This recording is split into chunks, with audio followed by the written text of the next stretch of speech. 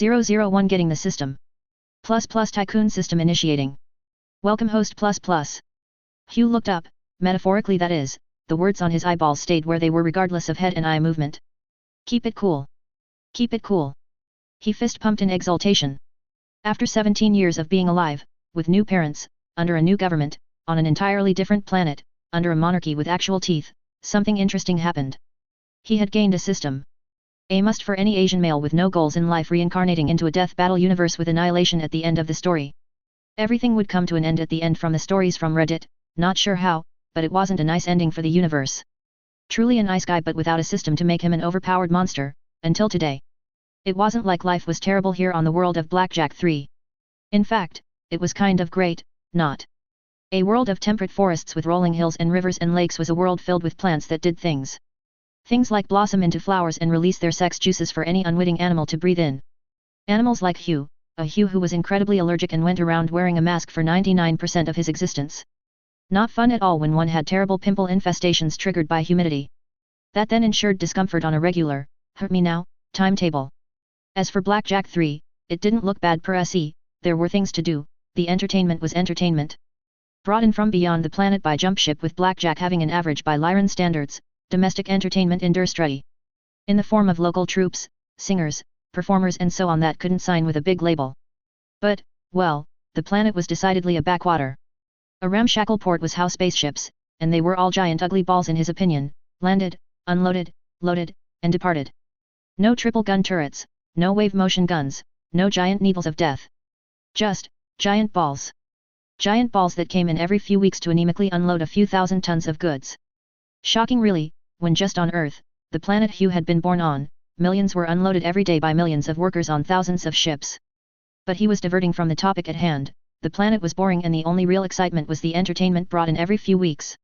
The reason anyone came at all was to deliver potential students to the Blackjack School of Conflict and pick up some of the fish caught on Blackjack's rivers. A school for anyone who could pay the money to learn how to be a mech warrior. Oh, and there were giant mechs. All of them were angular and blocky things of course, nothing that roared his metaphorical engine. No RK-92 Savages, no ounce 06 MS Leos, just, squares and rectangles on legs of squares and rectangles. That wasn't to say the Stinger was a bad design, it looked like the Jerwalk fighters of Macross which was always welcome. Hugh just needed a little curve in his life, like any real teen on the cusp of being a man. Deluded and full of hormones, able to see the figure of potential girlfriends in any inanimate object he had laid his eyes upon. Even the netboards were full of simpletons debating the different ways that squares and rectangles could beat each other into smaller squares and rectangles. Clearly they were wired different from himself. Except the locust and the morator.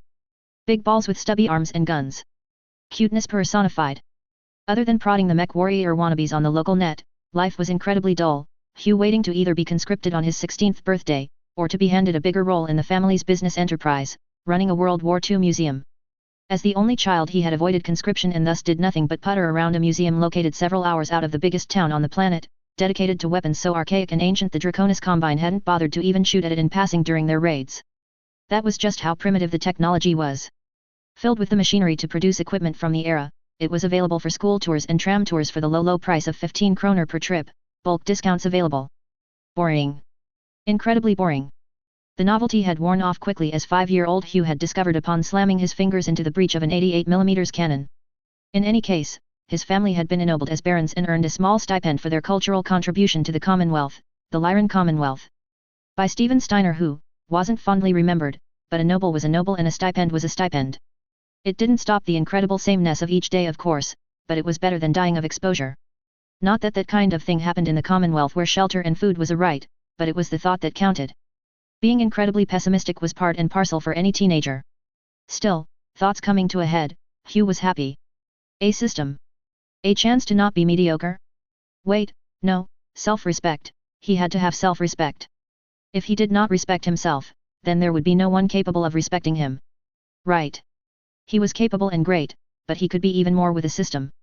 But first, enough gloating, time to actually look at this new system he had been gifted by whatever or whoever had sent him here.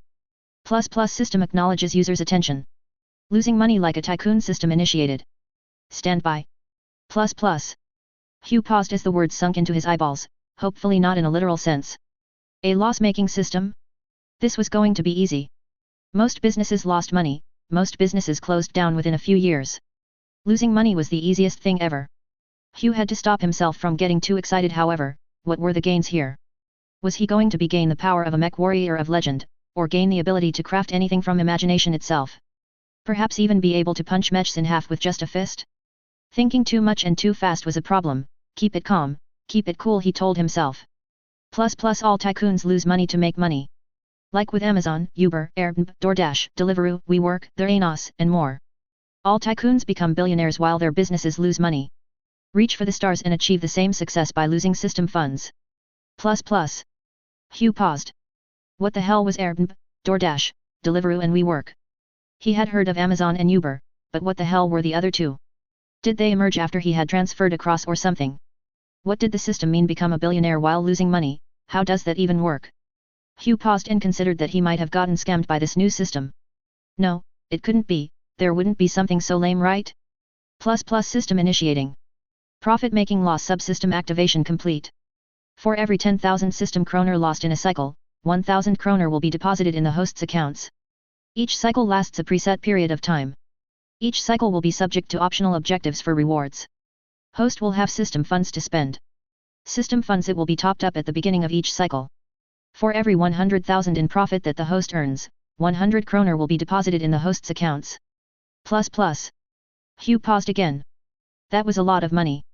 He was to lose money to earn money, but the scale of the money involved was insane. He wasn't a landgrave or something like that, he wasn't earning millions of kroner a month. His parents had a baron's title which came with it a fortnightly 15,000-ish kroner stipend. If he was getting enough money to earn billions, just how much in the way of system funds would be lost? Moreover, just where was this money coming from? But there was a system and it was going to make him money. Plus first cycle initiated. Cycle length, 6 months. Starting funds, 200,000 kroner. Optional objective, start a physical business. Please accept system funds extractor. Plus. A small rectangular box appeared within Hugh's hands. Colored lightly silver, it resembled a personal computer as many in the Lyran Commonwealth possessed. Useful for many different tasks from safety programs to more complicated tasks revolving around monetary and taxation expenditures. It was special in how not special it was. It was also useful as a way to spend money from an account held in the Commonwealth Reserve Bank, the most reliable bank in the entirety of the Commonwealth, possibly the inner sphere. Which then implied that whatever was behind this item was able to get past the eagle eyes of the auditors of the Reserve Bank, tasked with ensuring the monetary health of the entire Commonwealth. Something rather terrifying to consider in all honesty. They had eyes on every world, buying and selling kroner to guarantee a base value of the house currency regardless of the world it was used on, in the Commonwealth. For Huu, it didn't matter all that much, so long as he could spend money safely and freely, he could make as many losses as possible. Knocked out face, sitting in his cottage, itself located a 5-minute walk away from the museum, Huu considered the system's stringent requirements. In the traditional home of the heirs to the Baron Eggers, where one could think on their coming responsibilities away from the all-pervasive considerations of their parents. As he thought, Huu pondered his new system. The system funds could not be used on his own personal benefits, only on that relating directly to business. Money had to be spent on business, one could not just withdraw the money and burn it to create a loss. No living lavishly with, hookers? That was basically what blackjack for expensive entertainment, right? Yet, no spending solely on that thing. Most importantly of all, he could not do anything that might lead to anyone suspecting that he had a system. Or in this case, a system that was driving him to make losses. Having his only knowledge of the universe from an outside perspective being that of the HBS Battletech game. Itself set on the other side of the inner sphere from his location, Huu pondered just what it was really he could do that would lose money. Funding an expedition out would cost a lot of money to be sure, but the starting capital needed was much greater than what he had now. The fact that Lestek could be rediscovered in the Helm Core, at least according to the Comster news in-game, was one thing, whatever the hell a Helm Core was/is. That was another question. That there was a new mech sometime in the future known as the Hatchet Man was also interesting, it still kicked though instead of using its axe in the game, which was interesting. Maybe the axe helped it do damage somehow? What it implied was that technology would be developing instead of regressing. An issue to keep an eye on with his new priorities in life. And a few more miscellaneous pieces of information that weren't exactly relevant. Like the bull shark or whatever that was. And Natasha Kerensky was in charge of the Black Widows, who were part of a DLC. He wasn't sure why she was so prominent, but whatever. It was the tech that was important right now. Why? Because with Lestek, it meant there was a great many different ways that he could spend money to make money. But since Lestek was coming back, it might not be effective right now, but in the future it would make him billions as the tech became available.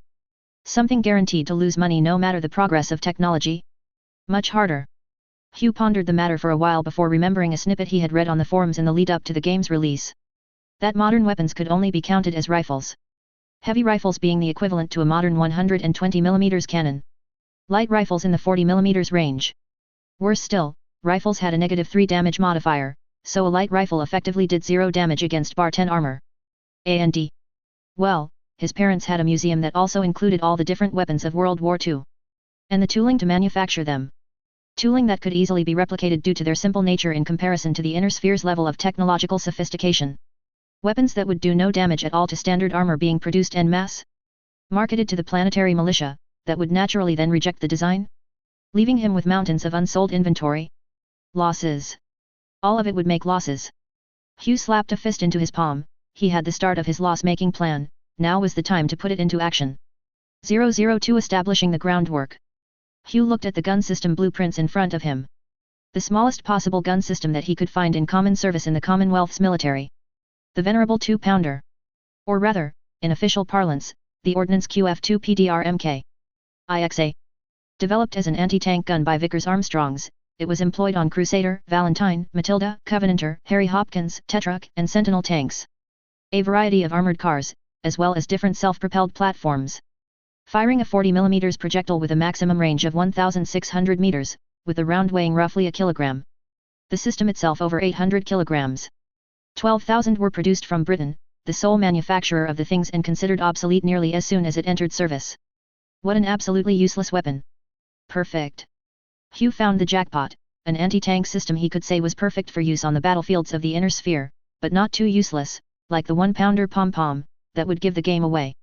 That way they would realize he was trying to make a loss, or was trying to defraud people out of their money and face the public consequences that came with that. Not legal consequences though, since the only investor he had was the system. Just this side of potentially useful, but also incredibly useless, the 2PDR was the best choice to maintain some kind of public reputation, so he could keep losing money later. The 2PDR was perfect. The blueprints were simple enough and the manufacturing even more so. A solid tube of steel that is hammer forged to make it harder. Bored out, then auto-fretted to increase strength. Or rather, the inside of the tube was pushed outwards beyond its natural elasticity, while the outside layers remained elastic. The inside is hard, while the outside remained elastic.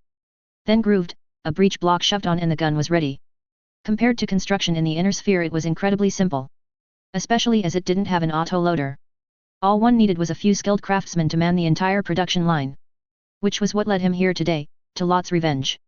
Capital of the planet, home to a significant portion of the planet's 1 billion strong population. In a population so large, on a world that originally held a great deal of heavy industry. There were a large number of artisan machinists. Remnants from a time before the rare minerals had been played out, at least on the surface, and the Combine/Bandit raids to destroy said heavy infrastructure in the Second Succession War.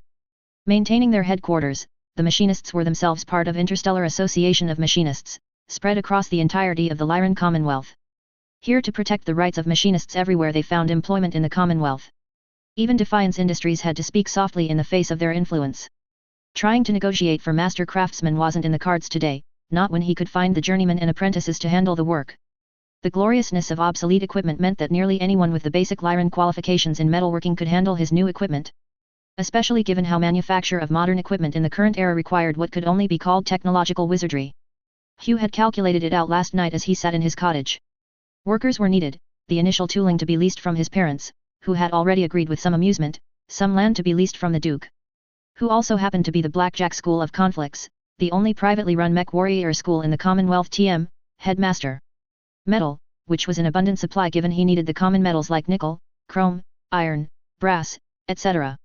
Nothing truly rare, abundant within basically any planet in a solar system. Building the shed where the construction would take place, and it wasn't much more complicated than that. Well, that and hiring the workers, the most expensive part of the whole affair. Standard wages were around 750 kr a fortnight for middle-class worker or journeyman. Factoring that in, he had 200,000 kr to work with, hiring one individual would run 9,000 kr for 6 months. 5 for 45,000 kr. For a lower-class worker, or apprentice it was 500 kr a fortnight. 6,000 kr for 6 months, 15 for 90,000 kr. Altogether, the required workers would cost 135,000 kr for 6 months. That left 65,000 kr for materials and renting the machinery from the museum from Hugh's parents. Well, that and transport, food, safety, establishing the base site, and everything else he needed to pay for outside of the workers themselves. Quite a bit of work, which would just cost more money. Better to keep everything above board as it were. The craftsman however required some talking, him wearing a mask wasn't exactly helping matters, but it was better than leaking fluids from his nostrils as he constantly snuffled like a pig hunting for meat truffles in the autumn. Standing in front of the main office, itself a grand edifice of a building. Wrought iron wrapping around the rockcrete building, bringing a harsh, yet elegant beauty to the brutal structure. The metal heated in such a way that it demonstrated a rainbow of metallic tints as it twisted and turned to form a veritable forest of metal. The front gate, for all it was modern with glass paneling, did not manage to avoid the elegance of a worked frame. The hand-beaten metal clearly demonstrating the skills of those inside this very structure. Assuming they weren't off on contracts of their own, of course. Stepping through the front door he was met with a receptionist. A bulky young man sitting in what was clearly the muckraker of jobs, preparing them for dealing with unruly clients in a more controlled setting. No doubt there would be fond reminiscence of this task when the apprentices were old and dusty and crotchety and other descriptive words for old. But not now. In any case, Hugh stepped through the doors, carefully pushing aside the double artisan-crafted panels of glass and iron. One simply did not disrespect an artisan's skill or property. The simple desk, made again of worked metal, glinting with a variety of hues of the rainbow, protected the young receptionist. One who looked up and gave a small wave. Hugh. Here for the routine maintenance run. The young man, Ronaldo called out. His dark skin dull and lifeless, the life of a receptionist was clearly not what he thought today would bring. Also, not the person Hugh thought he would be meeting today. Not when the job usually fell to Ronaldo's more outspoken, a polite way of saying rude, cousin. Ronaldo. No, I'm here on a private matter. I've just come into some cash from an investment, A&D. Need a little help getting people to handle the work side of things. Ronaldo just looked at Hugh with eyes that said right. Go on. I have never heard this before in a non-sarcastic way. Hugh had never been one to go on flights of fancy. There was something off but nobody had ever called Hugh socially aware. No, seriously. I've got a plan to help protect Blackjack from another raid like the one in 83. See, the parents run a museum for old weapons, why can't we use the tools they have to make more? Less effective than an autocannon, but there's a billion people on this world. Enough guns and we can punch right through anyone that comes over. Hugh was making up the fact that the 2 PDR was going to be useful for anything of course. But he might have gotten a little carried away at the end, a danger when he got too excited about anything and the words started to spill from his mouth in a never-ending torrent. Some had compared it to a sewage pipe. For Hugh, it was just as useful as using one for clean drinking water. That sounds like a grand dream, Hugh. Never thought I would hear something like that from you of course. You've got some of your mother's fire in you after all. Ah. It turned out that it wasn't Ronaldo looking at him with ambivalence, but rather trying to look engaged as his master came in. Master Machinist Erwin Jackson. The same height as Hugh, which wasn't saying much, the man was a walking boulder of muscle. Not what you would expect of a machinist. Erwin had always said the need to manually move equipment in the case of failure justified the amount of effort he put into his arm cannons. The lineage of master to apprentice was obvious through musculature alone if one looked at Erwin and Ronaldo standing next to each other. Dark skin glimmering with sweat, the flowing locks on his head tied into a man bun behind his head. The shaved patch at the top of his head telling all he was a mech warrior as well as a machinist, Erwin Jackson might as well have been one of the original black Muslims who had settled in the Tamar Pact. Escaping persecution for race and skin color, they had developed a deep-seated need for military strength and economic independence. Erwin embodied both of those ideals in a package that could probably tear the legs off a locust on his own. Turning around Hugh beamed, or at least I smiled given the mask. Itself a rigid plastic shell with 2 clip-on filters. All the better to keep plant sex juices out of his nose. Master Jackson. I was just telling Ronaldo I've gathered some kroner together. I've got a plan, some cash, and I need some help getting it all together. Erwin peered at him with a benevolent gaze. The kind old people gave to young outspoken teenagers, which Hugh was right at this moment. Right Mr. Eggers, it does look like we need to do some talking. Knocked out face, coming out of the machinist headquarters, Hugh wiped some of the sweat from his brow. Clammy given how cool it was inside, but he had completed phase 1 of the operation. Talk to the machinists and hire a number to start the whole operation off. Well, the second part of phase 1. The first was hiring some people to build the shed that they were going to be working from. A shed over some hastily flattened ground, it was barely adequate for what they were doing. Nowhere near the climate-controlled laboratory settings that modern equipment was manufactured inside. Hiring some of the equipment from his parents, getting the machinists on side with the union negotiating for transit and provisions. Stuff he was planning anyway of course, which made the negotiations somewhat simpler. What they wanted was what he was willing to provide. All of it cost system funds he was trying to lose. Now it was a matter of sourcing the materials, which shouldn't be a problem, and storage. Irwin, former mech warrior that he was, had asked about transport. Having assisted various militia units after his time as a frontline combatant, Irwin knew that a majority of the Lyran Commonwealth's soldiery was infantry and vehicles. Mechs were concentrated on mobile commands, bulwarking the militia, but rarely ever assigned to worlds permanently, at least this far from the front. Militia were what garrisoned worlds permanently, and the ban on anything over medium mechs for household units left many militias anemic. Especially given the Commonwealth's lack of production for anything that wasn't a heavy or assault. Hell, it was self-inflicted at this point, with 3 medium mech lines converted to producing heavies some time past. So he was dealing with infantry, and for infantry transport the field guns was key. Asking infantry to push around an 800-kilogram gun was asking for trouble. So, Huu considered transport. The one he had put forth and Irwin accepted was the universal carrier. Why not build some universal carriers while he was at it, the young Eggers asked himself. They would transport the guns, were 3 tons each, tracked, and with a 91-liter fuel tank and an operational range of 250 kilometers. Worse still, its top speed was 48 kilometers an hour. In other words, it was nigh absolute trash in the modern era. Who would want a vehicle that could only travel 48 kilometers an hour, which didn't even have a covering over the top to protect the driver and passengers? One that was tracked, which necessitated constant maintenance. One whose purpose in life was to carry soldiers around, drag field guns to the fight and little else. Absolutely, fucking nobody. That's who. In the modern age, vehicles could do everything given how even trucks had machine guns. How they all had BAR-10 armor, and some even had fusion engines. Who needed this specialized trash? Yet another avenue to lose money, Huu thought to himself triumphantly. As he got into his car to return to the cottage. All the better to continue his plotting, he sang gently, after he was outside the city, that is. Losing money, I'm gonna be losing money. The driving the smooth, the very modern Armasteel dock his parents had bought second-hand years ago, the height of middle-class luxury. Windows downs, radio blasting at maximum volume, Huu felt the incredible sensation of success fill him. Able to go 150 kilometers an hour, weighing 4 tons, with an operational range of 400 kilometers on 30 liters. Ha! Who would even think of buying a universal carrier when they had a dock in their garage? He was a genius. 003 He's got something planned. Fan Eggers and his wife, Baroness Catherine Eggers, gazed at the screen before them. Depicting their son's cottage, the two had been rather shocked when Huu had come to them asking to lease some equipment from the museum. The investment funds as well as the desire to do something with his life was a shock. Their son hadn't exactly been someone with a great deal of initiative. Well, constructive initiative. The boy was what one could consider impulsive. Considering something for a few seconds before acting on it without much planning. Different from spontaneity, which was planning ahead of time and then acting on a moment of impulse. Having hoarded over 200,000 kr in investment funds was unusual. Usually, Huu would have spent all of it by this point. Buying model kits of the battle mechs he liked, his locust collection was rather obscene. Spending money on random subscriptions, whatever it was, he would have found a way to spend it. Are we sure he's still our son? Maybe he has been replaced by an android. Catherine said absently as she looked at the reports that her agents had sent. Well, maybe not agents, but factotums. Those who assisted the family in general matters, not just the more clandestine things that Lyran nobility got up to. Well, yes, he came back to his room and closed the blinds. You know he's jerking off in there. Androids don't do liquids, you know. Fan was only half joking. As a man himself, it was rather obvious what you were doing when you only closed the blinds at certain times of day and for 15-minute intervals. Which means he's still as impulsive as ever. Usually one plans these things out. Catherine glanced at her husband with a side eye. Are you implying something? Her husband, the military intelligence officer, smirked in response. I'm just saying he's still our son.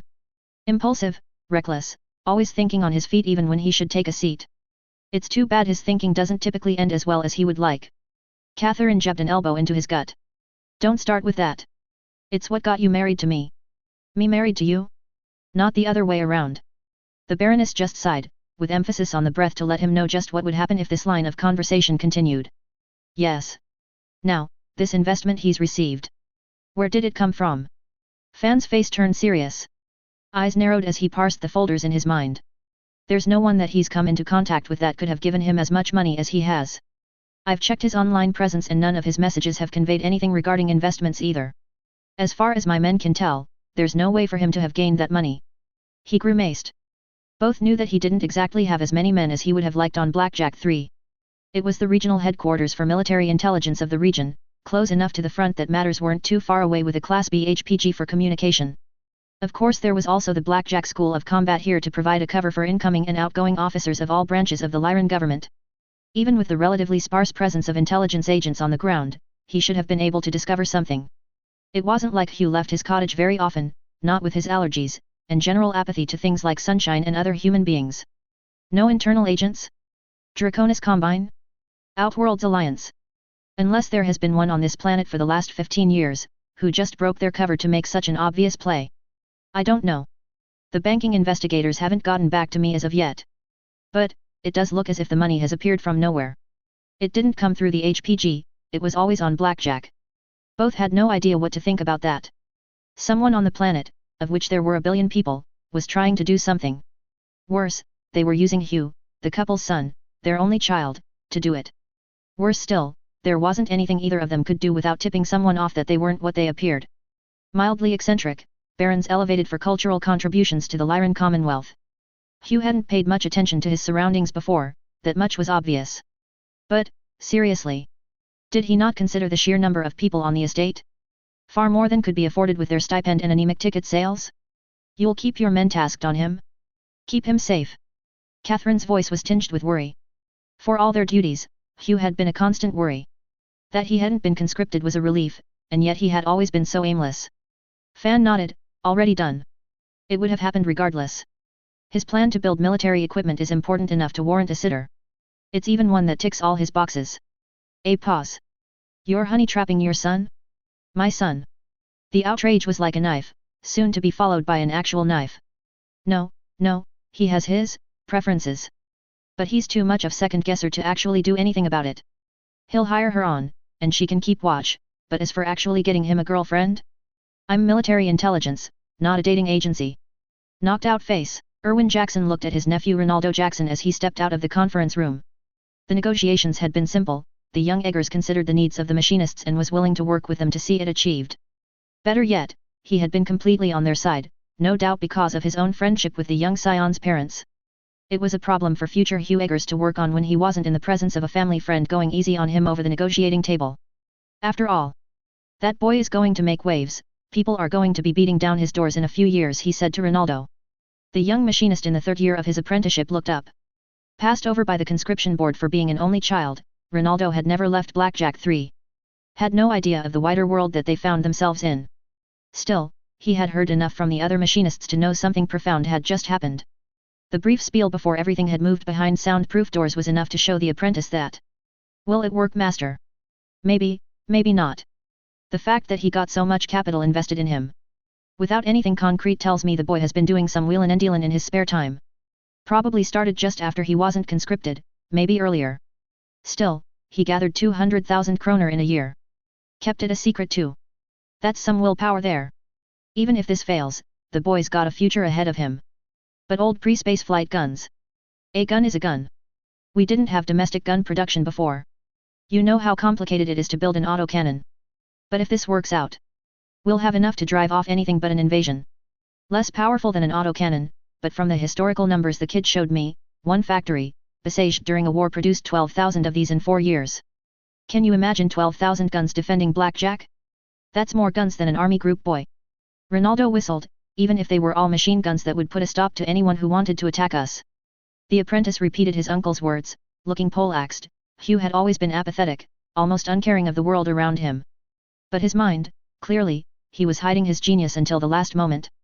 He's even got their transport included. It's a hunk of junk, but it's a fraction the cost of the J-27. With the gun, ammunition, and transport manufactured here on Blackjack, we'll probably see some investment coming in the future. Cheap militia equipment always sells. His nephew's eyes widened in amazement. I thought he was joking, but his plan will work, won't it? Erwin rubbed his warrior spot. Here's hoping, Ronaldo. He's put so much work and planning into this. Thought he was a daydreamer like his grandfather. But this, he's stone cold. Hiding all of this for so long? He's got a plan, kid, follow along and you'll see something amazing at the end of it. 004 Oi, Atkins, listen up. It had been a month and Huu was standing in front of his new shed with great pride. It had taken longer than he thought to get this all set up, but it worked out in the end. It turned out that concrete, or rockcrete, which was, the same thing? Like concrete was cement with rocks. So what the hell was rockcrete that the Star League used?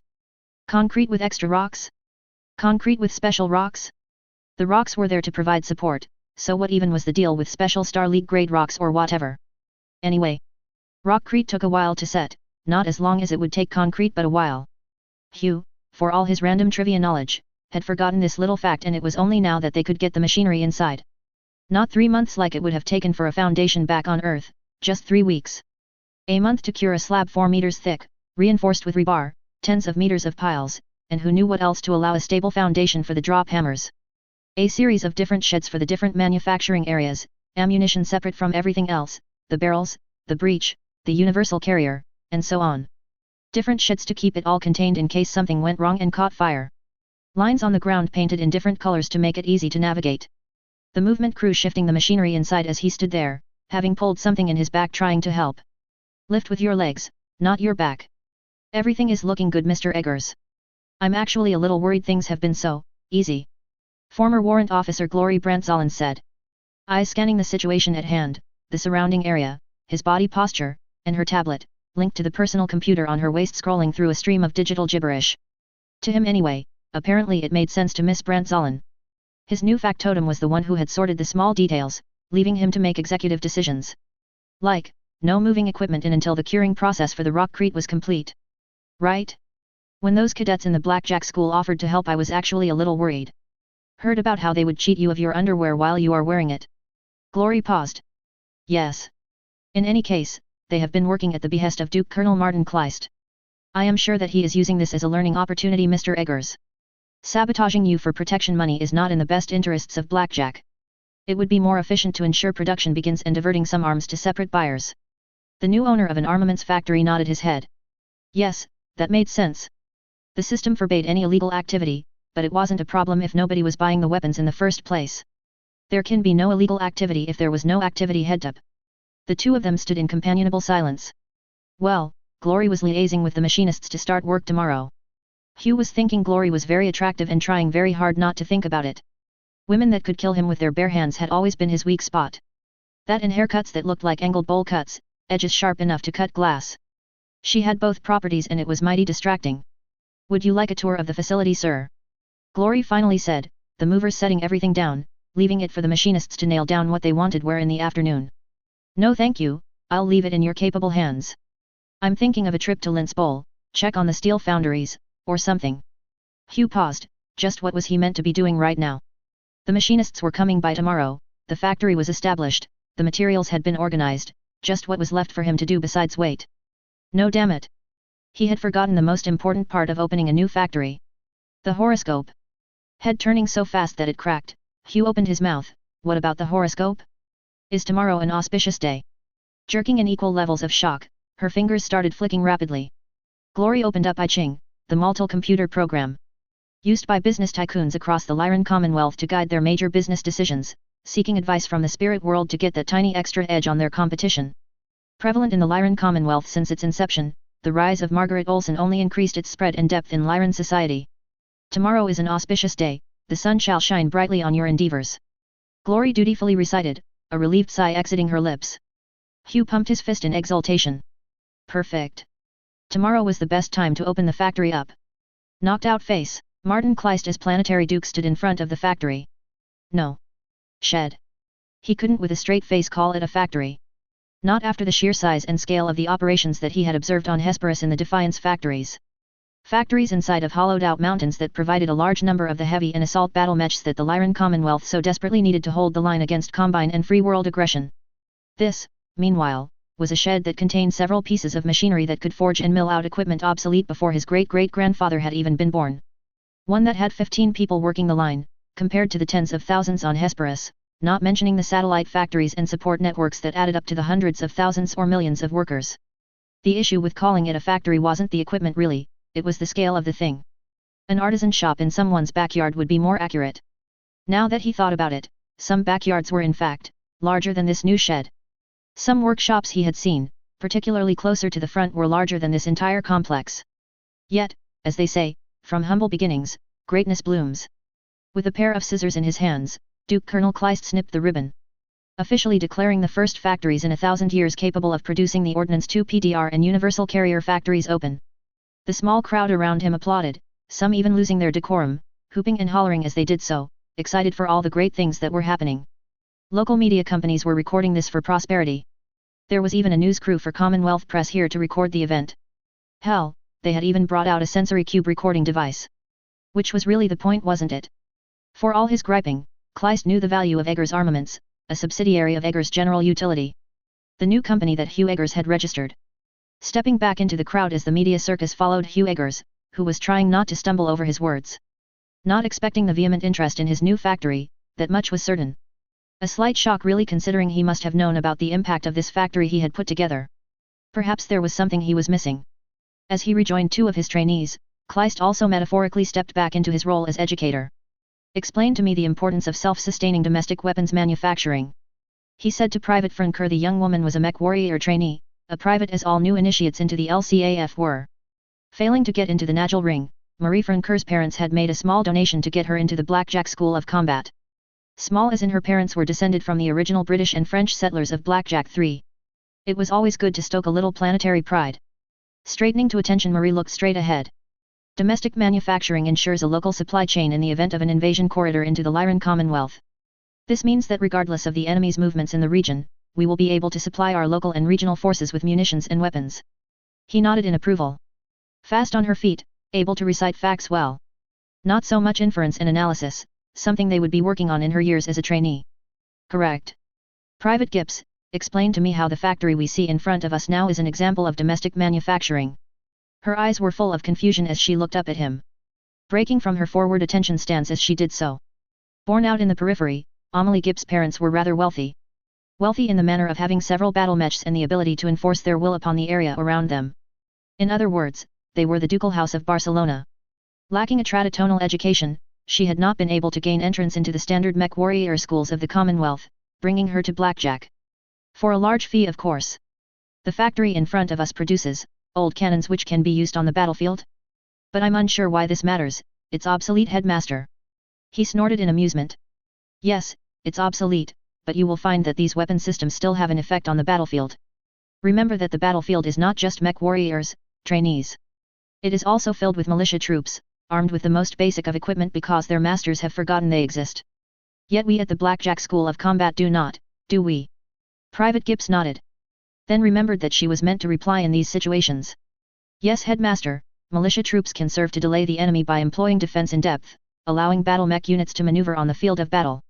Kleist nodded again in approval. These two were the most promising of the new cadets that had just arrived. Those focused solely on the Mech warrior and their glory would find it hard to succeed at the Blackjack School of Combat. Combined arms, communication, and a little greasing of the palms was what allowed their graduates to be so successful on the field of battle, and off it. Exactly right, trainee. What is the standard composition of our battle mech units in the Lyran Commonwealth, Private Franker? How does a heavily armed militia impact the standard doctrine of the Commonwealth? A little more in the way of extrapolation in this question, requiring the students to infer information and consider multiple factors. Quite difficult for a teenager of 16, or so they said. Kleist expected more of his students. Heavy to assault form the backbone of the Commonwealth's battle mech units. A heavily armed militia means. He gave her a few seconds to think about it. Thinking time was a critical part of a student's learning process after all, they had to compose their thoughts, and put those into words. Especially for a question that demanded cross-referencing and extrapolation. Means that the enemy can't use their standard doctrine against us anymore. With the slower speed of our heavier units, enemy forces could maneuver us out of position with feinting attacks, before striking when we are out of position. This has been a weakness we have dealt with for these centuries. But if the defending militia is sufficiently equipped to drive the enemy off on their own, then the battle mech units can focus on chasing down the enemy logistics chain and bases. Absolutely correct, Private. We are looking at a shift in favor of the standard doctrine in defense. Cost and availability of arms has always been a limiting factor when it comes to arming our militia with heavy equipment. But if this works, the Commonwealth is about to become nigh impenetrable by enemy forces. The Minerve elements have always been afraid of leaving their objectives undefending to chase the enemy. But if the objective is as well armed as the maneuver elements, does this not mean we are no longer fighting with one arm tied behind our backs? This Huu Eggers has just potentially made a contribution to the realm that cannot be measured. Kleist had been unsure of the younger man. It was just a plot of land he was renting, but the idea was uncertain. The success an unknown. But he had seen the weapons, they were mature designs, easy to put into production, and so long as they did more damage than a vehicle-grade machine gun, it would bring about a wave of change. But it was potential change. Until the testing reports came, nothing was certain. For Colonel Kleist, however, he had a good feeling about this. After fighting on the Combine and Free Worlds front for a decade, before teaching another 2 decades, he had learned to trust his feelings. But Headmaster, if this was so easy, why hasn't anyone else done something like it before? It's not like this is Listec. Shouldn't it have been possible for anyone else to copy? Private Gibbs asked, looking a little confused about the matter. The largest issue that we in the LCAF face is not external foes, Private. It is incompetence, in particular, the incompetence of our own high command. Who, nearly to a man, are all mech warriors. Those who aren't run aerospace. We teach you effective combined arms skills at the Blackjack School of Combat. You will find that other schools are nowhere near as well-rounded. In fact, most officers could not care less about the other branches of the LCAF, especially not the militia. Both looked shocked. Well, Private Franker did. Private Gibbs looked like she might agree with command. Something to knock out of her head before it became an issue. They will not willingly attempt to improve the lot of the militia, when they themselves can purchase another laser, or another battle mech. But this is a groundswell change, or as the Reserve Bank would call it, supply-side economics. Things will be changing regardless of High Command's wishes. Even if this fails, it offers inspiration going forward for all other entrepreneurs that wish to make a difference. The headmaster continued, the growing appreciation of the now empty factory front filling the faces of the trainees. The training base commanders on planet had already been in touch about the process of acquiring these weapons to train the conscripts with.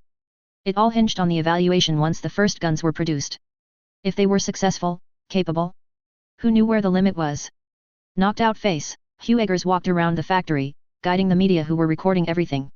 He had no idea why they were here. It was just some obsolete guns, obsolete even before he had been born in his previous life on Earth. Why was everyone so interested?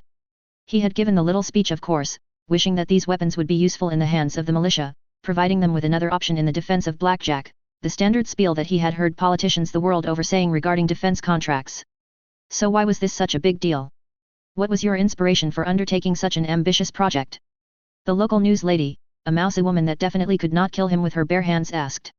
There was silence after she asked the question. The reporters focused intently on his answer. Remember your public speaking skills, Hugh. He fell back on the skills he had developed in high school. Never using the word because that indicated he had no idea what was going on. Instead, it was much better to keep talking. Keep talking and you will eventually find the words you needed. Well, I thought to myself that the militia of Blackjack are armed with the most basic weapons really. A rifle and flak vest is really all they have, and it's not great when you think about it. An invading force is likely to use tanks and mechs, rifles aren't going to do anything to that. So that's why I've set up Eggers Armaments, a subsidiary of Eggers General Utility. It's here to provide that extra punch our militia need, especially since I wasn't conscripted. I wanted to make sure that there was something I could do to help you know. Perfect. A general statement that barely said anything concrete. No promises were made and there wouldn't be people that expected him to deliver. When the guns inevitably failed to sell, he could say that he had never ever promised anything. Judging by the smiles and the nods, everyone else agreed with him. Now, in this shed we are producing the ammunition for the 2-pounder. Everything is self-contained to this facility, we don't use any technologically advanced products to build these devices. Everything was built here on Blackjack. In fact, the only modern equipment we have is this synthesizer for petroleum fuels. It produces the lubricants for the machinery and the fuel for the universal carrier. I'll remind you, this is the only modern piece of equipment we have on site. Another perfect shot. Everything about the system was primitive. Who was going to spend cash on buying these weapon systems if it wasn't using anything that could be considered high-tech? It didn't even have an auto-loader. Seriously, who would waste their time and money by doing such a thing? Why buy one of these when you could buy an auto-cannon too? Fucking nobody, that was who.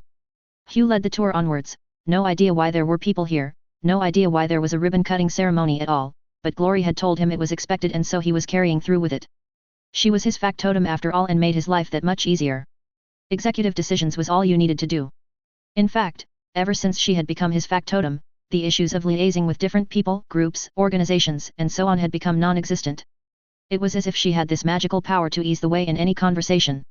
She kind of reminded him of his father actually. 005, keep those rifles down range, I don't want any lollygagging. Huu felt panic rising up in his chest. What the fuck was happening? The words kept rebounding inside of his skull.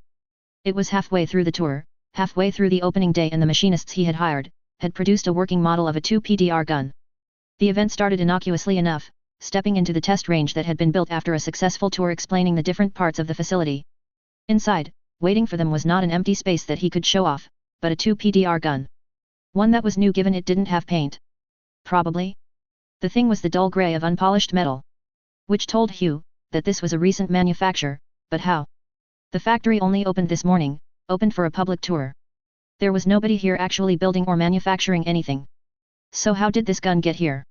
He was legitimately worried. Somehow things had changed without his notice, and it was causing no small amount of consternation. Just what was even happening? His teenage brain that demanded to be in control of the world around him was not happy indeed. Little boss. Over here. A deep voice carried over the clamoring crowd, silencing them instantly. The reporters were equally surprised, it seemed.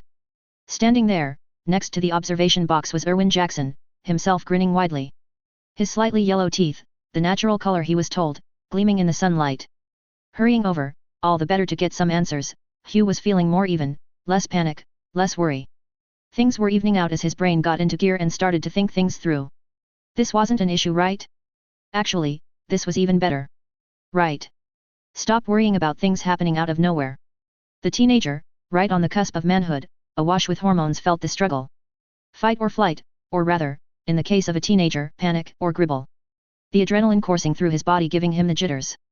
The shock of an unplanned occurrence, after the whole tour that was unplanned, did not go over well with his body. He thanked Erwin in his head. The jog over eased the strain, his jitters reducing down until he was back to the baseline, assuming your baseline included a liter of black tea, that is, the most caffeinated of all teas. Just like drinking a liter of tea, he was going to need to go to the little boy's room in the near future, not that Huu knew that. The intricacies of bladder movement wasn't really a concern for a young, healthy man. Little boss, we've set the gun and you won't believe what it can do. These words came from Ronaldo at his side. Huu felt puzzlement filling his head. Little boss? What was with that?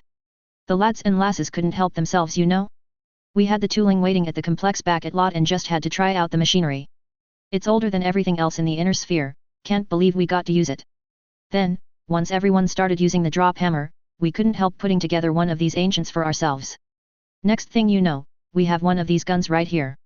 You wouldn't believe how easy it was. And the drop hammer, never felt anything like it in my life, it's amazing. It's like there was a spirit inside the machines, wanting to fulfill its purpose again after 1,000 years.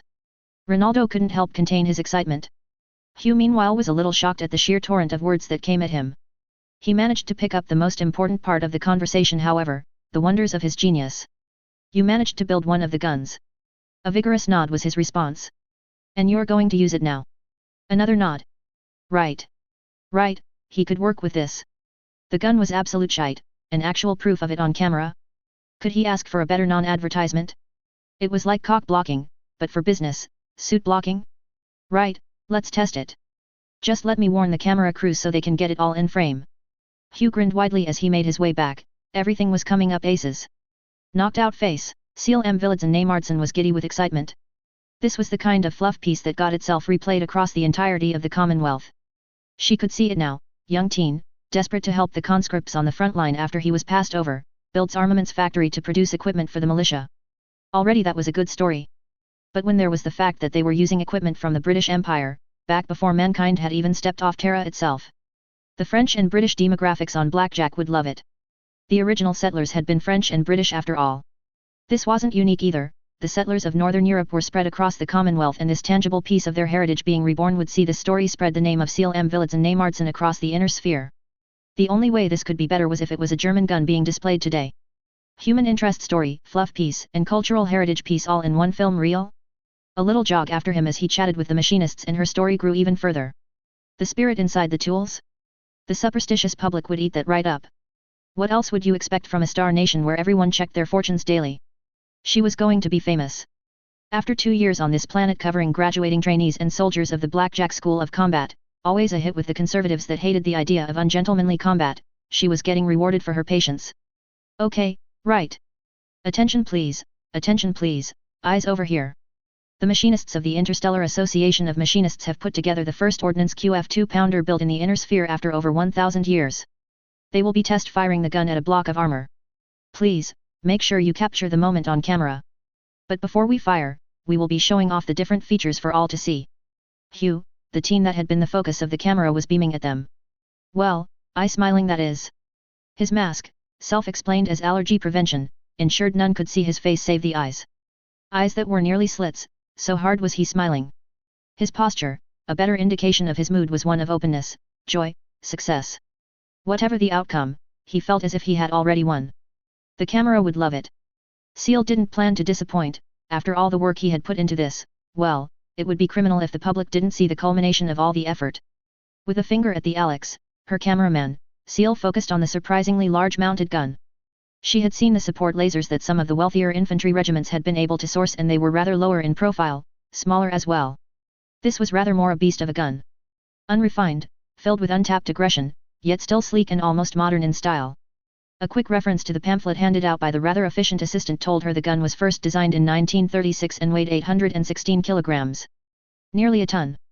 The impromptu gun crew, made up of, trainees from training school 91,314. Itself clear because of the teal of their caps. Spinning a full 360 degrees through the use of hand cranks, she couldn't help but be impressed. It's hard to believe such technical sophistication was present 1,000 years ago. Actually, that was a good line to add into the dub before it went out for mass broadcast. Fully demonstrating its capabilities, the 16 rounds in boxes stacked on the stand to the right, the gunner on the left. The crew stood at ready. Their instructor stood at the back, giving orders as she did so, her voice strident and firm. Load. Aim. Lose. And with a surprisingly quiet report, the gun fired. It may have been because they were hidden behind cockpit-grade glass in a safety booth, but still, remarkably quiet.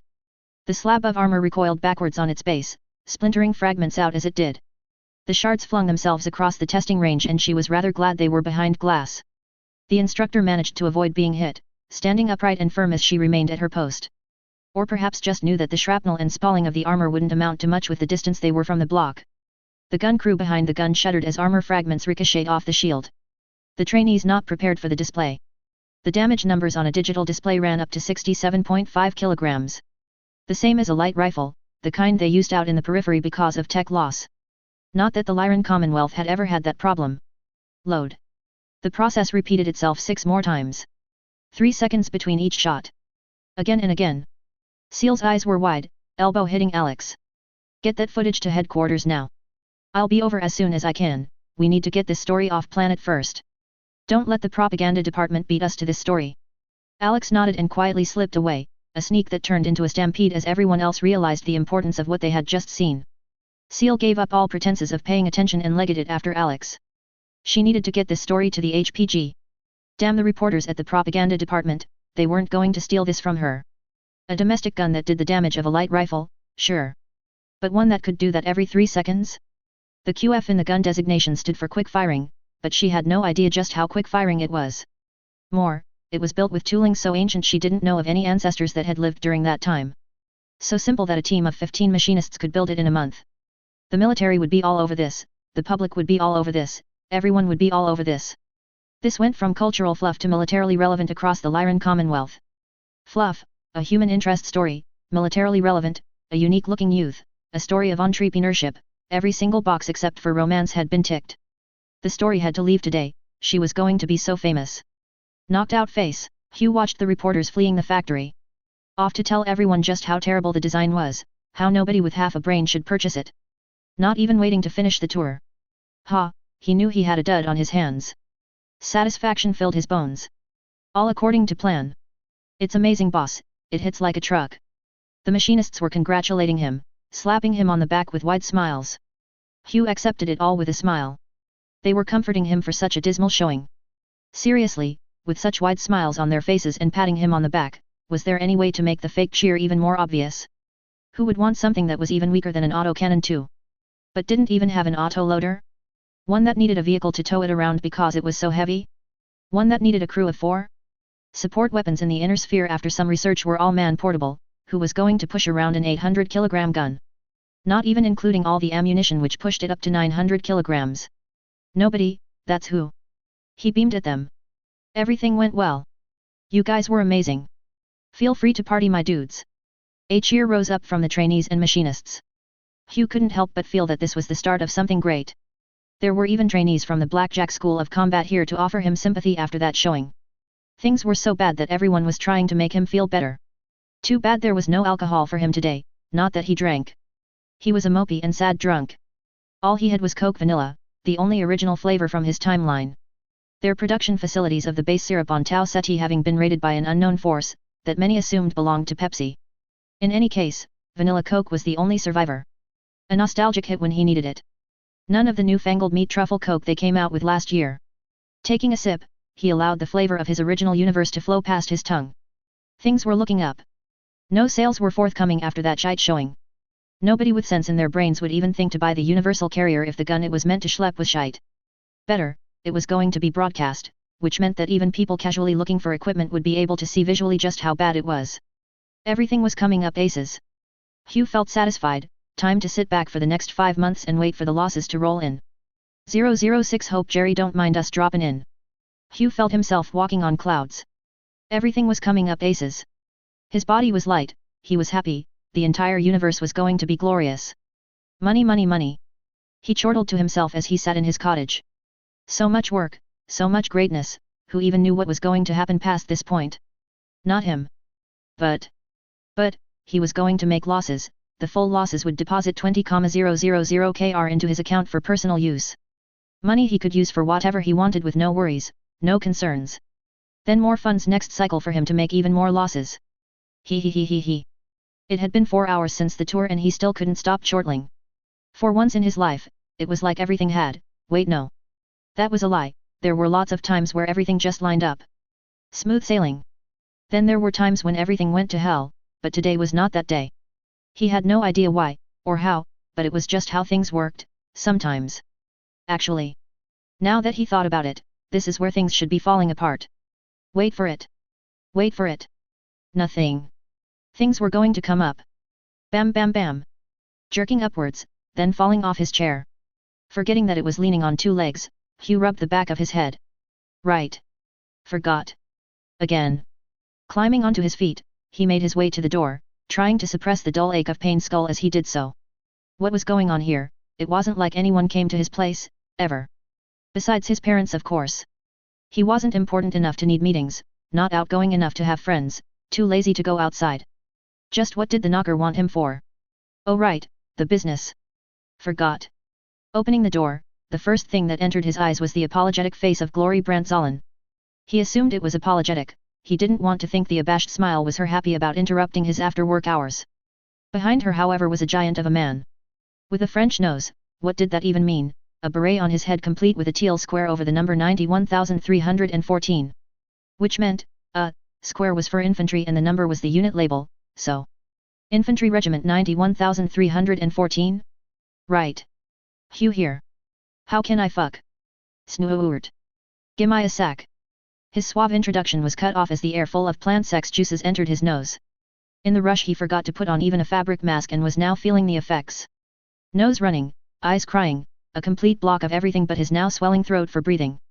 His body determinately saying fuck no to whatever was being offered in the back alleys of Blackjack's air. Fuck. Turning back into the house, the suffering teen blew out his nose, put on a fabric mask, that he vowed to wash as soon as this was done, before walking back outside. Still suffering, but at least he could communicate. Right, sorry about that. What's going on? It's after work hours. Why are you here? Any attempt at pretending to be cool in front of a soldier went out the window. It would have to be when they could see the puffy red nose, the running nose juices, bloodshot eyes, and general inflammation across the face. Not pretty at all. Dignity taken out behind the shed and shot. We've received HPG messages inquiring about the 2 PDR gun and universal carrier. Hugh paused at Glory's words. What? He was poleaxed. Befuddled. Confused. Shocked. The whole kiboshed. Word has gotten out faster than we thought possible. Your design is a hit, sir. We do have the problem however of that someone might try to steal a march on the competition by aiming for you. Hauptmann Brutus of the 91,314th Militia Regiment is here to organize your protection. What? Knocked out face, sitting glumly inside of his cottage, Hugh thought hard. As Glory left after delivering the introducing the Hauptmann, heading off to collect the HPG messages, Hugh was left to blow his nose and ask what the hell, to himself.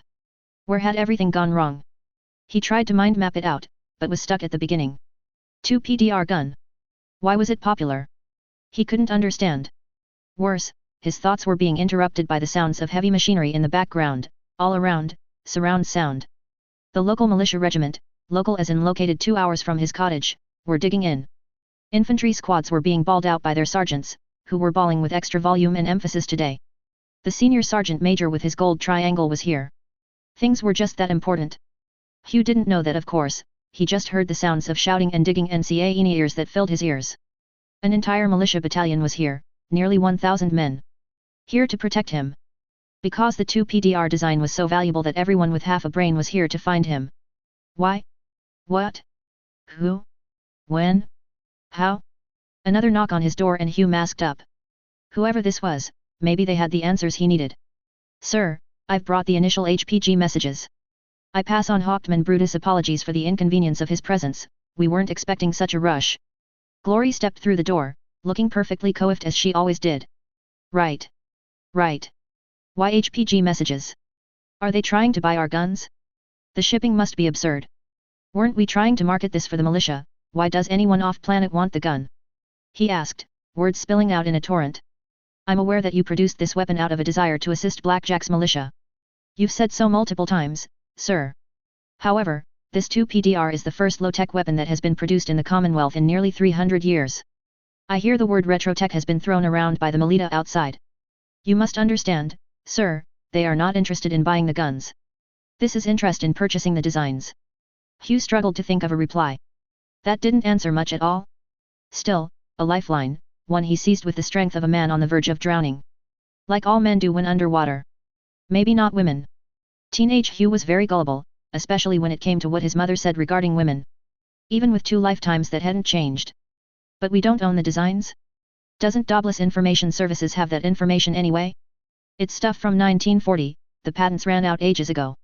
They keep records on everything, like they have 100 billion books stored right there in lot. Hugh's mouth was trying to keep up with his racing mind, it wasn't working as well as he would have liked, better than he feared. Taking the computer screen, he was inundated from messages from across the Commonwealth. All were essentially asking to purchase sample copies of the 2 PDR for posterity's sake. As well as asking to measure the original equipment to make their own machinery to produce the guns. Right. Right. That's not so bad. They weren't going to buy his guns, even better they just wanted to measure the factory machines. Machines that weren't even his anymore. They belonged to the museum and had been returned there not long ago. The lease ran out, no way for him to make profits from them. Even better, production hadn't started yet, so they couldn't purchase samples even if they wanted to. Land, measure, and go home. Salvation. That was a load of stress off his back. We've also had inquiries from the militia regarding the cost of the 2 PDR. And the stress was right back. Knocked out face, the system forbade Hugh from selling things at a loss.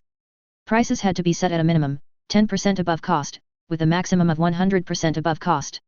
He pondered the issue in the cottage, Glory leaving to organize something at Eggers Armaments. In the words of the system. Real tycoons do not rent seek. Real tycoons provide goods and services at reasonable prices or they are profiteers. The system made it rather clear that if he tried to lose money by selling things at a discount, it was going to result in a warning. 3 warnings in a cycle and he would lose the system. So. Costs. The labor cost was 22,500 kr for 10 apprentices and 5 journeymen in a 1-month period. Rent was 1,000 kr a month. Materials 2,000 kr a month to produce the materials and fuel. The machinists had told him they would be able to produce 50 guns a month from the available machinery. So it would cost roughly 510 kroner to produce 1 gun. The most expensive he could sell them for then was 1,020 kroner, the cheapest 561.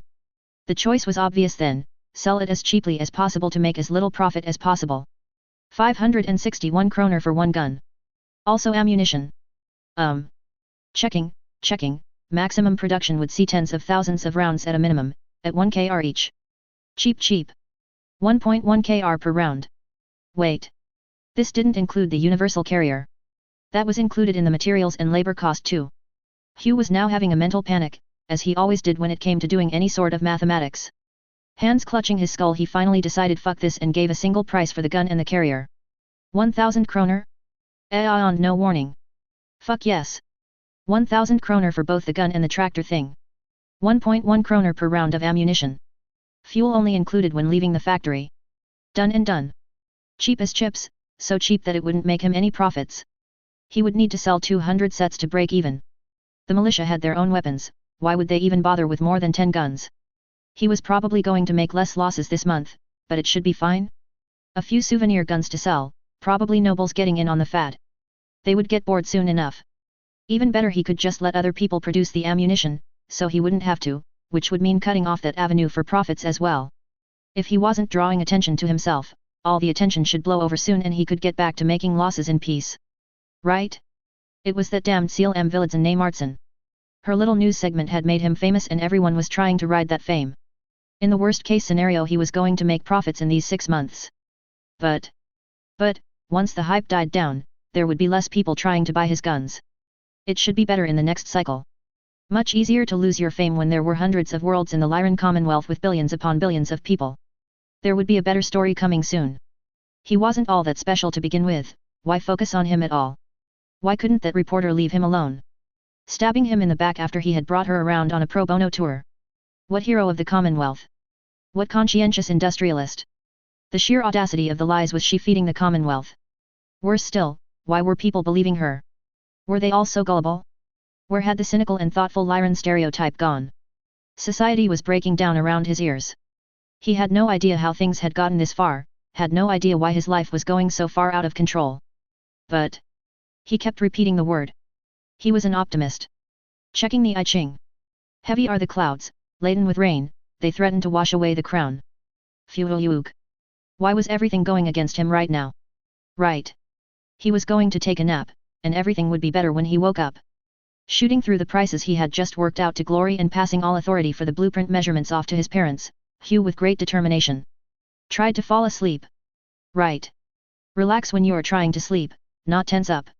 Knocked out face, Baroness Huu Eggers had, using her influence, seeded the area around the defensive camp that had sprung up around her son with retainers. For all his impulsiveness and grand plans, she hadn't thought he would be doing something that would draw attention to him in such a ridiculous manner. Especially not when producing a gun outdated before her ancestors' spunk had even been shot into a test tube and frozen. Granted, she hadn't thought much of her ancestors' museum beyond it being a cultural heritage site. Now there was going to be quite the problem with the rush of individuals coming to the museum. Trying to get measurements, talking to each other in a grand machinist convention. They would be bringing noble and corporate security with them and it was going to be an unholy mess.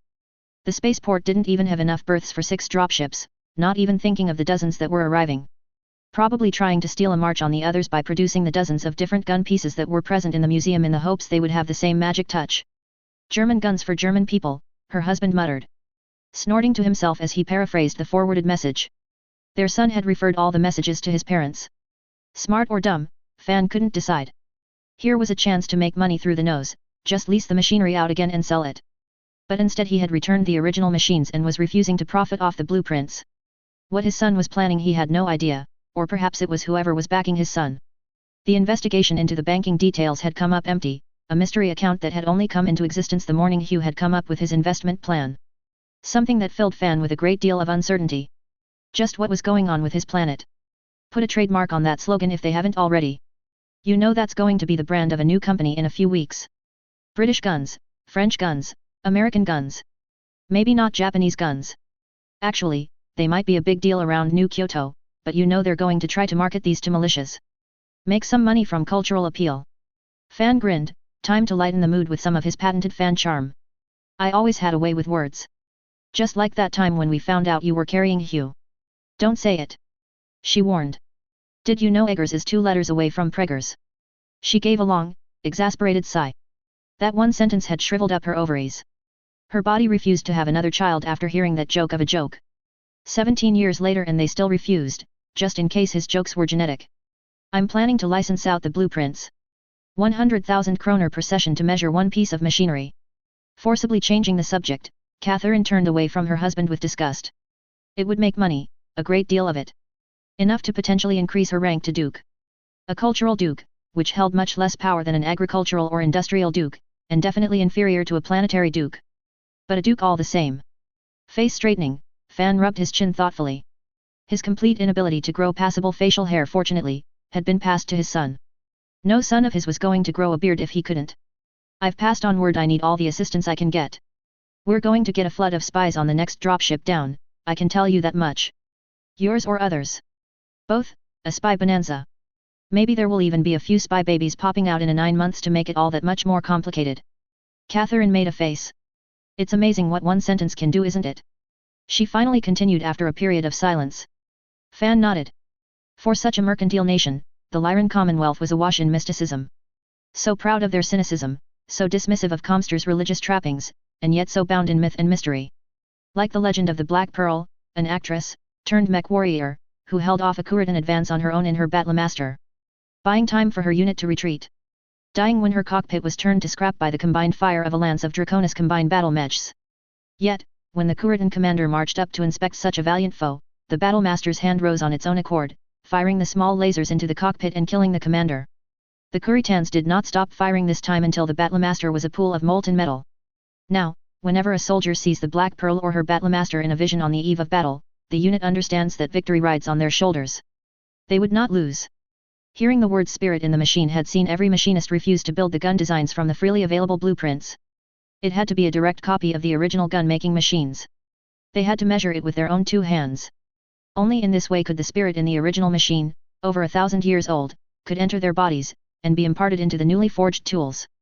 If this process was not carried out, there would be widespread rejection from buyers. There was no spirit in these guns, they would say. Worse, what if the guns were not up to spec? Was it because the spirit world rejected these imposter children of the original? As perfectly as they might resemble the originals, they were not equal. So the procession of machinists would be making their way over now. Some, no many, in the Combine would laugh at their superstition. But when twice their CAD had been hit with an earthquake before the inauguration of an inauspicious ruler, even the most bone-headed sat up and took notice. When Providence had as much to play in the success of the Commonwealth as their corporations and people, even the most skeptical consulted the spirits occasionally. Still, Fan was hoping they were polite. He wasn't looking forward to the sheer mass of humanity that would turn the quiet area into a bazaar. Even if it would be a treasure trove of information gathering. Catherine meanwhile was still trying to keep her son safe. The manpower involved with ferreting out those approaching with ill intention was significant. All family retainers that were bolstered by the militia regiment assisting in the search. The battalion around Hugh's cottage was the last line of defense, her men the second. The road wardens and spaceport guards the first. The Commando 2DS that she had in her service were running constant patrols. None would hurt her boy. 007 let us go, and no whining about the rain. Hands held parallel to either side of his head straight up. Body like a pin, beer belly jiggling gently. Leaning to the left, bending like a leaf in the wind, then leaning right. I fucked up, I fucked up. He sing-songed gently. The traditional I fucked up dance was a tradition he was upholding. Swaying side to side as he did so, meditating on just how badly he had fucked up. Seriously, what the fuck? He thought a cheap, shitty gun in the science fiction of the future would have been ignored. Who would want a single-shot, cartridge-fed gun that didn't have an auto-loader? A lot of people. A fucking lot of people. In fact, it would more of a question how people didn't want a cheap gun that could be made anywhere in the inner sphere without complex machinery or automation. The very things that had been lost in the inner sphere after the collapse of the Star League and scientists started dying because of people dressed in suspiciously plain clothes. Usually people vital to certain industries or on the verge of scientific breakthroughs. It was actually kind of suspicious. No wait. He was meditating on how badly he had fucked up. I fucked up, I fucked up. It was surprising just how much information was readily available thanks to Dobless information services. Wait. Focus. So. When there was technological decline, there was in fact, a need for cheap weapons that could be manufactured on site, without the worry of a long logistical chain. Especially important when a lack of jump ships was one of the major challenges facing the inner sphere. In other words, he had produced a good enough gun, that was mass-producible on any planet in the inner sphere with a working metallurgy industry. Anywhere that had a worry of things wearing armor coming to cause them trouble would be interested in the gun. The literal thousands of people that were here to gather blueprint designs off the gun-making machinery was a rather rude slap to the face. Every 3 to 4 of them represented a corporation. That's a fucking lot of corporations interested. How could he have been so blind? He had fucked up. I fucked up, I fucked up. The only saving grace being that they were there to get the measurements from the machines, not buying guns from his personally. Or worse, measuring his machines, he wouldn't have been able to take it if they did. As his body continued to sway left and right, Hugh pondered just where it was that he had gone wrong. Ah. Right. Reddit. Trusting Reddit was where he had gone wrong. Rifles weren't actually useful in the inner sphere, his wobbly left butt cheek. Insert obnoxious voice here. Nobody will use a rifle when they can just use autocannons. Trusting Reddit was where he had gone wrong, never again. Not that it was all that important when Reddit didn't exist here. I fucked up. So. He had identified the reason as for failure. His losses were profits. Not turning into profits. Were profits. Everything had turned against him, which was that which promoted this self-analysis of failure. The sheds, in hindsight, were far larger than they needed to be. He had thought that was normal. No. It was for expansion with more machine parts. More parts, more machinists, more workers to lug things around. Which meant the machinists could focus on their work and increase productivity. 15 workers had bloomed into 150 machinists, 100 regular laborers. One set of machines into 10. Production at 750 guns and carriers a month. In other words, 2 months after the factory had opened, he had around 900,000 kr in profits. Which translated to 900 kr in his personal accounts if this were to continue. The local militia were buying the sets as they came off the production line. Enterprising corporations were already building factories nearby his own with their own Haber-Bosch reactors. Producing nitrogen from the air, while at the same time pulling in the other minerals for gunpowder from the surrounding areas. The treated sewage waste, mining byproducts, all were being used to establish ammunition factories to meet the projected demand. In other words, he had fucked up. His base assumptions were wrong. Everything was not going well at all. All he could see in the future was profits. I fucked up. It was clear now that he had barely any idea how war production actually worked. It was an intelligent person who admitted they were wrong, an even more intelligent person to realize they knew nothing about a topic. He considered himself intelligent. Trying to meddle further with military production might result in an even more ridiculous level of profit. The solution then, was to admit he knew nothing and choose an area that he knew a bit more about. Infrastructure. He didn't know everything, of course, but the basics were still the same. Specifically, the fact that infrastructure was funded by taxes and other streams of revenue, that were gathered by the government. I fucked up. Without a tax base or a population paying you tribute, trying to maintain infrastructure would rely on illegal methods, i.e. company towns, or relied on you making a loss to fund it. The profits gained from the improvements and maintenance of infrastructure were to society as a whole, hence governments funding it. But if a private corporation funded infrastructure, wouldn't that mean that he would lose all his money while everyone else reaped the profits? No warning. Was it acceptable to use his funds to fund infrastructure improvements relating to his business? No warning. Was it acceptable to use his funds to fund infrastructure for Lot's revenge? ++ system warning issued. System funds can only be used on the tycoon's company. As a tycoon you are trying to make money, not run a government. ++. Right. So. Less ambitious with the infrastructure plans, but he could still go through with them. He had seen the constant news reports in his past life, how they were all over budget, how they were costing millions extra, how they took years extra to complete because of issues during construction. While not a construction engineer or someone that received a diploma in construction management like some he knew, the fact of the matter was that infrastructure construction was a way to lose money if you were the government.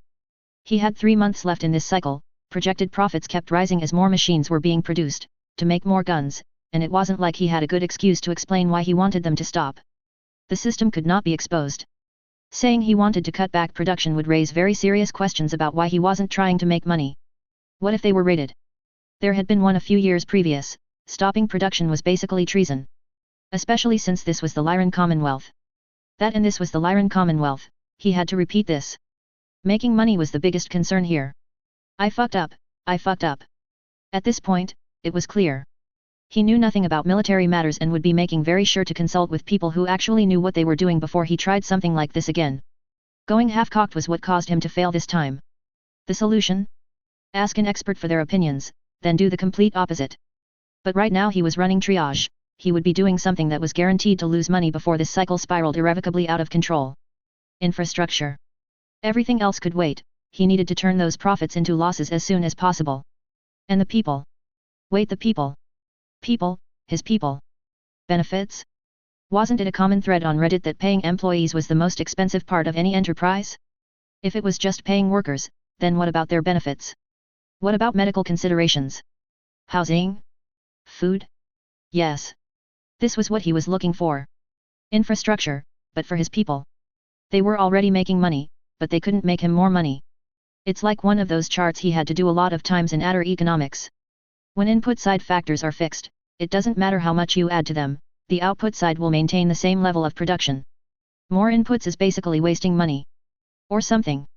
It doesn't matter, the principle is the same. How's that for a meditation session? I solved the fuck up, I solved the fuck up. Knocked out face, Seal M. Villadsen Namartson was back at Eggers Armaments. Standing beside Huu Eggers, his mask on his face, Seal was trying to contain her expression of joy. His concentration was clear, the camera catching it like reef yaw fish caught the toes of toddlers and then, wait. No. Not relevant, keep the red water out of your thoughts, Seal. Hunched shoulders, left hand rubbing his temples as his glasses made a spirited effort to fall off his face. Hugh was thinking and thinking hard. His success had seen his fame catapult throughout the Lyran Commonwealth. Word was, that Archon Alessandro Steiner was paying attention. Which could be good or bad, but in the end Hugh would be catapulted to a wider stage. Especially with the deep raid that had been conducted 3 years previous. While a success in that they raided 6 worlds in the Free Worlds League. They suffered heavy casualties, the leadership were hand-picked close friends of the Archon with little actual experience in the field. Something that saw military trust plummet. Reporting on the deep raid matter had seen her posted to Blackjack just in case someone, the Archon or the General Staff wished to retaliate. This mistrust made Eggers Armaments something of a point of contention. The Archon wished to see the cheaper guns proliferate, at least that was what she saw given his speeches and public position. A more protected realm meant that he could conduct more raids, demonstrate his, perceived, genius to the Commonwealth and add his name to the history books. The generals opposed it on the principle that if the Archon was pushing, it was probably a terrible idea. Not that Hugh cared about such things, of course. Matters of honor weren't a concern right now, his focus was on making the world a better place to the best of his ability. When told of official interest, the teenager had shrugged with supreme confidence. I need to sort things out here first, was his reply. That the idea of retrotech had proliferated throughout the sphere was enough to keep the eyes on him waiting, impatient, but still waiting. He was merely the progenitor. Already other, much larger corporations, were taking the idea and running with it. He was rather minor in the grand scheme of things, but the intuitive and far thinkers were keeping feelers on Blackjack. Seal knew from the presence of a few, undesirables, that he had caught the attention of some very big fish indeed. When asked about what he was planning, the confident reply of infrastructure was enough to tell her that he had big things planned. Anyone willing to invest in the sheer basics was thinking far ahead. As it was, Alex, her cameraman, was capturing Hugh's profile as he toured the area around Eggers Armaments. Looking like a chicken, bent forward, hands in his pockets, head bobbing up and down. No. That wasn't the correct term to use. A bird of prey, yes. A bird of prey, hunting amongst the reeds, ready to pounce on a moment's opportunity, when flesh looked as if it might be visible and present. What are you thinking of doing when it comes to infrastructure? She asked, wondering just how far he had taken this line of thought. I'm thinking of buying the land itself and then installing a few roads, rail lines, more foundations, a medical clinic, a housing complex, food. I need to take care of my employees before I do anything new. At the same time, maybe planning ahead so I don't face a supply block in the future. Head swinging side to side, Seal could only think of the words that Alessandro had said in court that fateful day. As he cast out his eyes, he did not see anything that he did not own. It was referencing himself, of course, but Hugh hadn't needed to say the words, not like Alessandro. The same sense of domineering confidence she felt from Archon Alessandro was exactly the same as what she was feeling now. Only time would tell if he was as supremely confident regardless of the situation around him as Alessandro was, or if Hugh was more someone aware of his limits and strengths. In either case, she would be there to record it, to comment on it, and to become famous as she did so. By the time she was done, there would be none that could exile her from court because they didn't like what she had to say. On that note, I am here on the site of Eggers Armaments today with Huu Eggers. Knocked out face, Glory Brandtzalen sat with Fan Eggers and Catherine Eggers. The conference table large enough for a general staff, suffocatingly large with just the 3 of them in the room. Reporting to Fan Eggers as her superior in military intelligence. Baroness Eggers had barged into the meeting with eyes that dared her commanding officer to deny her presence.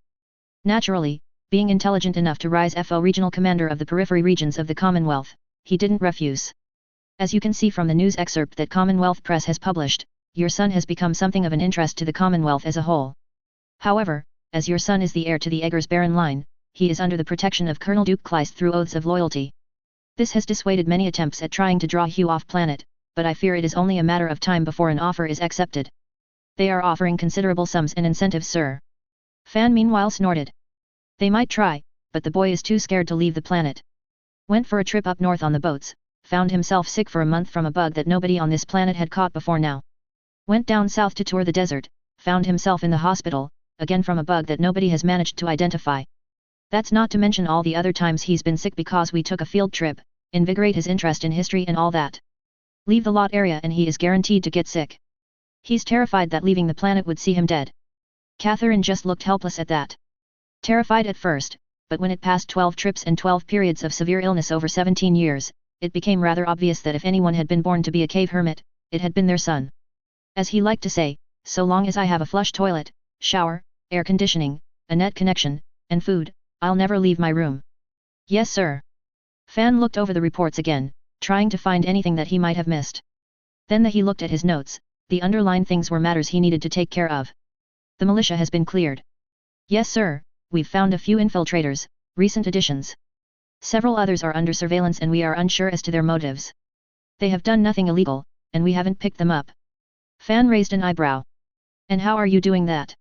I had thought your numbers were stretched at our last meeting. The machinists are very loyal to your son sir.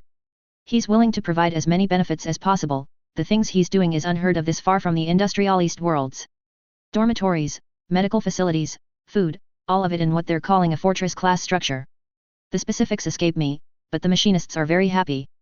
They are, at this point, on the way to becoming the second most well-defended machinists in the Lyran Commonwealth. They're willing to act as eyes and ears to prevent any harm coming to my employer. Seriously? He's spending the money he's earning on accommodations? Not expansion?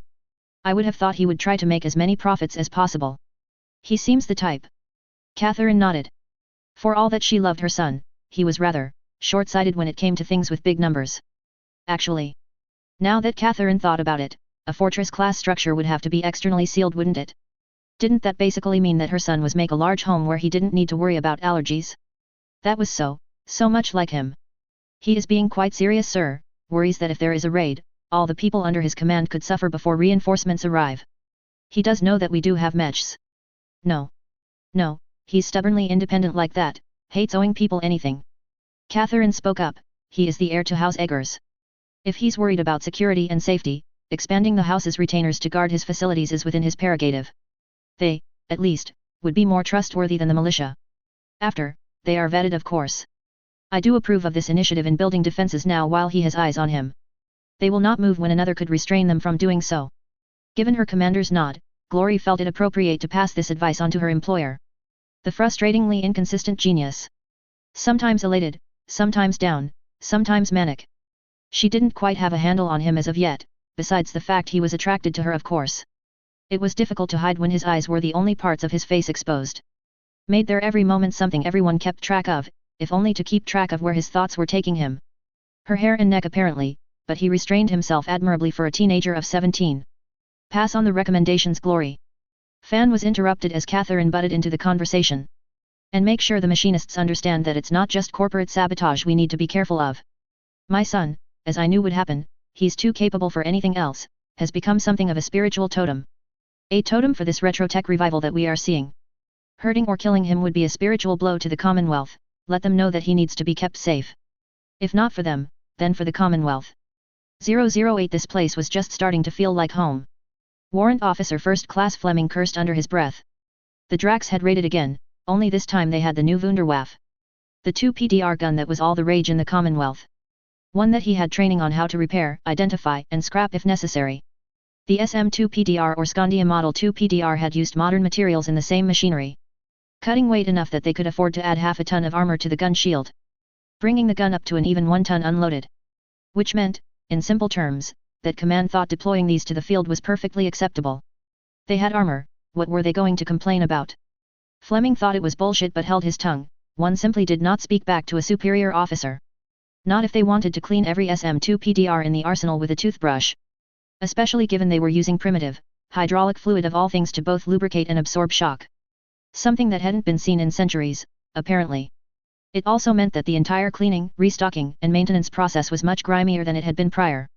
Which made perfect sense, the fact that these weapon systems didn't make it into space was obvious, the hydraulic fluid would freeze, or evaporate in vacuum. Turning the guns somewhat useless for transport between planets. Local defense is what they were here for and that alone. Which was why Fleming was here now, sitting behind the gun shield on the seat to the left of the gun.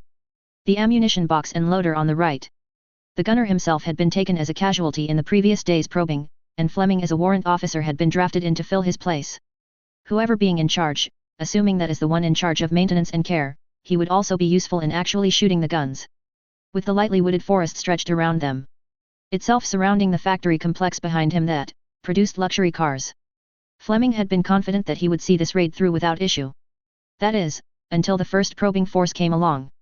The 6th Lyran Guards, recovering from their wounds after deep raid, were currently playing footsies with the 5th Sword of Light, augmented by the 5th Sunjong Academy cadre.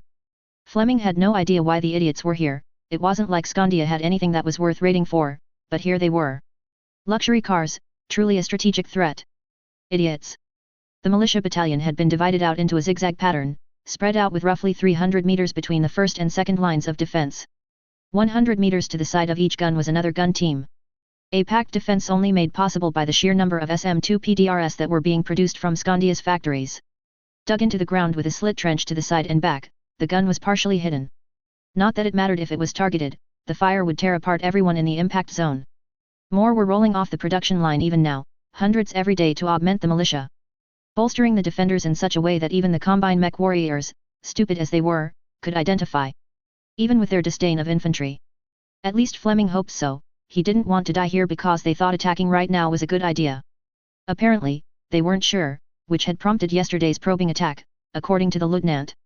With the gunners pounding away at the advancing lance of light mechs, from the cadre from the looks of it, the mechs backed away after a brief engagement with the Skandia militia. While several guns had been destroyed, the gunner of this particular gun had ended up wounded after an autocannon shrapnel piece had pierced his thigh.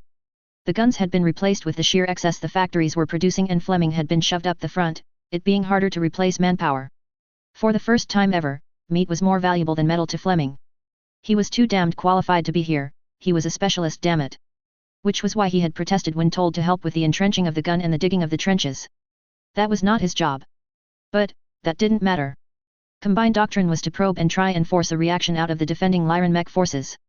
It wasn't like they were incompetent, their mechs were just too heavy to chase down one light force, while another swung in behind to destroy the object of the raids.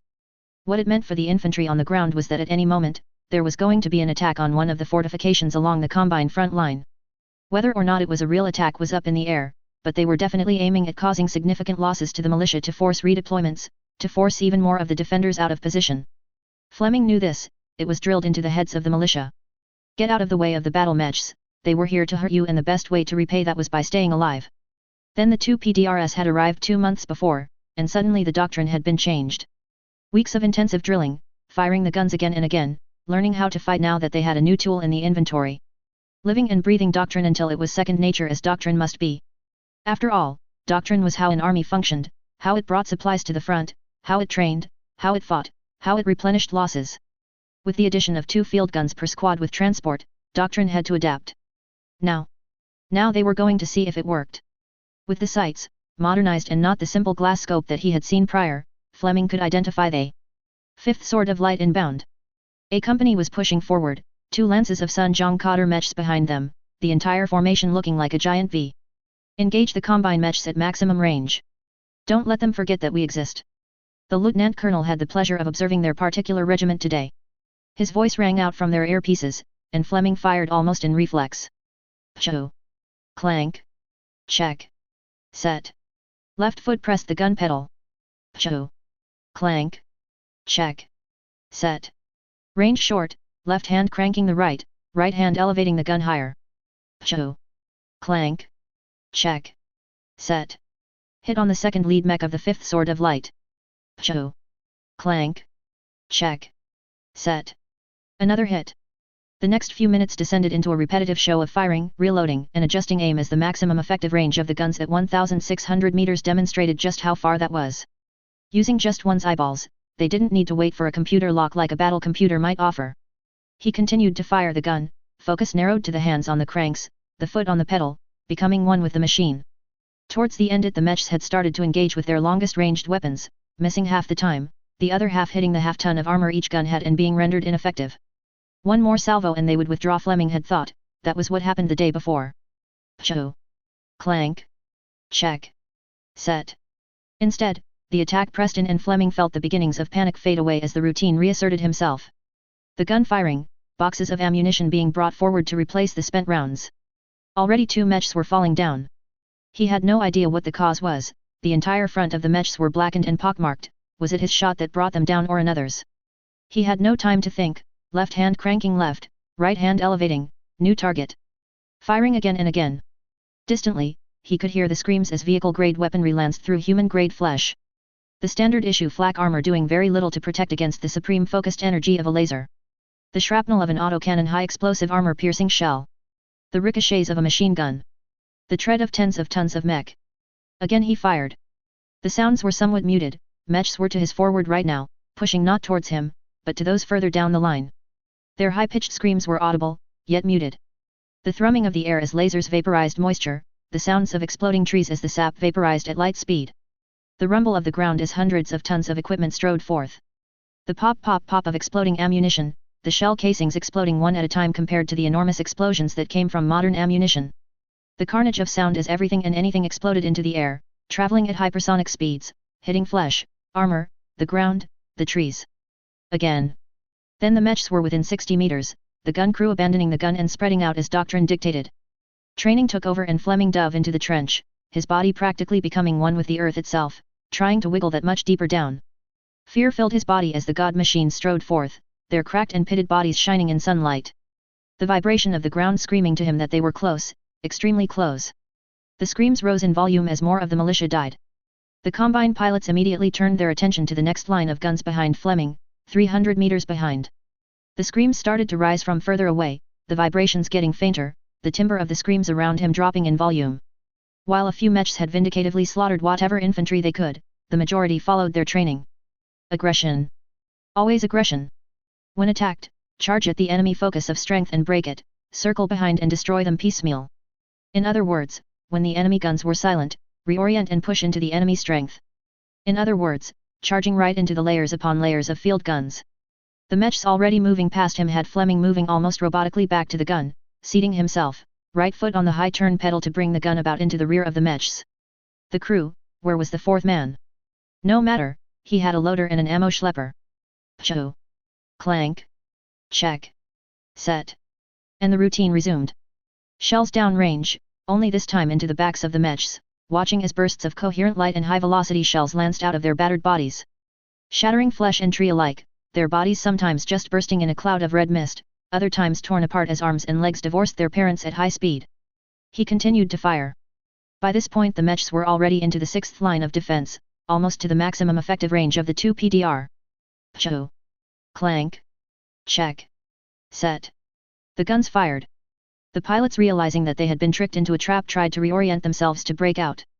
There was no end of guns, there was no breakthrough point, for it was all gun. 3,600 meters was the difference between escape and death. In the end it was too far, and to a mech, a company of the 5th Sword of Light and 2 lances of the Sun Zhong Cotter were annihilated in battle, by militia forces. Worse, they were infantry. For that dishonor, the 5th Sword of Light would find itself stricken from the rolls. Knocked out face. Colonel Fukush Mutu of the 6th Lyran Guards, the saucy 6th, looked down at the display table that her Thunderbolt was showing. The command suite giving her unparalleled information of the battlefield. On the holographic map she could identify the loss of a company of the Sword of Light, 2 lances of the Sun Zhong Cotter at Firebase Brutus. The same at Firebase Georgie. The annihilation of 2.5 companies of Cotter at Factory Nizish. The updates arrived from militia officers, updating the battle network as they did so. Assuming both formations were at full strength when they arrived on planet, it meant there was at most 1.5 companies of mechs left. All for the cost of militia bodies and guns obsolete before the Star League had even been a glimmer in the sperm of the McKenna. Colonel Muto leaned back slightly into the command throne, satisfaction oozing from her body. The plan had come together. If there was ever a person that embodied an object, it was Fukush. Body like a Zweehander, her face sharp as a blade. Eyes like scimitars, nose like a spear point, lips like a rapier. With a haircut to match, angled from collarbone to the back nape of her neck, it was as if she was born to fulfill the purpose of her name. As it was, she was currently standing inside of the Union that had brought the Sword of Light to Skandia. The crew held up by the 6th THS infantry, their armored vehicles very carefully sitting away from the possible exhaust plumes underneath. The invasion ships had surrendered, unable to spool up their drives in time to leave the planet, trusting in the might of the 5th Sword of Light to see them safe. Unfortunately for them, Sani was not the 5th Sword, she was Lyran, and she was joyous.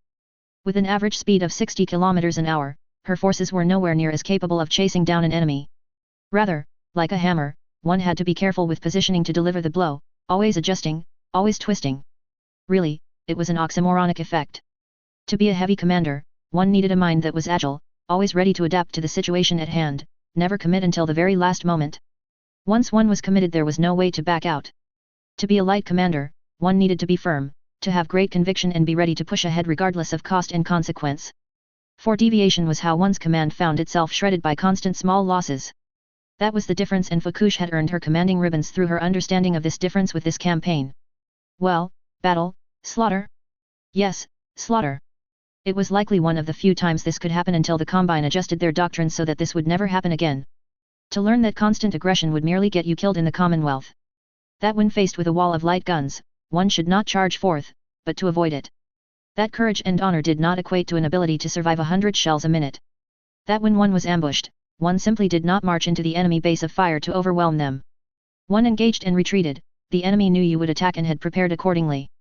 In her opinion, the Combine should do as the Combine does, ignore this lesson and spend the next 100 years in denial. Time enough to eradicate them in their entirety. I still don't understand, Colonel, how did this happen? Ah, her aide. Just when she was thinking about the topic at hand. Well, teaching a topic was just as good a way to learn it as anything else. Hauptmann Steiner, you must understand that this was only possible because of Draconis doctrine. If your doctrine says that you must attack, must always be aggressive, must always hold the initiative, what do you think will happen when presented with a defensive position held by weak and pathetic infantry? Christine Steiner, from a minor branch family of the Steiner.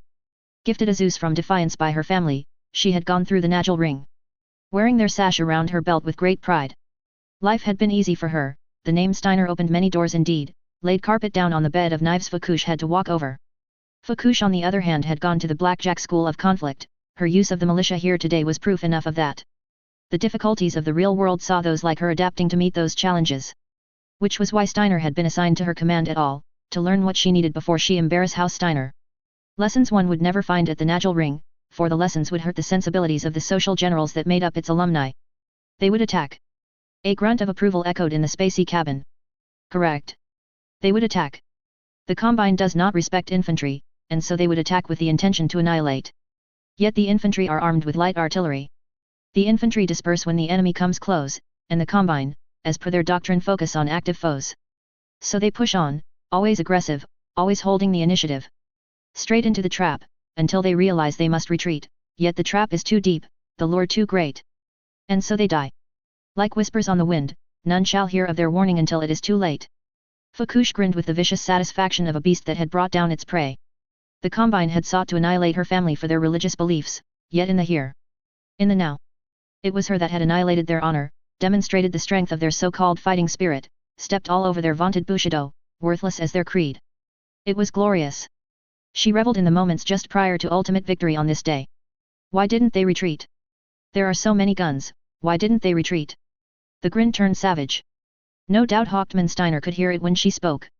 When faced with 50 machine guns, do you retreat, Hauptmann? No. Exactly, when they were advancing, they thought it was just something like a machine gun, something that could be ignored if they got in close. Yet there were many, a deluge of shells. I can only imagine the horror when they realized the truth of how deeply the defensive line stretched. Worse, if they retreated, they would have to kill themselves for the dishonor of retreating before infantry. And so they died, just like they lived, honor-bound, stupid, pathetic. Hauptmann Steiner made a sound of discomfort. You must understand, Hauptmann, every aspect that makes a Combine mech warrior was targeted. Their extreme confidence in their own self-worth, an overestimation of their battlefield capabilities, an overestimation of their piloting skills, an over-reliance on aggression to cover their weaknesses, an inability to admit there is a fight they cannot win. Everything. She took a breath, savoring the smell of cordite. A 2 PDR armor-piercing shell sat in the cup holder of her throne. A reminder of what made this all possible. They did not lose because of a truly epic battle between entire mech armies, a saga that can be spoken of with pride. No, each mech died to 1,000 knife cuts doing the bare minimum damage. A million needles in their feet, no glory to be found. The feasting of carrion dogs was their fate. She chortled.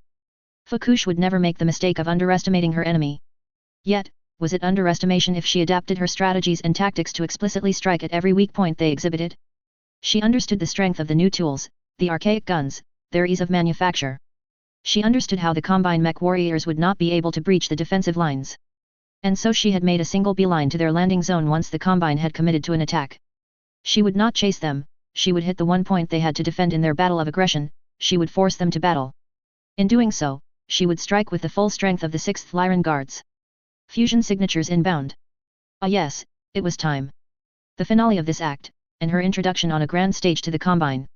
Here is Fukush Mewtwo. Daughter of Mewtwo Iris. Daughter of Mewtwo Nami. Daughter of Mewtwo Mitsuya. Son of Mewtwo Marcus.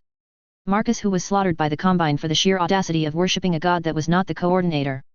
Ancestors who had fled, bringing what meager belongings they had, a proud family reduced to nothing but vagrants. Their centuries of service worth nothing to the eyes of the coordinator. Their numbers whittled down until the Commonwealth offered them the chance at vengeance. Of the 83 family members that had left the Combine, 23 were still alive by the time that the Commonwealth had accepted them. For 3 generations the family had worked for their vengeance. Earning enough money for a battle mech, earning enough money for tuition at the Blackjack School of Combat, for they would not care about her ancestry. None would take the name of a husband or wife, for their name was their purpose. For 3 generations their vengeance had been nurtured. In the native tongue of her ancestors she was bestowed the name Vengeance. Fukush. Her purpose had been clear since birth.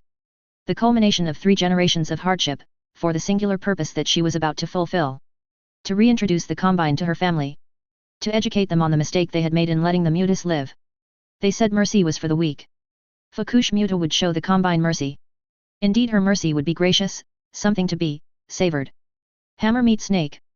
Knocked out face. In the after-action report, Colonel Fukush Mewtwo would receive an unofficial sanction for her handling of the 3rd Company 5th Sword of Light and 2 Lances of the Sunjong Militia in the last Battle of Skandia, 2990. Holding their dropships hostage, Colonel Mewtwo would offer the opportunity to surrender to the retreating Combined forces. She would order their legs shot out when they refused. Colonel Mewtwo had reportedly watched with avid interest as the survivors committed ritual suicide to avoid the shame of losing their battle mechs on the battlefield.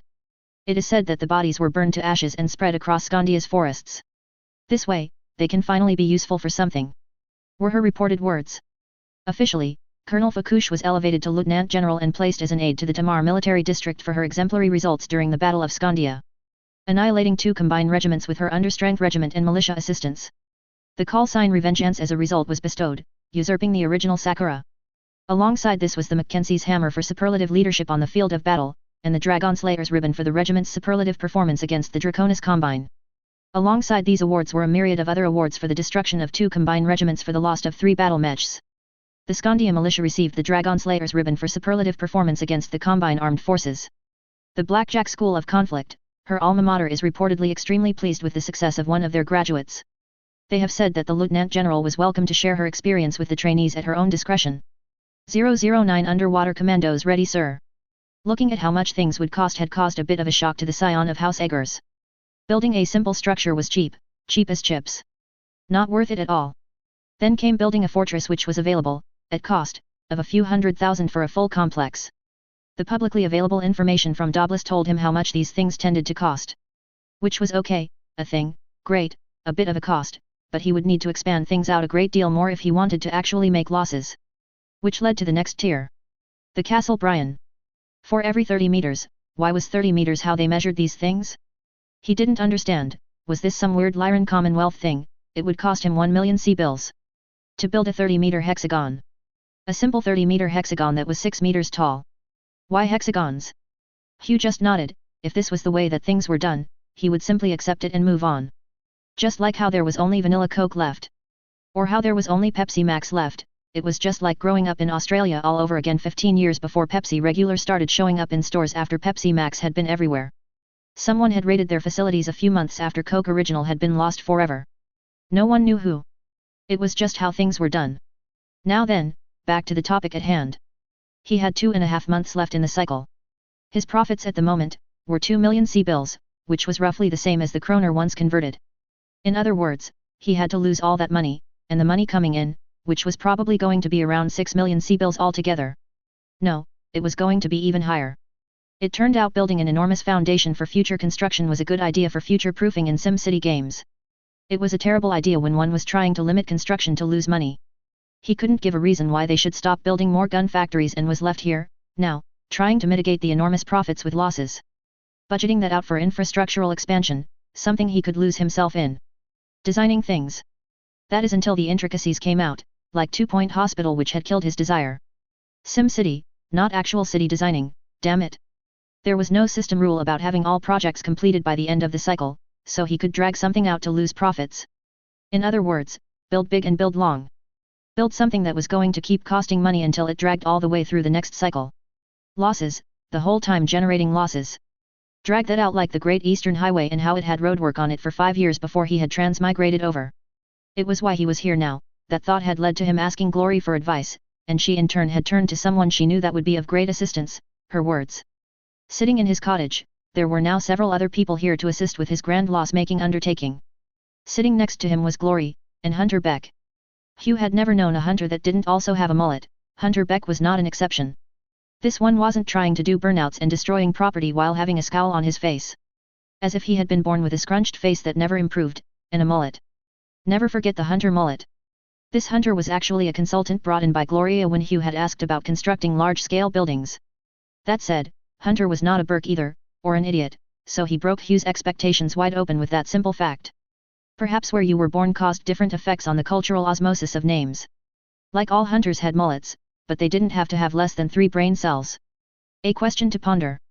In any case, on the other side of the table sat Erwin Jackson, a master machinist of the Interstellar Association of Machinists, representing, for this meeting, the Union on Blackjack. The cottage was rather small, so they were sitting around the kitchen table. All elbows and crampedness. Exactly the kind of thing that made a home feel lived in. Himself looking mighty interested in what was being planned. Gloria was self-explanatory, her skills with the computer pad were able to make up for his complete lack of skill with them. Where was the keyboard and mouse? Did they not use them in the future because it wasn't futuristic enough? It was currently connected to the holographic display Glory had brought in, that was in turn displaying a rotating something and doing digital things based on what he assumed was the spinny ball moving around. What the hell was the ball in a holder thing that people were using? A spinny ball with a single clicker. If he wanted to make money, building an actual mouse would be a good way to go about it. Too bad Hugh was on the straight and narrow path of losing money. Anyway. Master Jackson, the ground has been bought in preparation for construction, but actually designing the structure is what we are here for today. Hugh spoke, remembering to keep his voice down. They were inside the cottage and he wasn't being muffled by the mask every time he tried to project his voice. I've heard of what you discussed with the team. A self-contained manufacturing city. Which is, quite the ambition, little boss. Are you sure about this? You're sinking money into a building when you could be expanding your production lines to make more money. The machinists will be happy no matter the options you choose, but one will make you more money, the other is a money sink. Are you absolutely sure about this? Hugh fought the urge to grin widely. That was exactly what he wanted. It was in fact, one might say, a genius of an idea. Exactly what he was here to do. I am absolutely sure. I've seen Lot's Revenge and I've noticed that it isn't the kind of city you feel safe from a raid in. With the population spread all over the planet, the question isn't where do we defend, it becomes why defend. Yet now we have the munitions factory, it is something that we are forced to defend. The option of simply not engaging with raiders is no longer an option. But, since there are no defenses nearby, we should take it upon ourselves, show true Lyran ingenuity and build it ourselves. There were nods of agreement from around the table. Mr. Hugh is absolutely correct. Now that there is a focus of industry, it will be the focus of any raid. Whereas before, the only real thing that sets us apart as a planet is the Blackjack School of Combat. But now we have Eggers munitions, and it's only going to increase as the corporation expands. The solution then is to fortify the area to prevent the factory from being destroyed. Nods all around. A standard fortress then? The question was raised from Beck. Hugh paused. A standard building was a good way of saying cheap. As in, everyone had done something like this so many times that the costs were precisely measured and there would never be things like overrun of costs. The solution was to take the standard, and do the complete opposite. That was how you lost money. Explain to me what a standard fortress includes. Beck had clearly anticipated this reaction because he brought out a few sheets of paper. While there is no real standard construction of a fortress, most share similar characteristics. Before the one paying for all of this, there were several images of different fortresses in the inner sphere. Big, mountain-like things, one big tall point, the rest supporting it, big gates for things to come in and out. Like big, armored, angry hills. Or angry, armored braziers. Typically, the structures that make up a fortress will be concentrated in a single area to provide a fleet-in-being effect. Forcing enemies to circumvent the area or to protect the factories that are inside the fortress itself. Further, these fortresses are usually military-only installations. There is little call for civilian structures with fortress costs as an example. More examples were shown, with illustrated sections this time. Vertical slices in architectural terms that illustrated the interiors, all of them filled with ammunition, gunpowder, weaponry, soldiers, barracks, and even more guns. A more utilitarian space he could not imagine. Elevators abounded, everything as compact as possible, everything self-contained into a pimple of death. The solution then was to do the opposite and spread everything out, to have civilians inside the structure, to have the things it was meant to be protecting outside the fortress itself. Perfect. But how does one do that? He pondered. If it was a big sprawling base, everyone would ask why was it outside the factory? If it was so big, it could just include the factory, right? What if? What if it was like a giant wall? One that went around the factory? Like, a giant wall where people could live inside and there were shops and schools and gymnasiums, and basically create the most worthless fortress ever? It would surround the factory so none could say it wasn't protecting the factory, but it wouldn't actually include the factory. Hugh remembered his home city, how the Central Business District, CBD, was filled with empty shops. Nobody was willing to rent them because shops in high-density areas were worthless. Why were else there to rent signs that stayed in one place for more than 6 years? Why else had he seen so many stores just close over the years never to reopen, some even being demolished and leaving empty lots in the city? No customers, no people, absolutely worthless pieces of property. But that didn't mean that there were cities that weren't full of people. The CBD was pretty full of business types. No office buildings inside the fortress then. But everything else was acceptable. Wait, if it went around like a wall, then it had to be thin. So everyone had to take the train. Long, thin, with the train through the middle. Absolutely perfect. Nobody was going to want to live in a fortress where you had to travel by train to reach the stores or reach the swimming pool or whatever. It was the perfect design. A military fortress that included civilians, that would be so unappealing that no civilians would ever want to live inside, and too full of civilians to be useful as a military fortress. Perfect. Now, how to explain this? Wait. How was he going to build this? Hugh thought about it for a moment. He needed a company, that way he could control the profits and losses. If it was just making things for him, then there was no way it would make a profit, right? Mr. Beck, can I ask what your background in construction is? Beck looked confused for a moment before composing himself. I don't have one, Mr. Hugh. I am, in fact, a consultant that liaises with architects and construction firms. Perfect. Someone who didn't have actual experience designing or building structures. Then I've made my decision. Mr. Beck, are you willing to accept employment as the new head of Eggers Construction? A company that I will be creating to handle the construction and design needs of Eggers General Utility. Pardon. Knocked out face, Hunter Beck, Erwin Jackson, and Gloria Brandt-Zollen sat dazed in the room that Hugh Eggers had just left. In the name of Allah, I have no idea how such a man appeared on Blackjack of all worlds. Erwin spoke with some reverence in his voice. Gloria felt it natural. Erwin had been asked to step in as CEO of Eggers Armaments. Keep things running normally while other issues were sorted out. In charge of the company that had resulted in some of the largest changes in the Lyran Commonwealth in a very long time. Word was filtering back that raids had been beaten off with little to no infrastructural damage, militia presenting a wall of guns to the Drak forces. The weight of responsibility was almost crippling. Whereas being one of a few machinist masters had been some responsibility, it was nowhere near as much as this. Further, as a master in the Union, he had been given enormous power in ensuring the Union's mandate within Eggers General Utility was fulfilled. Which other corporations had been so willing to staff executive positions with Union members? It was a move that was almost unprecedented, a move that demonstrated complete trust in Erwin, an understanding of long-term issues, and the courage to do the unknown. Someone like that should have been born on their CAD, to shake the Commonwealth with their intellect and willpower, not, here. On Blackjack. As much as she loved her adopted planet, Glory was well aware of its shortcomings.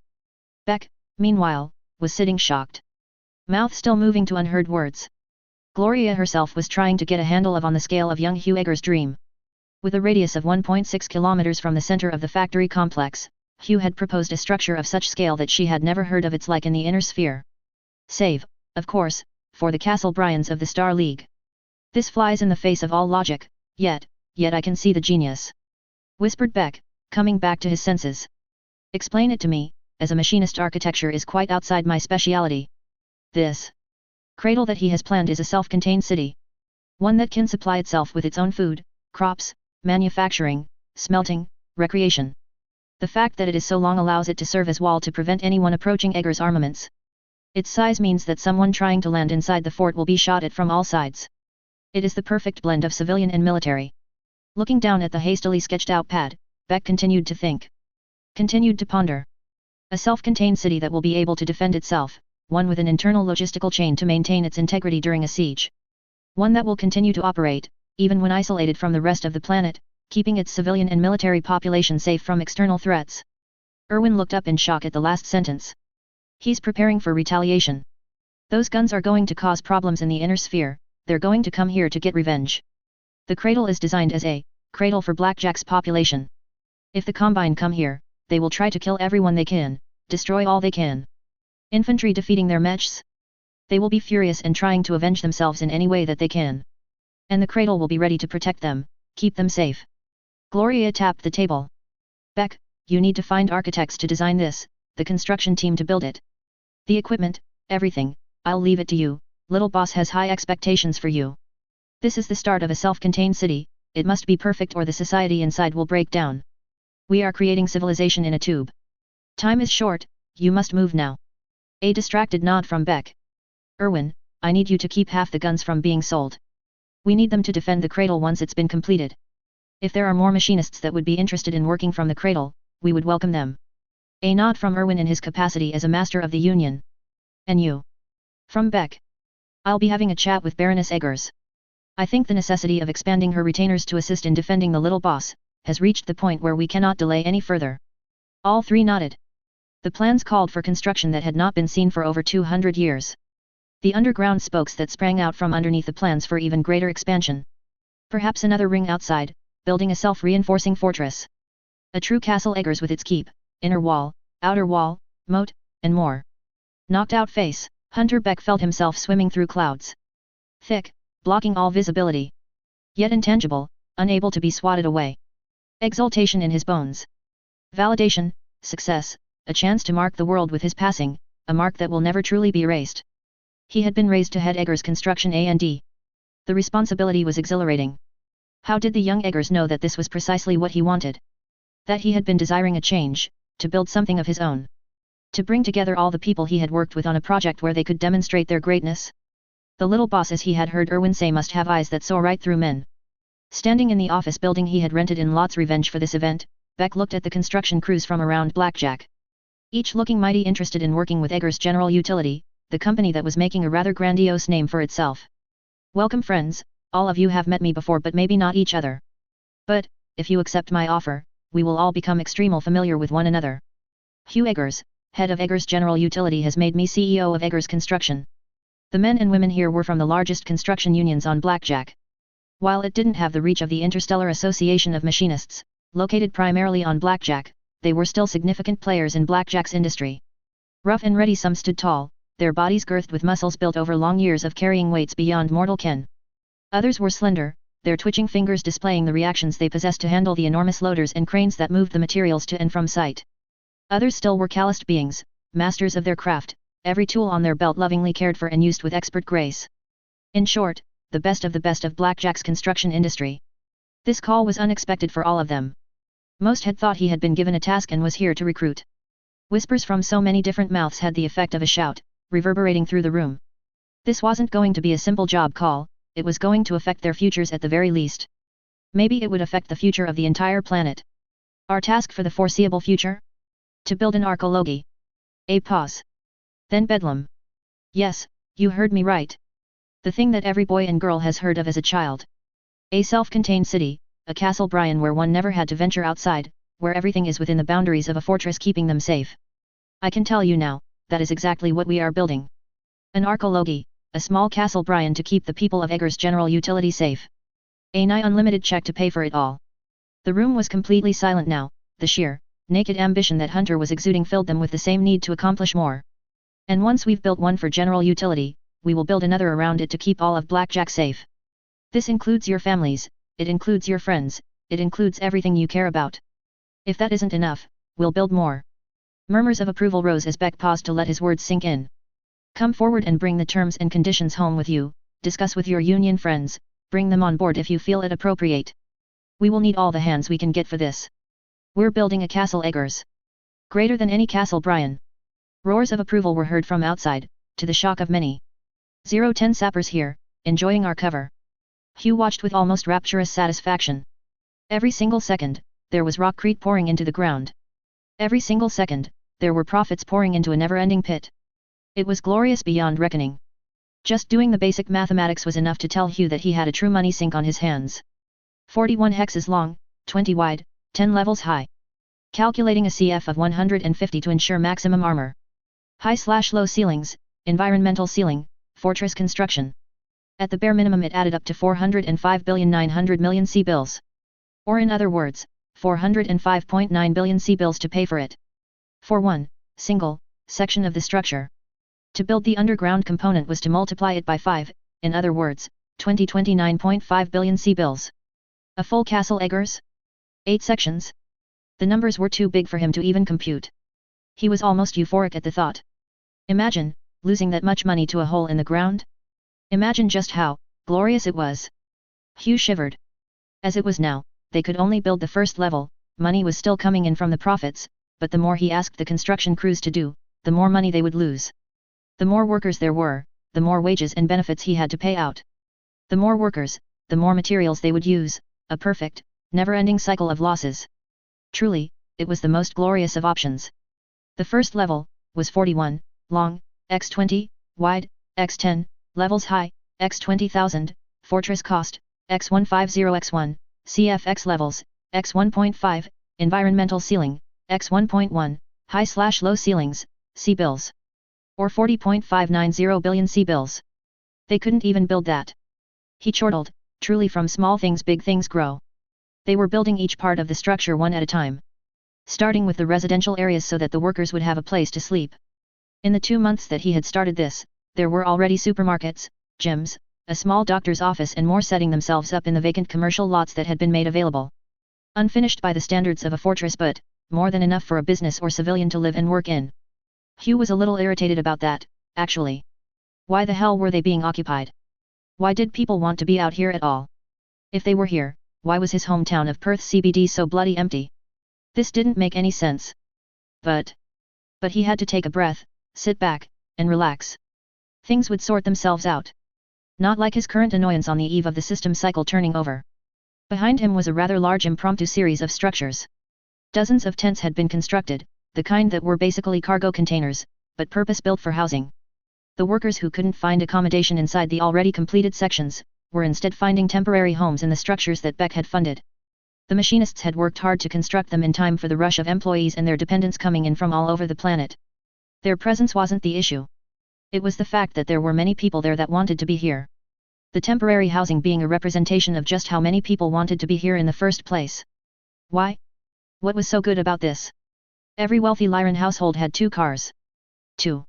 Why did they want to move somewhere with literally 0 cars? He couldn't understand it. Didn't this fly in the face of everything that the Lyran Commonwealth stood for? 2 cars in one's garage, a suburban home? He felt, sometimes, like tearing his hair out. People just did not make sense. But, he had made losses. Real losses, insane losses, truly, great, amazing losses. Looking at his loss counter in the bottom right of his vision, Huu couldn't help but smile. It had been some twists, some turns, unexpected profits, scrambling to make losses, yet. Here he was, ready to make losses. 130,029 kroner of losses. He couldn't help but wonder what was going to happen. He had completed the optional objective. What would be the reward? Huu. ++ system settlement. Cycle 1. June 2990. ++ initial funds equals 200,000. Profits equals 0. Losses equals 130,029. ++ initiating conversion. 130,029 losses to 13,002.90 personal wealth. Huu fist pumped. Yaas. ++ assessing objectives. Optional objective complete. Assigning rewards. He tensed to the confusion of the workers that had been watching his antics over the last 5 minutes. Host may have one project continue past cycle without infringing on system rules. He paused. What? Wasn't that? Wait. No. New cycle initiated. Starting funds 213,002, initial and loss conversion. Cycle period 3 months. Okay, that wasn't so bad. But the brick was still falling out of the sky and he could feel its shadow on his face. New rules, host may not have any businesses continue unfinished past cycle end. New rules, failure to achieve a loss or comply with rules will result in host taking a physical holiday off planet. What the fuck system? Are you trying to kill me? He really wanted to ask the system where its address was, so he could send a bomb. Leaving Blackjack III was going to kill him with his immune system being the way it was. Just leaving the city was enough to send him to the hospital. This is murder system. System is not a human. Human laws do not apply to the system. He fought the urge to swear. New objective, start a media division. All true tycoons are able to shape public opinion through truthful depictions of their lives. Follow in their footsteps today. That wasn't so bad. New objective, defend thyself. True tycoons are the object of envy. Their benevolence causes them to run against governments. All true tycoons must be prepared to fight off hostile government forces. Establish a military force and follow in their footsteps today. This force must take contracts to prove their worth as a true tycoon's defenders. Optional objective, lose 20 kilograms. True tycoons look after their health. Dying of a heart attack early will be an embarrassment to true tycoons everywhere. He glared at the system. Well, fuck you and your bloated rules as well, system. There was a sense of smugness that was returned, blowing across his face. He could practically hear the ha ha ha ha. Right. The big question, he had to construct 2 companies out of nowhere, and he had to finish the construction of Castle Eggers. Only one of which could be continued past 3 months. It was rather obvious that he had to use Castle Eggers as the continuation, it being completed, even just the first section, in 3 months was a joke. Hell, even just having the first level complete in 3 months was a joke, especially with the maglev trains coming from off-world. There was the slight issue of needing to get the first section finished and finding the funding for it. Having a free business to run past the cycle end would be extremely useful in giving himself some leeway. The other 2 should be really easy though, he wasn't worried. Not one bit. A media company? Cha, just take some old crappy music from Terra and re-release them. His parents in his first life had listened to them, that was how old they were. Every time we touch, Moonlight Shadow, Down Under. The old songs that 96.1 FM, the old people's radio station played. Even then, they were only played on request. Put it out now, and only the geriatrics would want to have a listen. As for the defenses, Mother had been telling him, in rather firm terms, that he needed to be concerned for his safety. Hiring ex-militia and arming them with the guns Huu Eggers Armaments was producing would be enough to fulfill that requirement. Sending them off-world might need a bit more thinking, but he would think of something. Everything was coming up roses. 011 looks like the pub back home. ROM Agent Omicron, no seriously, that's his name, shut up, it's not a fad. Mom looked at the sheet of paper on his desk. He looked at it some more. Then he stamped approved on the application to purchase the copyrights of some very old songs that nobody had heard for slightly less than 1,000 years. Who cared if this Eggers Media wished to purchase the songs?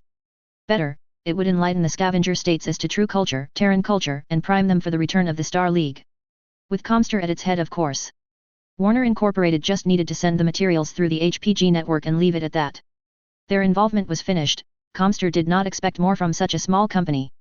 Knocked out face, Glory had been doing quite a bit of rushing in the last week. New energy had invigorated her employer after he had spent quite a bit of time staring at the rockcrete being poured into the base of the first half-complete cradle section. Itself being prepared to allow for future expansion underground once the full above-ground cradle was completed. He had started giving orders after a long afternoon of contemplation regarding the cradle, registration of 2 new companies. One of which had made total sense, the other was of a wholly different direction than that which had been expected. The first was what his mother had been pushing for with great vigor. That of a mercenary unit, staffed with militia veterans to keep the cradle safe. Well, more safe. The militia and House Eggers retainers, now elevated to a ducal house for the services that Catherine Eggers and Huu Eggers had provided to the Commonwealth, were patrolling with every weapon at their disposal. None wanted harm coming to the goose that laid the golden eggs. Several Mechs on constant patrol, the commandos of House Eggers augmented by several lances from the Blackjack School of Combat. Punishment detail, they had said. Headmaster Kleist, meanwhile, was very happy indeed with the current situation. Thousands of different people from different parts of the Commonwealth, all representing vast industrial powerhouses. All ready for the officer aspirants to practice their skills upon. Skills such as graft and blackmail. All the things that a Lyran officer needed to maneuver around the rules, social and regulation, sometimes both were the same. All the things that were needed to ensure they could effectively act on the field of battle, free of entanglements.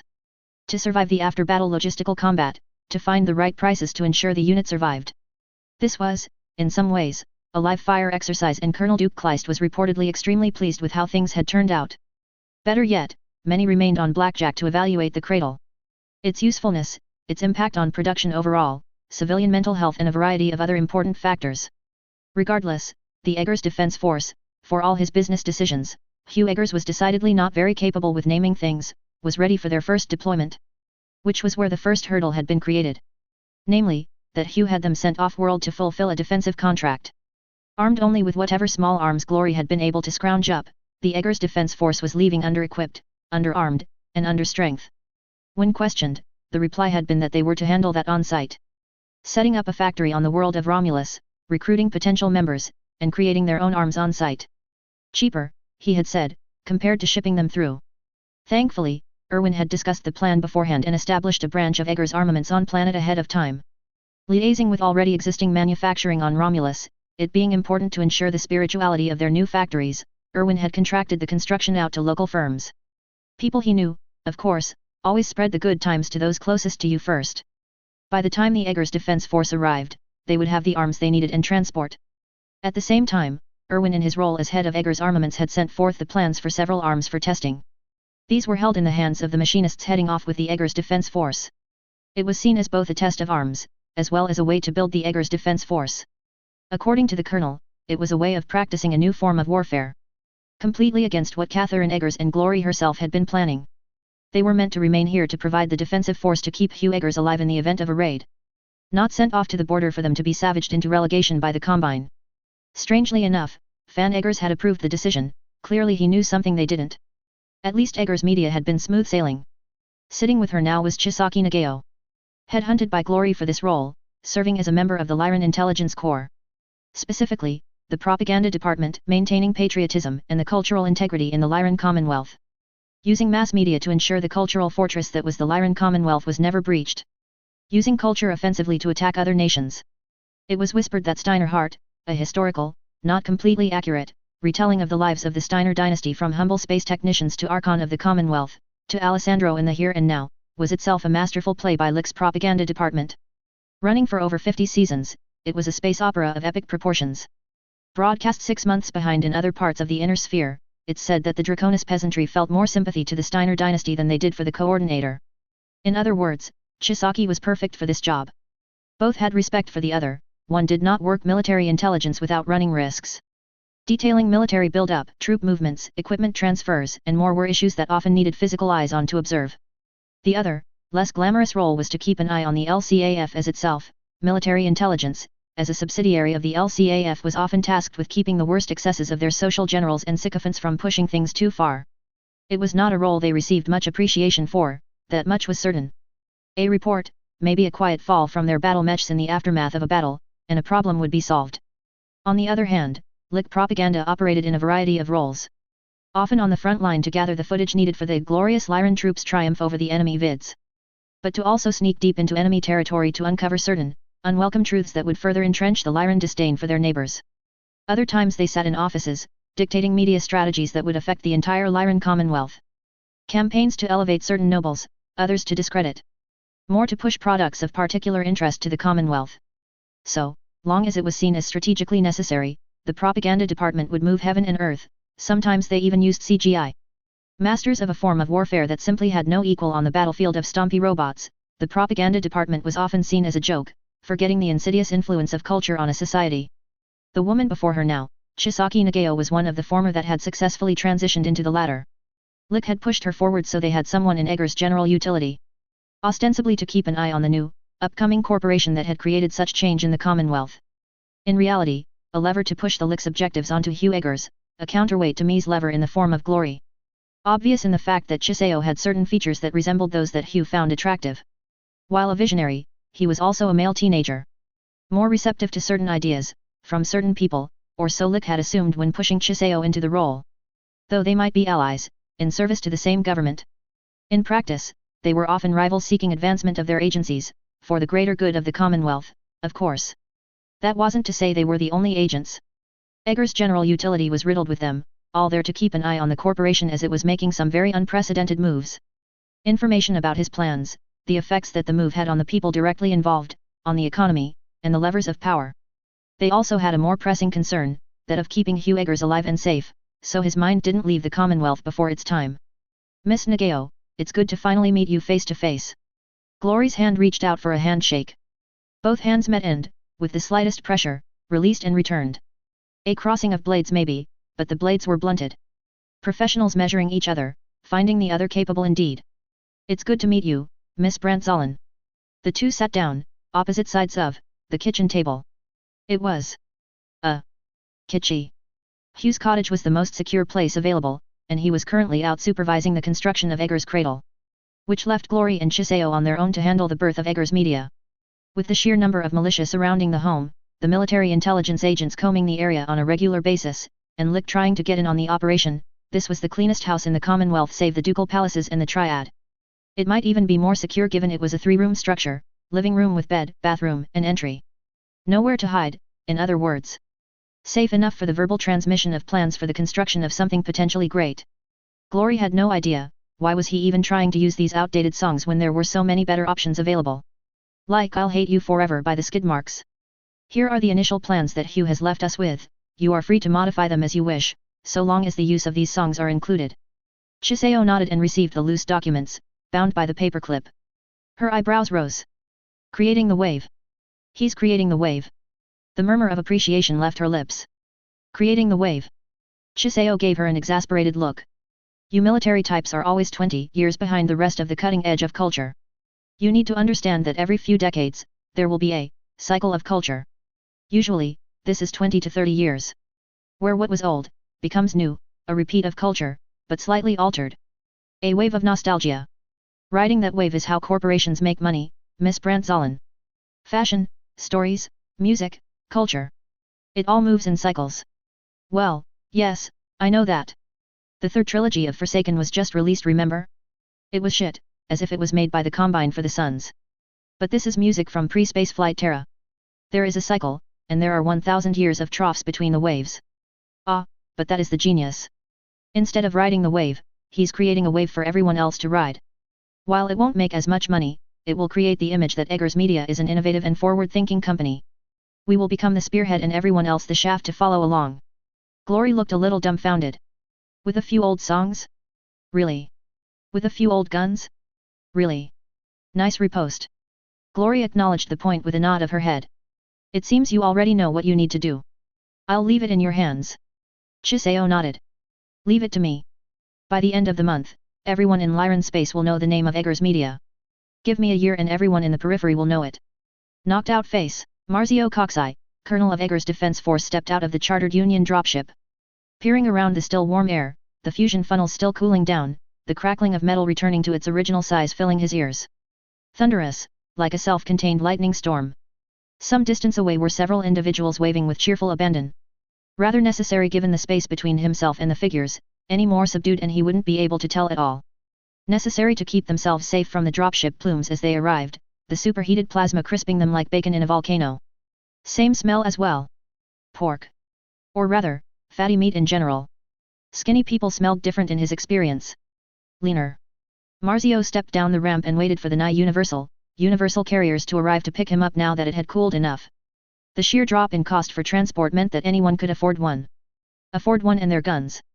With Eggers Armaments setting the price at 1,000 C-bills for a set, ammunition and fuel not included, it meant that quite literally everyone in the Lyran Commonwealth could afford it.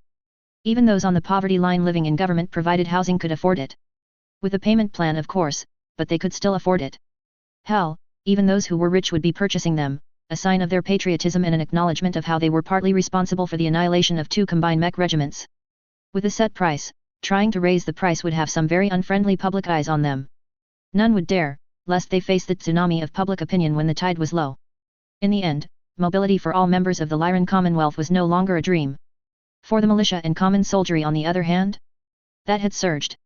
Mobility was key to control of the battlefield, and with the messages he had sent ahead through Irwin, he should have his battlefield already laid out.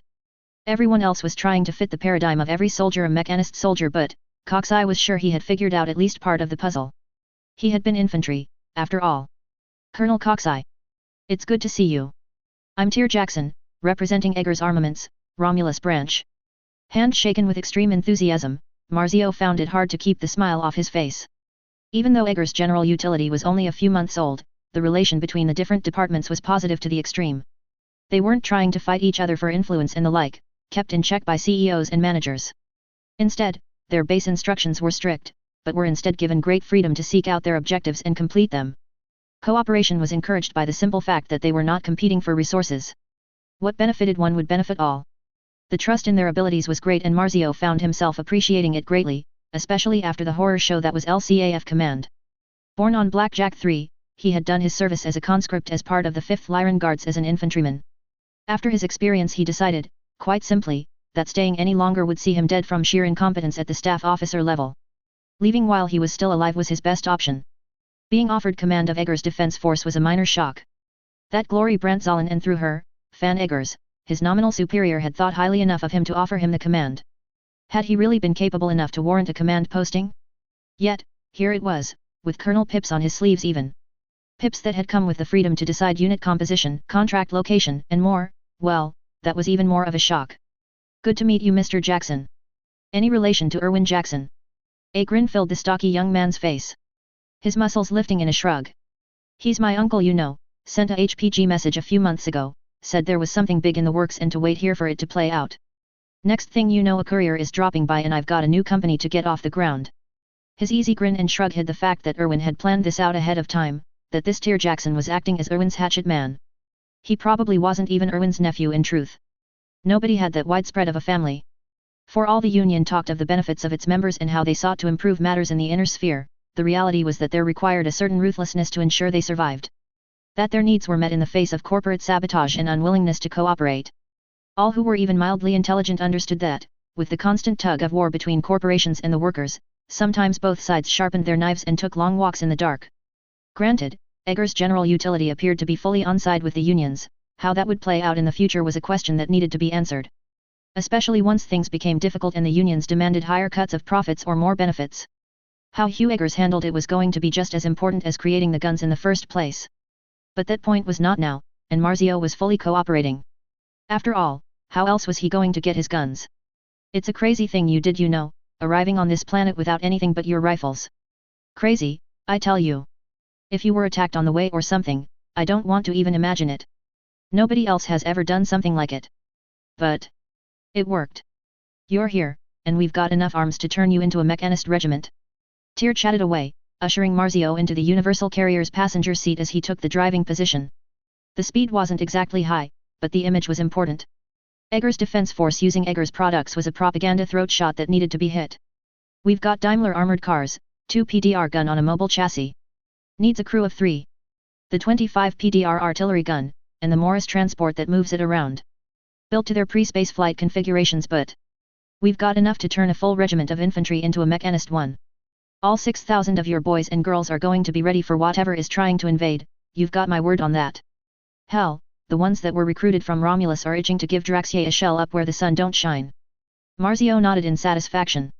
What would have cost millions of C-bills to equip an armored force, to ship it all on 100 different dropships, had instead taken a full jump ship collar and a handful of dropships.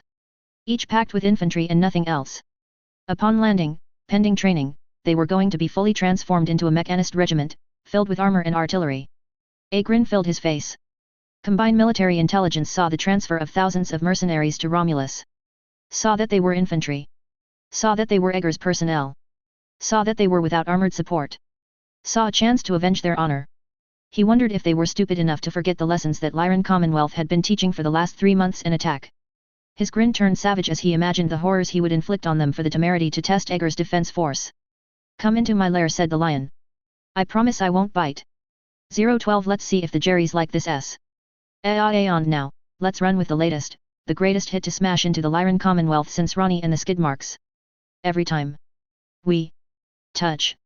By Cascada. Remixed by Hender. I want to hear your cheers spring through the airwaves and into my audio booth, ladies and gentlemen. We've got an instant classic on our hands. I still hear your voice when you sleep next to me. The song rang through the sleepy supermarket. Shoppers bopping their heads lightly to the sounds that were coming through the radio. I still feel your touch in my dreams, in my dreams. The distinctive Lyran harps plucked gently in the background.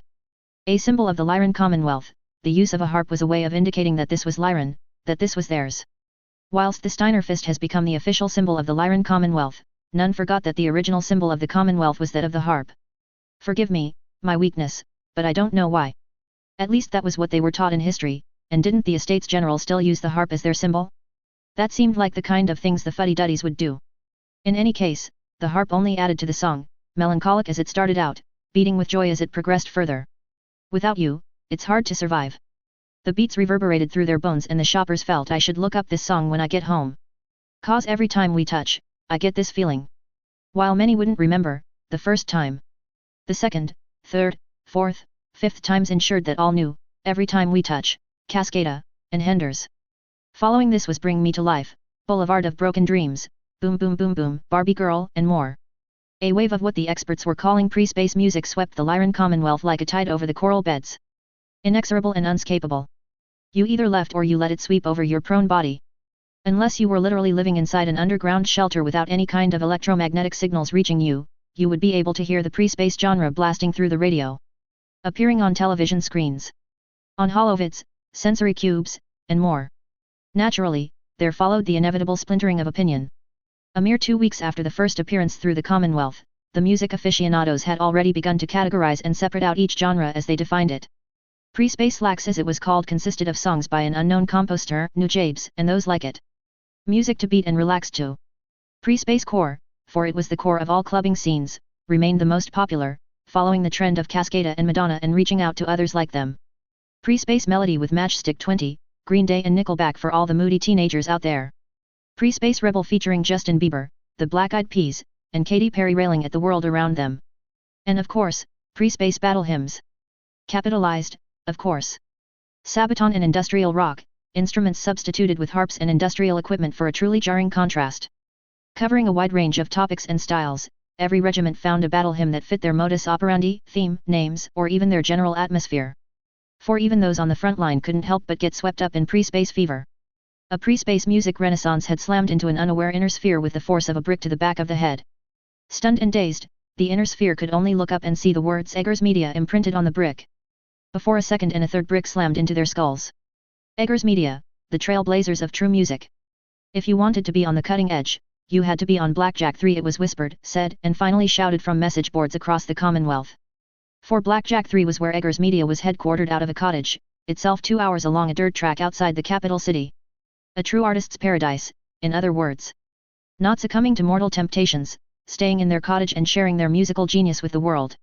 Nobody knew who started the rumors, but soon there was a veritable tide of youths, fresh from their conscripted service, heading to the planet they felt understood them best.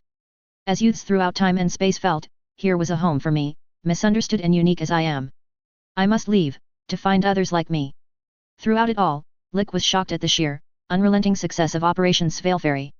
What had been a small operation utilizing the resources of the propaganda department to push some cultural programming. Instead, ballooned into a cultural revolution. Sure, they had arranged for it to be played on every planet in the Lyran Commonwealth for a week, but this was not the response they had been expecting. That any of them had been expecting. Teenagers wearing belts on their arms and legs, faces colored black with mascara. Adults screaming thunder, in response to AC/DC. The rails that this had been train set on instead turned into skids as the ground shifted beneath their feet. It was all downhill now.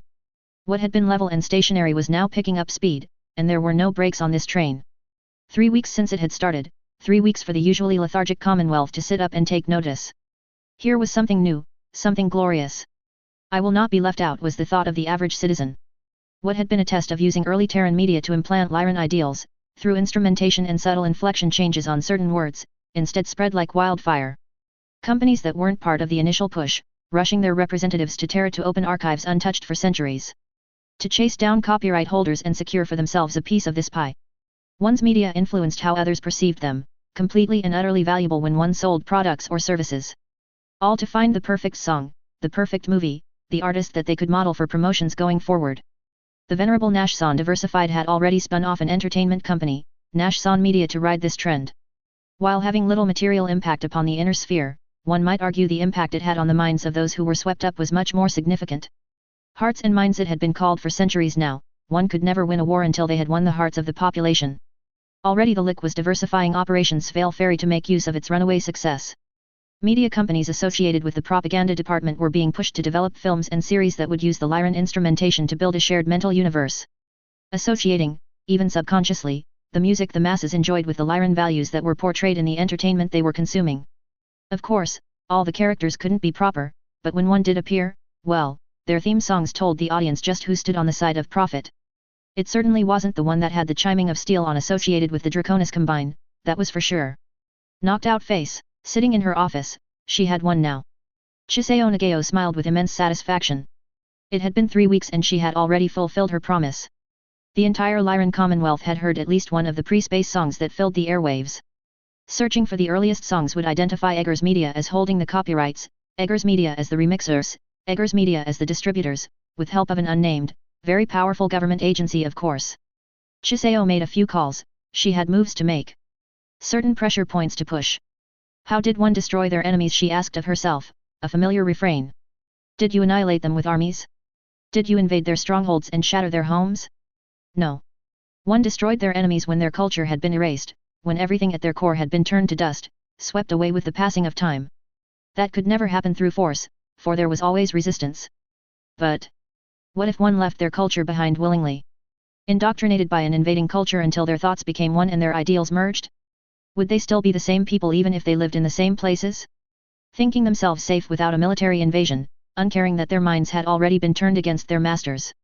If nobody outside of history books remembered the Combine as it had been 100 years ago, would it still be the Combine?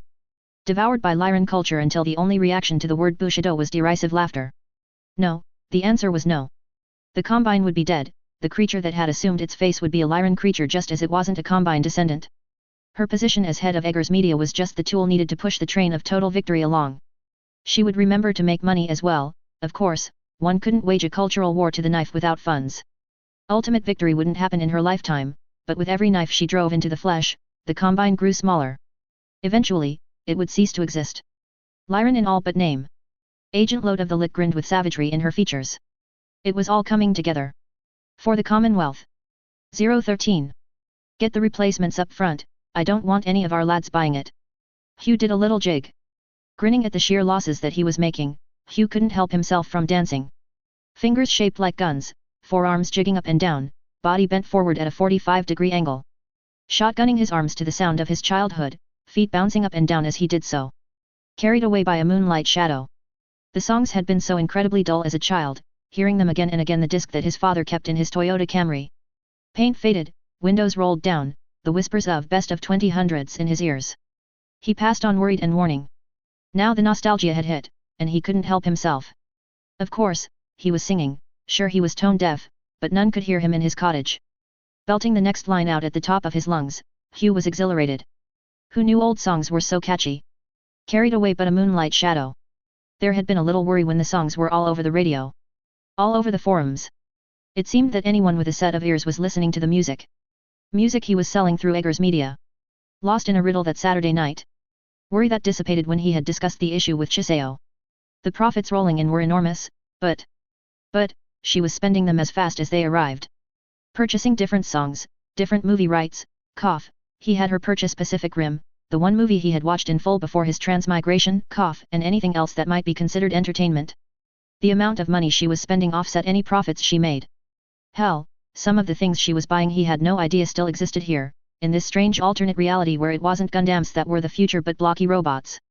That being said, he was rather happy he wasn't in a universe where an angsty teenager was able to turn the tide of war by defeating the enemy army on his own. Some of the things she had been purchasing included mascot characters. Why she was chortling evilly over securing the rights for Doraemon and Astro Boy he didn't pretend to understand. Maybe it was a girl thing to gush over cute characters or something. Anyway, she was spending the money, setting up a production company and. Well, it wasn't really a worry. Because he had his money pit. The hole in the ground. The cradle. Every profit that she made over on that side of the business would be offset by the losses that were running from the construction. Oh, the peace of mind that the construction costs had on him was amazing. He hadn't felt this relaxed in ages. I just can't get you out of my head. Ooh, another banger of a song. Listening to it on the radio to school, wishing, like so many other teens, male and female, that Kylie Minogue would look in his direction at least once. Boy, your loving is all I think about.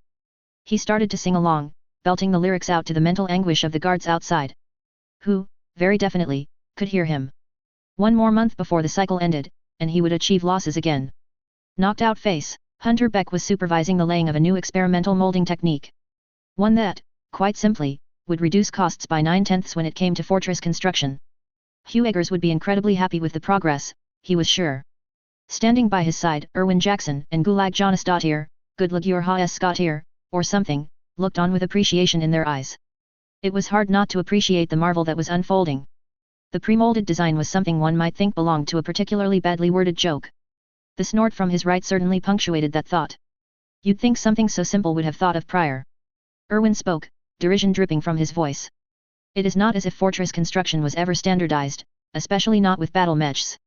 You know this, Erwin. Gulag, head of the construction union on Blackjack, was just as invested in this particular construction site. But a mold? Why didn't anyone ever try it before? I know those Capellans have their whole fortress construction underneath mountains and everything. Why don't we have something like that? Hunter coughed. Hesperus. I mean other than Hesperus. And even then, wasn't it the SLDF that built those factories? Why haven't we done something like this on our own? We're the Lyran Commonwealth, damn it. Erwin's frustration was rather understandable. The plan that had been devised by Gulag and Erwin together had been genius in its simplicity. Working out how it was that they could reduce the cost of the structure that would be housing them and their families in the future had the construction and machinist teams working together. The faster and cheaper they could get this done, the safer that they would become. Simple really. Cost analysis, working out just what it was that caused the construction to take so much time and money had led to some startling conclusions. Discussions with architects, the materials suppliers, the construction team themselves had finally led to a concrete answer. It wasn't the material as such, it was the time that it took to cure the rockcrete, to lay the wires, the pipes, to ensure that each 30-meter hexagonal block was self-sufficient and more. All the different parts that turned each block into its own bunker required it to both be independent, yet draw power, air, and other amenities from elsewhere. Over-engineering, in other words, to ensure it survived internal and external attacks, all handled on-site. All the behind-the-wall complexities were what caused the price to rise, and a small army of technicians worked to wire each block after the rockcrete had cured, drilling holes, routing cables, piping, installing the environmental sealing. All of it done in a set order to keep the protections and structural integrity. All requiring those with specialized skills waiting for their 30 minutes of work, before another week of waiting.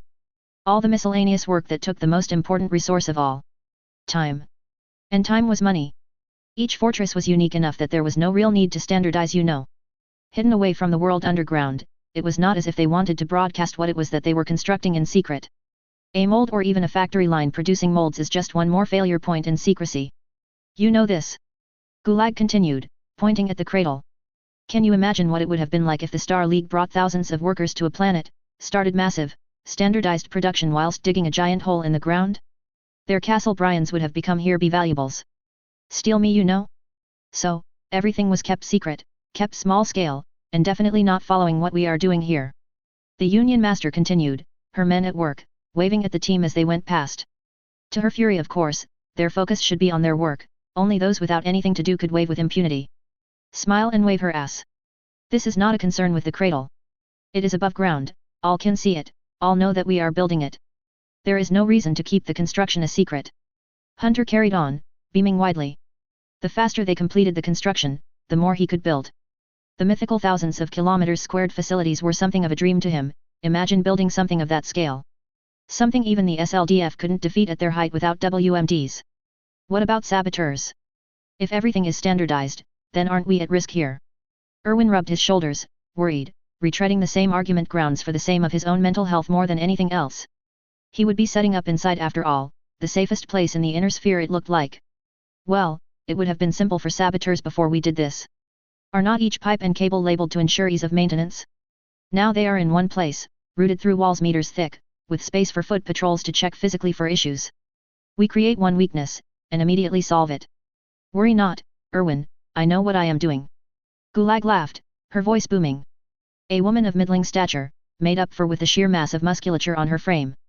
Some whispered that she had some gene editing in her bloodline. No one was sure exactly where it was that such musculature came from, that much was certain. Their entire family being rather larger than average, all being Mech qualified. Emerging on Blackjack from a union a century earlier in 2835, they had not budged since. If they were spies, they were incredibly passive, not even going to a HPG for the first 5 decades of life on planet, even if they had appeared out of nowhere from the periphery. Information courtesy of Lick, checking anyone involved with Eggers General Utilities. Those who failed to meet the standards were watched, as standard protocol of course. Lick involvement had increased greatly, as had military intelligence. This was a gold mine, every spy worth their salt, and had freedom of movement, would be coming here. In any case, she was a gregarious woman, working construction and piloting her industrial mech with consummate skill. The entire family was extremely skilled, easily the equal to those of Eggers' retainers, for all their line of work included construction and not destruction. Her presence on this work site was a providence of the Buddha in the eyes of Hunter. Trying to imagine trying this out on his own would have been impossible. He was just the middleman, the one who connected the experts with each other. Perhaps he had done some great good in his previous life and was born with good karma. Construction is proceeding apace. With the molding technique we can accelerate the process safely by 10 times with 10 times less crew. Splitting what we have now into 10 teams to get this all constructed, 100 times faster. Gulag counted on her fingers, unsure as to the exact mathematics. One cell is now 10 times faster, but there are now 10 cells and not one. 10 times 10? 100. Right, 100. No, would not it be more?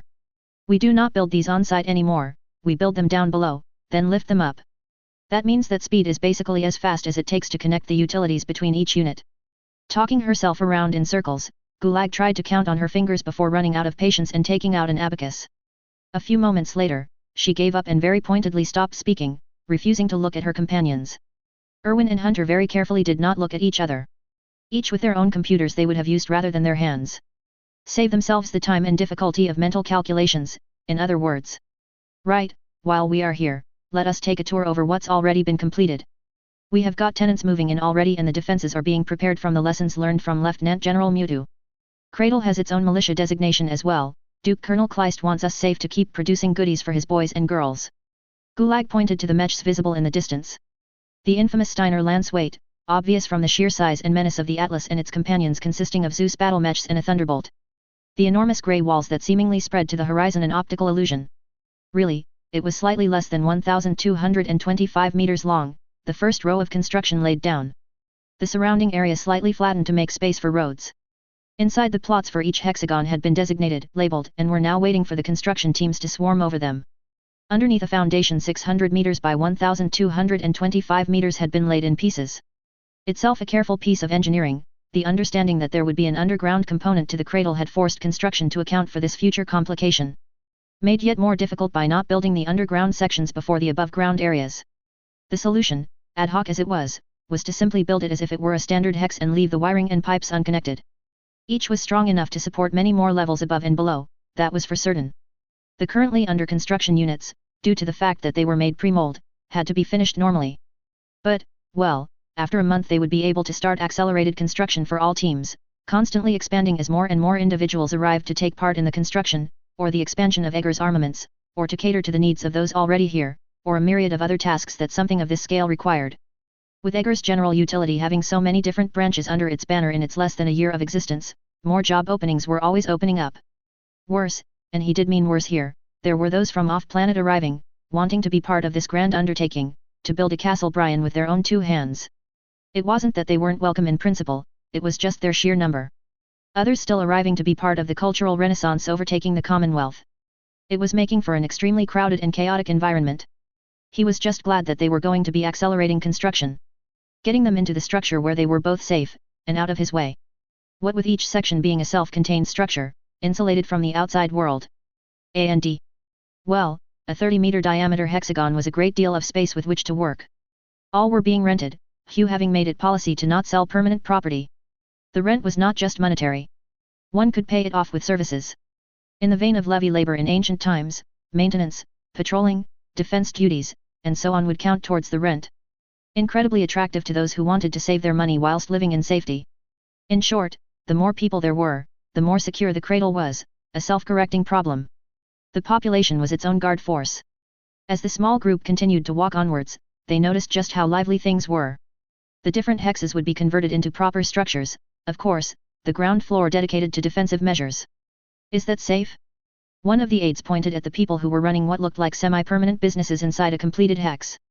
The hex they were walking through was clear, save the walls of course, leaving a 30-meter wide concourse, the sides filled with stalls and hawkers. The spirit of the Commonwealth was profit. Profit improved one's spirit. It is in this way that by pursuing profit, one pursues spirituality. Or so said Galda, the latest of the fortune-telling programs that had emerged from their CAD. From Nashsan Diversified, the largest corporation in the inner sphere. Its intentions might be suspect. Yes, we have completed the construction in this area and the rockcrete has been completely cured. You can walk a mech on the ceiling, and it will not do much more than annoy those inside. Each hex is completely self-contained in terms of structural integrity, you know this. One might consider building these and shipping them off-world, but not today. Today, we are using them on-site. Gulag replied, hand pointing at the ceiling above them, that was actually transmitting the noises of construction going on above. Good thing too, Erwin rumbled, my boys are stretched getting the molds we're using on-site as it is. But, in the here and now, the completed areas were left for civilians to use for the time being. It was not as if they needed to use the interiors, plugging each hex in was all that they needed to do, essentially. It was going to make the completion rate of this section of the cradle a very, near future thing. These are the first of the hexes which may need to be scrapped in the future and replaced with molded ones. You can see how there are no ways for service teams to get to the utilities, they are all on the interior walls or inside the walls themselves. Impossible to get to. The molded hexes have service doors that allow patrols to check the utilities for structural integrity, are hidden away from public presence, and allow foot patrols to move without disrupting everyone else. The construction union chief pointed at the mass of wiring that ran up the top half of the walls and the ceiling. Looking, like messy, ugly things. In keeping with a military facility no doubt, but a majority of Castle Eggers was devoted to mixed use, civilian and military, with it weighted to civilians. This would be unacceptable for a civilian structure in the Commonwealth, why would it be acceptable here? Whoever did the wiring did the best they could. Not my area, but I've been hearing rumblings. Following whatever the LCAF handed us as construction plans is not working out well. The only thing it's good for is building a hard-to-break block of rockcrete and armor. You wouldn't want to live in one, that's for sure. Erwin jabbed an accusing finger at the wiring. The tour group continued to walk as Gulag pointed here and there, different businesses using the already connected utilities to start their work. Water and power being just two examples, a dentistry making a killing from a new fad with teenagers. Inspired by what they called pre-space city rap, the youths had taken to engraving their teeth with a variety of different words or images. He had been glad Eggers Media hadn't started that craze, looking back on it, being involved with it at all would be incredibly embarrassing. Even if it were them sharing a parent corporation. Hunter had no idea what possessed them to do it, but he was keeping his teeth inside his mouth, thank you very much for the offer. Finally, the noise of industry increased as the tour group came to an end of the civilian section. He could see the enormous hex being lowered down in front of them. The militia guard holding them back, for their own safety of course, a small crowd of children joining the tour, gaping in amazement as all children did when encountering mega construction. The hex underneath was coated with rockcrete, locking lugs, and nubs, ready to accept the hex above. Ready to lock and seal to create a single, impermeable structure. The same applied to the hex they were in as well, one just couldn't see it from inside. The block of grey with wires carefully taped to their tubing, gaps for service corridors, nubs for locking the hex with those around it, the entire block glimmering with a sort of grease. We loop the molds you know, otherwise the rockcrete sticks, and we would need to scrap the entire thing. Complete waste, you know. Gulag raised her eyebrow at the question, as if Hunter was a complete idiot for asking. He rolled his eyes. She grinned back, I noticed you looking at your computers earlier, could have helped, no. He shrugged, letting his friends rib him would be fun, but not a good way to end the afternoon. Anyway, I have been talking with immigration at the spaceport and it looks like we will be getting more people than I can actually employ on this project. Unless I get the go-ahead to start the next section of the cradle, they will be idling. They are coming here to find work, it is hard to turn them away, but I am not sure what I should be doing with them, you know. The group pondered the question as the hex settled onto the bottom nubs with a decisive snap. The interlocking layers of standard armor, rockcrete, service tunnels and more blocking out the sunlight as it did so. The small crowd around them cheered for a successful landing.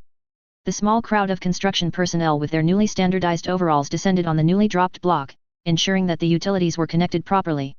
The cables, running on the inside of the service tunnels, made it all that much easier. Just as Gulag had said. In fact, just from watching he saw them finish connecting the hex within 15 minutes, most of that involving splicing the cables and pipes together.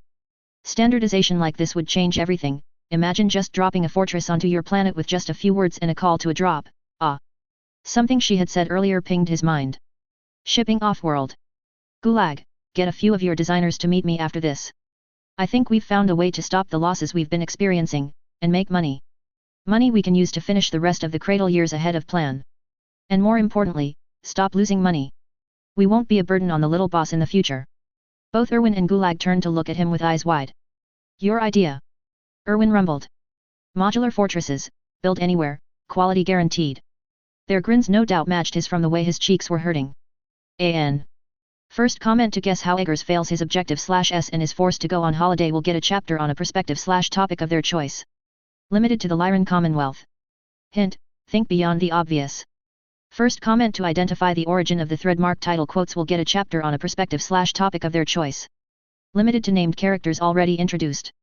Filipinos Berman has guessed correctly, COH1 indeed. 014 Any volunteers for point? I didn't think so. Colonel Duke Kleist, soon to be Colonel Kleist of the Blackjack School of Combat, stood in the auditorium, the graduating class standing at attention. Their uniforms gleaming in the lamplight, all the better for publicity photographs. As a regimental commander for some time, before retiring to this post to carry on the tradition of unethical allowances in the military, he had been exposed to a great deal of different situations. The officer aspirants perspired slightly in the glare of the floodlights, ready to receive their rank tabs and become full lieutenants in the LCAF. Spread out to certain regiments that understand that war is not a game, that there may be a few things that need to be done for victory. This year, however, things had been upended with the introduction of Huu Eggers unto the Lyran Commonwealth as a whole. This new batch of graduates would be going out into an uncertain future. How many of them would survive? He had no idea, not now at least, with so many changes coming, all at the same time. With this, you are now Mech warriors in full. With this, you are now officers of the Lyran Commonwealth Armed Forces, ready to defend the Commonwealth against our enemies. They stand tall and numerous, do not be fooled by the stories put out by the propaganda department. If the LCAF had been as invincible as portrayed, we would not have lost worlds to the Draconis Combine as recently as within your very lifetimes. Yet, the world has changed. His eyes swept over the aspirants. They had heard this from their instructors repeatedly, but one more time wouldn't hurt. Training as you have been with the militia in recent months, new, deadly weapons have been added to your arsenal. With it, you will find defending the Commonwealth a much easier, much simpler task. The same applies to your enemies. Do not be overconfident, do not be arrogant, understand your enemy aspires to victory just as you do. The future is uncertain, one which both the teaching staff and myself entrust to you now. Please come up to receive your commendation and deployment orders. Martin. Knocked out face. With the graduation of the senior class, there were now a new batch of recruits, itself much larger than the previous year. Indeed, instead of only Mech warriors, the new class was that of infantry officers. It had been difficult to convince the staff to accept the changes to the curriculum and student body, but, well, with the return of Lieutenant General Sani Mutu and her endorsement of the new infantry school? Well, it was difficult to refuse. The doctrine they were teaching was rather different from the other successor states, or even the Commonwealth as a whole. The infantry was to entrench and hold themselves, the anvil to the Mech warrior hammer. Valuable enough now that it was useful to have an infantry curriculum. Once again, the Blackjack School of Combat would be at the forefront of education, proving, once again, that they were simply the best when it came to education, to graduate success post-graduation, to graduate survival rates, and every other metric that mattered. Heralding a change in infantry doctrine would, in and of itself, demonstrate the capability of Blackjack beyond just Mech warriors. If he could do the same with aerospace, then Blackjack would be the premier combat school in the Lyran Commonwealth. Premier in terms of results, that is, not social mores and learning to add useless self-awarded bits of metal to their chests. Standardizing the new infantry doctrine was his current push, his legacy. Different even from the Federated Sons and their use of combined arms, he had to accept that matters were different in the Lyran Commonwealth. The bridge between Mech warrior and infantryman was too great, at least when it came to social status. In a world full of social generals, trying to mend that gap was beyond him. It would require true top-down authoritative change, cultural change, results-based change. Convincing the LCAF, nobility, militia, and every other interested party, that was far beyond a simple headmaster of a Mech warrior training school. Worse, the Commonwealth did not truly respect his school. Too different, too results-based, not focusing on the process as the social generals did. An anathema to them, in other words. Only his results mattered. Instead, working towards the strengths of the two was the best option, especially as infantry became, extremely, relevant in the low-intensity conflicts of the Third Succession War, and the escalation that was no doubt coming soon. Already he could see the embryonic form of a new infantry doctrine emerging from the information couriered in on the monthly shipment. Courtesy of his position as Planetary Duke. Large numbers of primitive weaponry able to damage BAR-10 armor had seen several raids off already. Mercenary commands would receive damage before retreating in good order. As was standard in this late stage of the Third Succession War. Where it became a problem, was with the house units of the Combine. Seemingly enraged at being defeated by infantry. Not even with tricks in a bombed-out city with mines or something equally devious. No, they were arrayed in the open, beating the Draconis Mechs back with range advantage and sheer numbers. Enraged at the temerity, the House commands had charged forth and died spectacularly. Failing to do so, retreating to infantry? Would see them kill themselves for the dishonor of retreating before infantry. How much longer this could continue was unknown, but the Combine was being savaged by running into a Castle Bryan, head first, repeatedly. They would learn, of course, one did not achieve their success on the battlefield without some ability to adapt. The cost to the Commonwealth when they did so was what Kleist was attempting to mitigate. Train the mech warriors to be on the other side of the equation, to work alongside infantry to learn their strengths and their weaknesses. Because, no doubt at all, what the Combine mech warriors were experiencing would be the exact same feelings that the Lyran social generals would be experiencing soon enough when they went on the offensive. Once both sides had savaged each other, there would be time to pause, to take a break, re-evaluate their priorities, their training, doctrine. And the Blackjack School of Combat would be at the forefront of this, already having redeveloped infantry and battle mech doctrine to match this terrifying new reality. No more small raids. To achieve localized superiority of force, one must deploy a much greater number of units to the field. Full-scale invasions, in other words. Worse, they would truly be invasions, from the reports emerging from the Eggers defense force he had been receiving. Being able to produce your own equipment on the field was going to be crucial to ensure the sustainability of an invasion. To keep the battle going, to grind down the opposing force who would be doing the same. If one side could not replace their equipment losses in the future wars, they would be torn apart by the other, which was constantly growing ever stronger. Impossible with modern technology, horrifyingly possible in this new reality of effective primitive weapons. Massive invasions, massive grinding fronts that spread across planets. For that to work, there needed to be stronger aerospace and voidcraft capabilities. Matched with the recent announcements of Nashsan Diversified, a strong jump ship service provider, and the largest corporation in the Lyran Commonwealth, Bowie Industries, a dropship manufacturer of Leopards and Unions, Schipul Company, Overlord Dropships, Defiance Industries, the research division at least, and most importantly, the Commonwealth through the Archon, forming a new company dedicated to jump ship and dropship production. Not merely production, but research and development of new, cheaper, more efficient designs of dropships, aerospace craft, and jump ships. Building aerospace in enough numbers to defeat their enemies. Someone had clearly seen the same things that Kleist had and was moving to bolster all void assets for future invasions. As it had been said since time immemorial, for the fleet you want tomorrow, start 20 years ago. The amount of kroner being shifted was truly enormous, the weight of the Commonwealth's monetary reserves adding to that already mind-boggling number. A new terrifying future was coming and Kleist was not sure that he was the right person for it. Kleist wasn't feeling old, he was still young, damn it, but there was a definite sense that his thoughts were calcifying. Perhaps it had been that the Third Succession War had gone for so long that he felt this was how things are, forgetting that when one started to think of war like this, they should leave the battlefield and never return. This was perhaps his last great innovation before he too had to leave the battlefield. Leave the school to someone who was ready for these tumultuous times. He was sure Eggers would be creating yet more change to the Commonwealth, no, the inner sphere. Turning to the computers on his desk, one for each of the monitors, a pain in the ass to turn them on every day, that was for sure, each connected to a different network. He checked the data coming in, noticing that his conclusions had not been wrong. An invasion was headed towards Romulus based on military intelligence dispatch, 3 regiments of Combine soldiery, hell-bent on avenging their honor. Soon to learn that 3 regiments in this new inner sphere was a drop in the bucket. And like drops, it would do nothing to a concrete wall unless supported by thousands more behind it. Slamming face first into Romulus, they would splatter and soon evaporate. His eyes tracked to the different monitors, all from different agencies. Agencies that would be rather cross if he kept all the information on one computer. Better to keep these things separate, that much was true. LCAF, Military Intelligence, Tamar Pact Regional Command, Blackjack Internal Network, LIC, and yet more monitors from yet more agencies. As a planetary duke, specifically a military duke, he was expected to be on top of these different connections. If there were matters that were relevant, then they would be disseminated out to his planetary command, what there was of it. With the Eggers becoming the dominant powers on Blackjack with their ever-increasing industrial strength, the title would pass over, and he would be expected to brief the new Duke on all of this. This setup he would be keeping as headmaster of a mech warrior training school. Given it was Fan and Catherine Eggers that would be receiving it, he wasn't sure he needed to. Fan probably had a setup nearly identical to this one. A snort of laughter emerged from the colonel's lips. Fan Eggers, a man who had taken his wife's name, abandoned his past, and continued to play the different factions in the Lyran periphery against each other.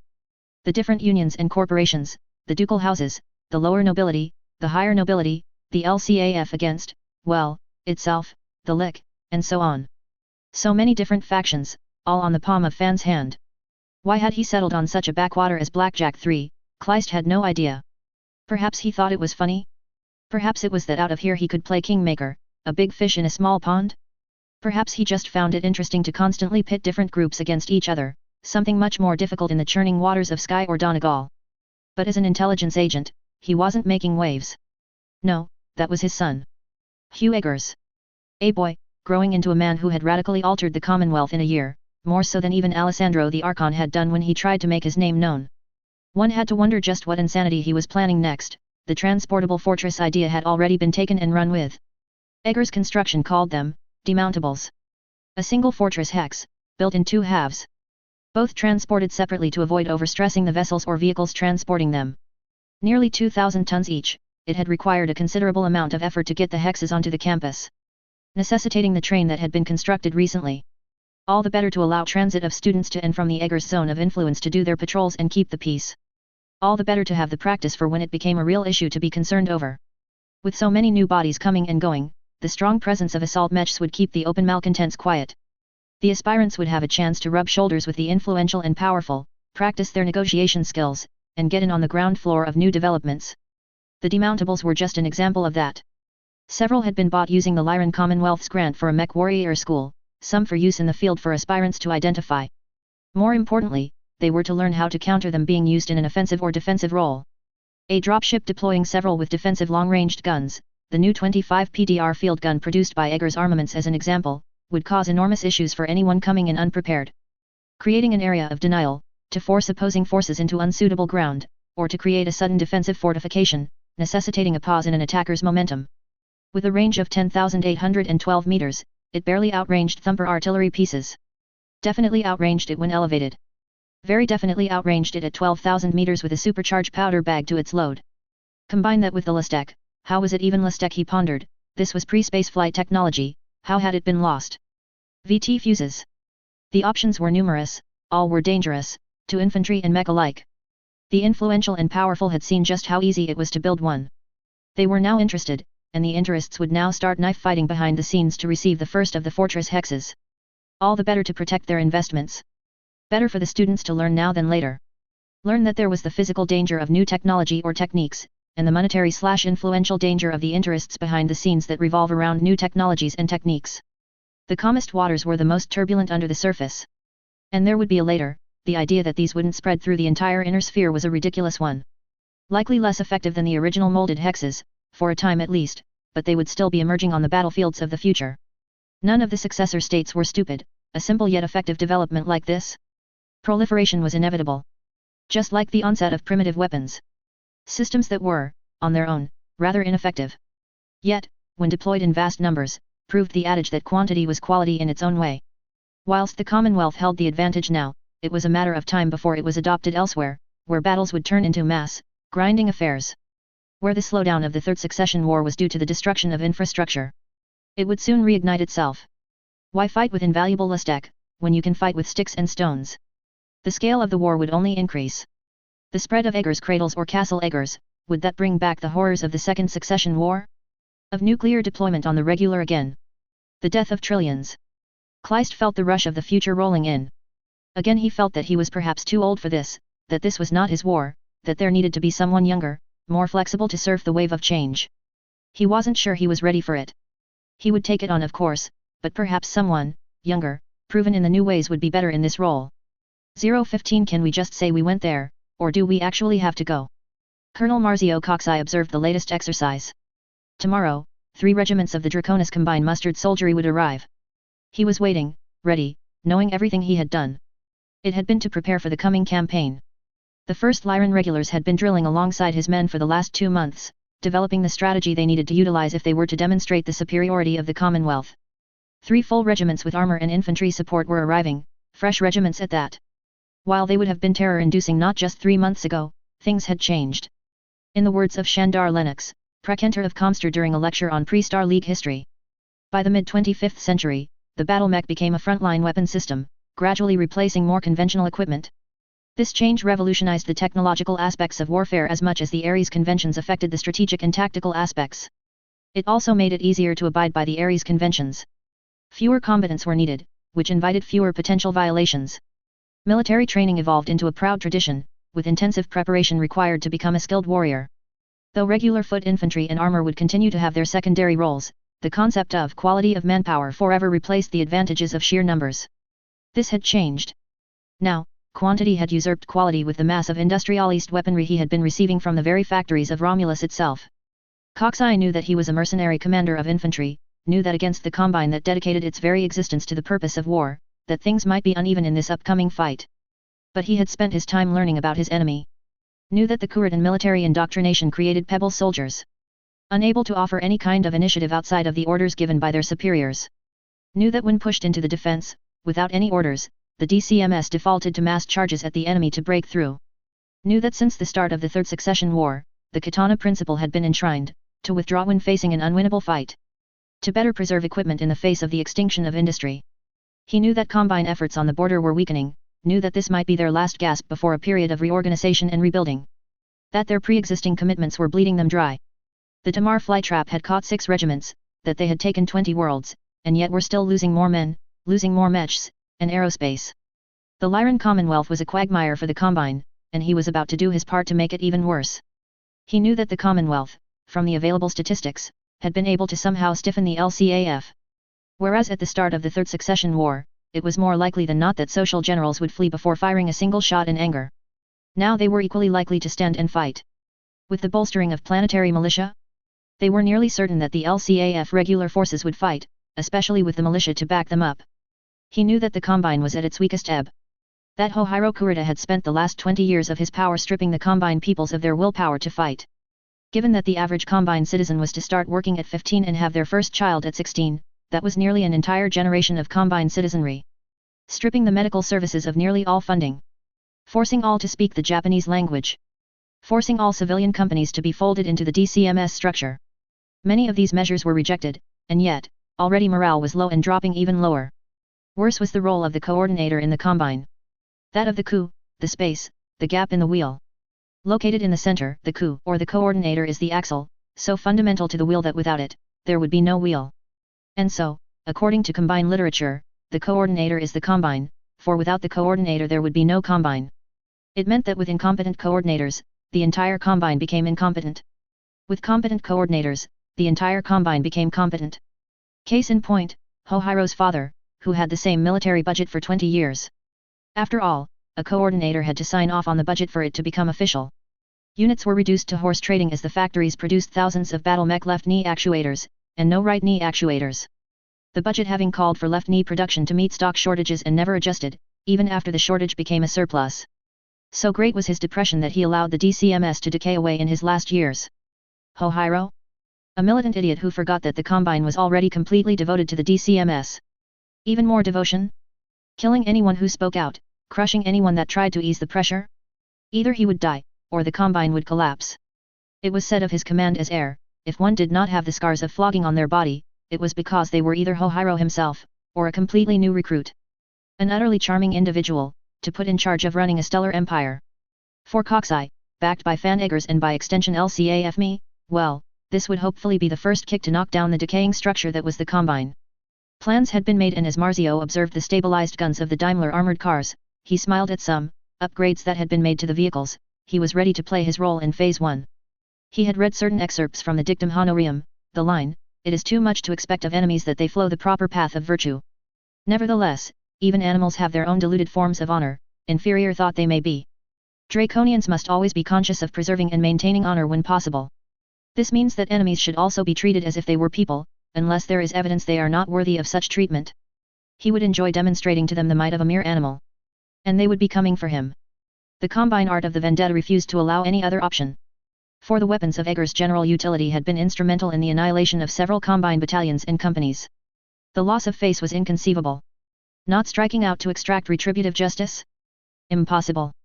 While it may not be official, he had heard that the Eggers family had been elevated to a dukedom. Which meant that for the DCMS, the Archon himself had stepped in on this matter and made it a Commonwealth issue. An important aspect for foreign vendettas, as they must be of higher rank and none save the coordinator was as high as the Archon. As such, a vendetta was permissible in the eyes of the tradition-bound idiots of the DCMS. Whether or not the coordinator sanctioned it was irrelevant, the DCMS had to regain its honor. Better to ask for the honor of seppuku later, knowing that they had restored the honor of the DCMS. These 3 regiments were headed for him and only him, he knew that, they all knew it. The question now was just who was it that was coming, and how the tactics on the ground would be adapted to meet the enemy. If it was a regular house unit, he would attack, force them to react instinctively with an attack. If it were a mercenary command, he would draw them in and refuse battle. The key was time, he needed to ensure that they remained here on Romulus and intact. The key was that they needed to be intact. Draw them in and hold them close. The longer he held them, the more dishonor they would gain, heaping it on with a shovel. The armored cars were moving, the artillery on the hastily assembled forts, or rather earthworks pounding away at imagined targets just 100 meters away to cover a retreat. Universal carriers pulling their 2 PDR guns along to simulate a relocation in the event of an encroaching mech force. Again and again they had drilled until the men were capable of pulling out a staggered withdrawal in their sleep. Understanding mobility was what kept them alive in the face of an enemy battle mech force. Nothing to the standard of the DCMS of course, where soldiers are forced to march for 4 days without sleep, only surviving on 10-minute naps. Incredibly stupid, but that was the DCMS for you, overwhelming loyalty over everything else. Especially effectiveness. Word from the 1st Regulars sir, we're facing the 2nd Sword of Light, the 4th Prosperina Hussars, and the 9th Sunjong Academy Cadre. He grinned. All house units. All Combine Warrior idiots, the Sword of Light being the most Combine Warrior Y of them all. If it had been a mercenary command he would need to do a bit more thinking, but the Combine? He knew exactly how to draw them in. Phase 1 was starting, Operation Sleipnir was moving along right on schedule. Specifically, these were all free-floating regiments, the Rasselhag military district's units were not present. Specifically, the Kirkbach prefecture's units were entirely missing from this punitive strike. It was rather clear here that there was an issue back in the Kirkbach prefecture, not surprising when New Caledonia, Xestreg and Harvest were located in the prefecture. Worlds so rebellious that their militia were forced to serve off-planet, rather notable given the Rasselhag district was already rebellious. His grin widened even further. Win or lose on Romulus, the Lyran Commonwealth had already won. But, well, Coxeye had no plans to lose here. Not after the little boss had provided him with so much trust. The funds to expand the men to a total of 12,000 a month after they had arrived. Eggers Armaments, Romulus division producing the up-tech equipment they needed. Located in Romulus City, it meant that when the campaign started, he would never worry about having his supply lines cut. The Daimler armored cars being a key example. The loader had been replaced with an auto-loader. The gun lightened with modern metallurgy techniques. The gun was essentially an automatic at this point, the same rate of fire as with a loader, yet freeing up a crew member. A ton of armor protected each vehicle now, the wheels remained, as always, a vulnerability. An upgraded engine, a gun stabilizer, modern sights to take advantage of the 1,600-meter range, A&D. Well, it was nearly an entirely new vehicle. Modern engineering mated with pre-space ingenuity. That wasn't even mentioning the mounted guns, the loader replaced with the auto-loader. Now one needed to feed in a box, the machinists had mentioned something about a Krag-Jørgensen feeder system, of ammunition and not individual shells. The only weapon that was still hand-loaded was the 25 PDR artillery pieces. A nigh-perfect system already, anything beyond refining its design with modern metallurgy would just add weight and unwieldiness. With the claymore that was the Eggers defense force in his hands, Coxeye waited with bated breath. The blade had been sharpened and polished, now one only needed an enemy to test it upon. One more day and Phase 2 of Operation Svalfari, Operation Sleipnir was about to begin. Knocked out face, the Combine forces landed at 5 a.m. on the 5th day of the month, as was expected, 5 being such an auspicious number. It was too bad then that they were met with a minefield after leaving to secure the drop zone. That was what happened when you fixated on one enemy and tried to land as close to them as possible. The only clearings available for mech scale units being mined, the Eggers Defense Force units they had been aiming for being made of inflatable floats. The beheading stroke they had been aiming at, instead forcing them to pause. Any momentum broken. Damage had been done, and the Combine had developed an instant disdain for his men as cowards. Perfect. Enemy, has made contact with 1st Reconnaissance Company, sir. Engaging now. Coxeye listened to his aides. Have them fall back. Artillery to cover the retreat. Transmitting now, sir. The skirmishes had been continuing for the last few days. The 3 regiments wished to push through, that much was true. Surrounding Romulus City, the planetary capital, Eggers Defense Force had established strong defensive positions. Acting as mobile reserves was the 1st Lyran Regulars. Ready to smash any breakthroughs in the line. With the area extensively mined, who knew wooden boxes with explosives wrapped in plastic bags would be invisible to sensors, the Combine had been carefully probing for the last few days. Unwilling to risk a push in the wrong area, the Sunjong Academy Cadre, consisting of light mechs, would find itself out of the fight very soon. Being ordered to march through a minefield to reach the enemy that much faster did that to you. Just as expected of the Sunjong Academy. Aggression above all else. That tactic only worked once, however. If decimated, the Sunjong regiment would be in no position to try again. The other two regiments were of a slightly higher concern, but they were holding themselves back. Waiting for the killing blow as it were, he didn't know the Japanese word for this back and forth and he didn't care. He was here to spend time, possibly destroy the regiments, but if they left this intact, they probably would kill themselves out of shame. Poke and prod. Never offer a large target that they might finally unleash their bushido upon and charge forth, always poking with light units. Artillery to destroy their infantry and vehicle units, retreating all the while. Cutting out their eyes and ears, in other words. Poke and prod. With all of them cloistered into a single drop zone to concentrate their firepower, learning their lessons after the annihilation of the 5th Sword of Light, and 5th Sunjong Academy cadre. Attack in one motion, do not do so piecemeal, it had then created the problem that every single unit had faced since the advent of artillery. Namely, that large concentrations of units were vulnerable to artillery. Not that they had hit the drop zone just yet, only dropping shells around the exterior, giving, at the very least, the illusion of safety. Rats with their backs against the wall get suicidal, Draconis combined soldiery with their backs against the wall get suicidal. With the eyes in the sky, he couldn't let them suicide themselves just yet. The similarities were rather startling. VAR on the line for you, sir. A hand to the plastisteel handset. Coxeye. Just hit the bastards trying to break through Sector 8. This is the third time they've tried that in the 3 hours. Lost 3 mechs to your mines and my guns, what a way to go, hey. What do you say about holding off a little on the probing strikes? Your big shindig with military intelligence hasn't started yet. Has it?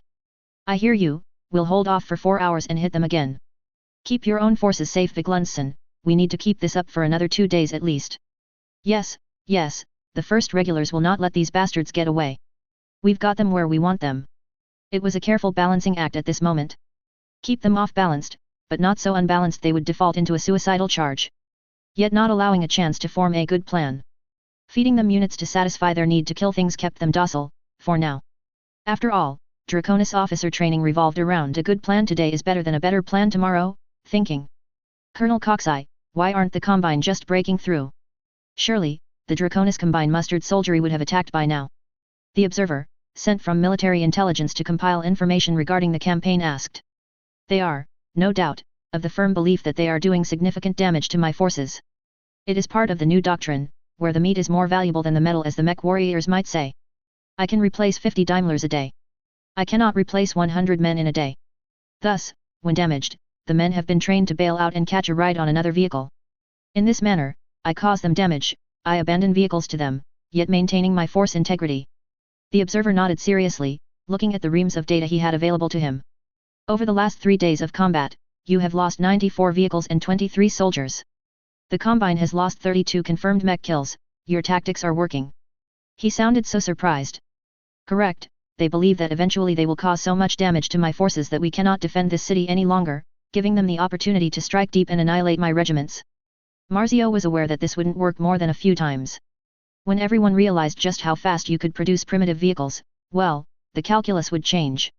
But in the here and now? The enemy was still in the third succession war mindset. They were doing significant damage and that justified their continued presence on Romulus. Eventually, they would annihilate his command and regain the honor lost across the border front line. That mindset was why their aerospace was giving the city a wide berth. Quad 2 PDR pom-poms, different again from the QF2 PDR, armed with flak shells and VT fuses, thanks to some very clever machinists, had sandblasted their armor. Withdrawing before suffering structural damage, they constantly circled the city, trying to find a weakness to exploit. Too bad, this wasn't exactly how things were turning out. Training regarding the act of bailing out at the slightest hint of damage had him retaining his men. The Combine vindicatively shooting the abandoned vehicles until they were destroyed. Not realizing just how pointless that was when he could just replace every single destroyed Daimler or Universal carrier with 50 more. The constant standoff meant everything was going to plan. For the men and women? The fact that there were 3 regiments trying to push through them and failing miserably? That was morale boosting enough. Especially against the Combine, whose reputation as fearsome fighters had led to many Lyran generals fleeing the battlefield at the mere sight of the insignia of the Sword of Light. Not to mention the fact that they were receiving emergency pay. Due to the attack, the invasion clause in the contract had been activated and the contract automatically extended until the end of the conflict. He wasn't sure why Little Boss had been so intent on them only being on contract for 3 months. In the end, however, everyone should be happy with more money. Hell, Little Boss was such a patriot he wouldn't begrudge them doing their duty and smashing combined scum. Now that he thought about it, the original contract would be finished in, about 3 hours.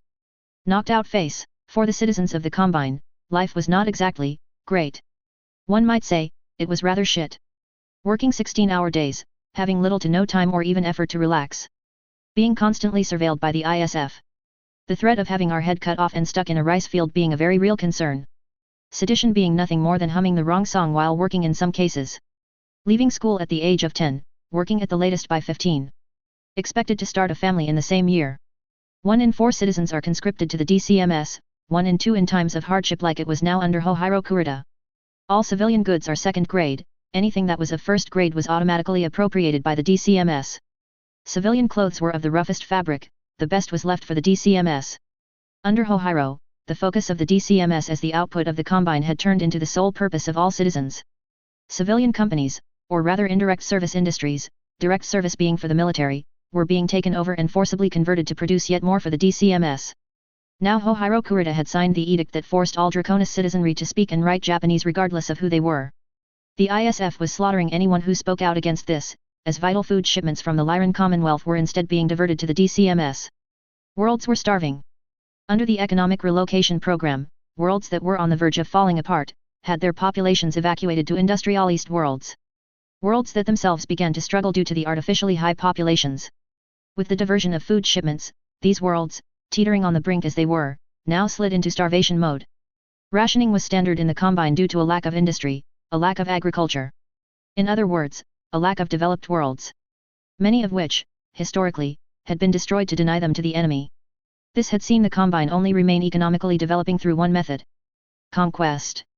For all their powerful military, that their borders had barely shifted during the succession wars, well, that demonstrated just how weak the industry supporting the DCMS actually was. For all their victories, they could not consolidate the gains made, their civilian industry too weak to expand to new worlds. Hohiro's actions, following Hyugai Kurita, depressed and barely responsive for the latter years of his reign, it was a shift between different extremes. Creating a population that had seen 2 of the weakest coordinators to date. Militarily strong perhaps, but the coordinator embodies the Combine, they must take the moderate route, balancing the 5 pillars of economy, military, society and culture, and the coordinator. Into this state of extreme morale depression, the Lyran Commonwealth had been flooding the Combine with their culture. Smuggling it in, the music and movies, had provided a sharp counterpoint to the soaps that occupied the minds of the commoners. A 2-month-long campaign at this rate using pirate radio to jam the airwaves of worlds throughout the Combine. Most were concentrated in the Rasselhog military district however. Offering something new, something better. The DCMS and ISF officers understood this could not last forever, the cost of such a campaign would have to be enormous. Yet, for this briefest moment of time, there had been hints of sedition in the minds of the citizenry. Into this had been smuggled machining tools for primitive weapons that none in the ISF had been able to identify for how primitive they were, looking more like the tools needed to build water pipes than weapons. Weapons that merely required brass, tin, and steel. Ammunition that could be made from the fertilizer-producing machines that had also been smuggled in lest they be confiscated. Word had been received that the traditional raiding season had instead seen entire battalions destroyed up and down the border. Their parent units the weakest they had been for a long time indeed. It had created an environment where the ISF couldn't completely suppress notions of rebellion. When 3 entire Mech regiments had left for the Commonwealth, an opportunity had been identified. It had created an environment where the first shots in a Rasselhog-wide revolt were met not with shock, but resignation. All the ingredients necessary for a revolution had been mixed together with a heavy hand indeed. Knocked out face, Alessandro Steiner looked at the LIC officers before him, shock coloring his face. Repeat that. Phase 2 of Operation Sleipnir has been completed, sir. I had thought that success would take some years yet. Operation Sleipnir was an LCAF-ME and LIC joint operation to disrupt the Draconis Combine. Using the new weapons developed by Eggers' General Utility, the Rasselhog district has been provided with the tools necessary to produce their own arms. In combination with a cultural media blitz per Operation Svalefairy, and the unusual weakness of the DCMS due to Hohiro Kurita's actions, Operation Sleipnir was just waiting for the optimal time to be carried out. The Archon was still shocked. He had not thought it would work at all. What was the point of his military campaigns if something as simple as this would work? Phase 2 is the Civil War, the unit annihilations, the units all along the border have been depleted, haven't they? What better time for a rebellion than now? Wonder filled his voice, he hadn't exactly been optimistic, but now that it worked out, what could he do but say yes? Yes, Archon. The Rasselhog populace have taken this chance to force the DCMS off their worlds. The civilian population is using the primitive weapons to great effect so far. They are quality-wise, outmatched severely, but the population numbers in the billions. They have the population advantage, and with the factories we have built on their worlds, they have the tonnage advantage. For someone who had to plan everything, expecting everything to fall apart without his touch, the success of the LCAF Me and Lick was a shock. The Haber discs and fusion engines we have smuggled onto their worlds will produce both fertilizer and powder. Food self-sufficiency and ammunition self-sufficiency. We predict this will tie the Combine down for a decade at the very least without our intervention. And the LCAF? The LCAF is already moving in to assist the rebels. Several house and mercenary commands have jumped as of 3 hours ago. Using your pre-authorization, the jump ships were just waiting for the first shots. And nobody woke me for this. You forbade anyone from entering your offices regardless of the reason, sir. Alessandro paused. Right, he had said that, hadn't he? Phase 3 has started then. What is the timetable for Phase 4? 1 week, my Archon. What do the Norns recommend for my speech? That we recognize the Rasselhog as its own theater and protectorate. Lick has been in talks with several individuals in the Rasselhog protectorate. Returning some worlds to the Tamar Pact has been accepted. The historical Rasselhog worlds being part of the Commonwealth as provisional members has been accepted. Alessandro sighed. He had planned for this. Just hadn't planned for it to happen so fast. Things were spinning out of his control. He reminded himself why they were doing this. So long as troops were moved across the border to assist the rebels, the Norns predicted the potential collapse of the Combine within the next 10 years. The Federated Sons will not let this chance go and join in. In his own lifetime the possibility of the Combine disappearing from existence was very real indeed. The Archon, for all his arrogance, had always been weak to moments he could not plan out ahead of time. Not trusting the hand he had been given. Yet, what could he do but accept? As he had planned, things were moving. Contrary to his plan, he hadn't been there to do the moving. The frustration he felt was unimaginable. Still, he had written the speech, that much remained true. Knocked out face, sir, word from the HPG. Phase 3 has begun. Marzio's face split into a sinister smile. Alert Viglunson, Phase 3 has begun. Sir. Marzio reached up to pull at his cheeks.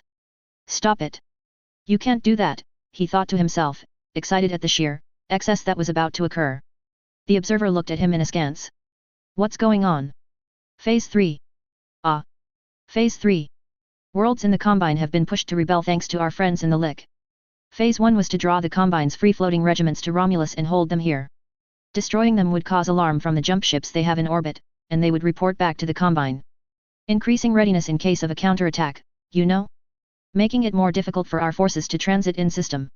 So, we hold them, draw this out, and leave no cause for concern. Just a routine raid. His voice grew more savage as he continued. But Phase 3 changed this. Yes, Phase 3 is when the units on the border jumped into the Combine to assist the rebels. Now we destroy the buffet in front of us, so they cannot return to reinforce the Rasselhog military district. Whatever warning they might give will not matter how. Sir, the 2nd and 10th regulars have linked IFF pings with us. They're powering up their mechs and vehicles.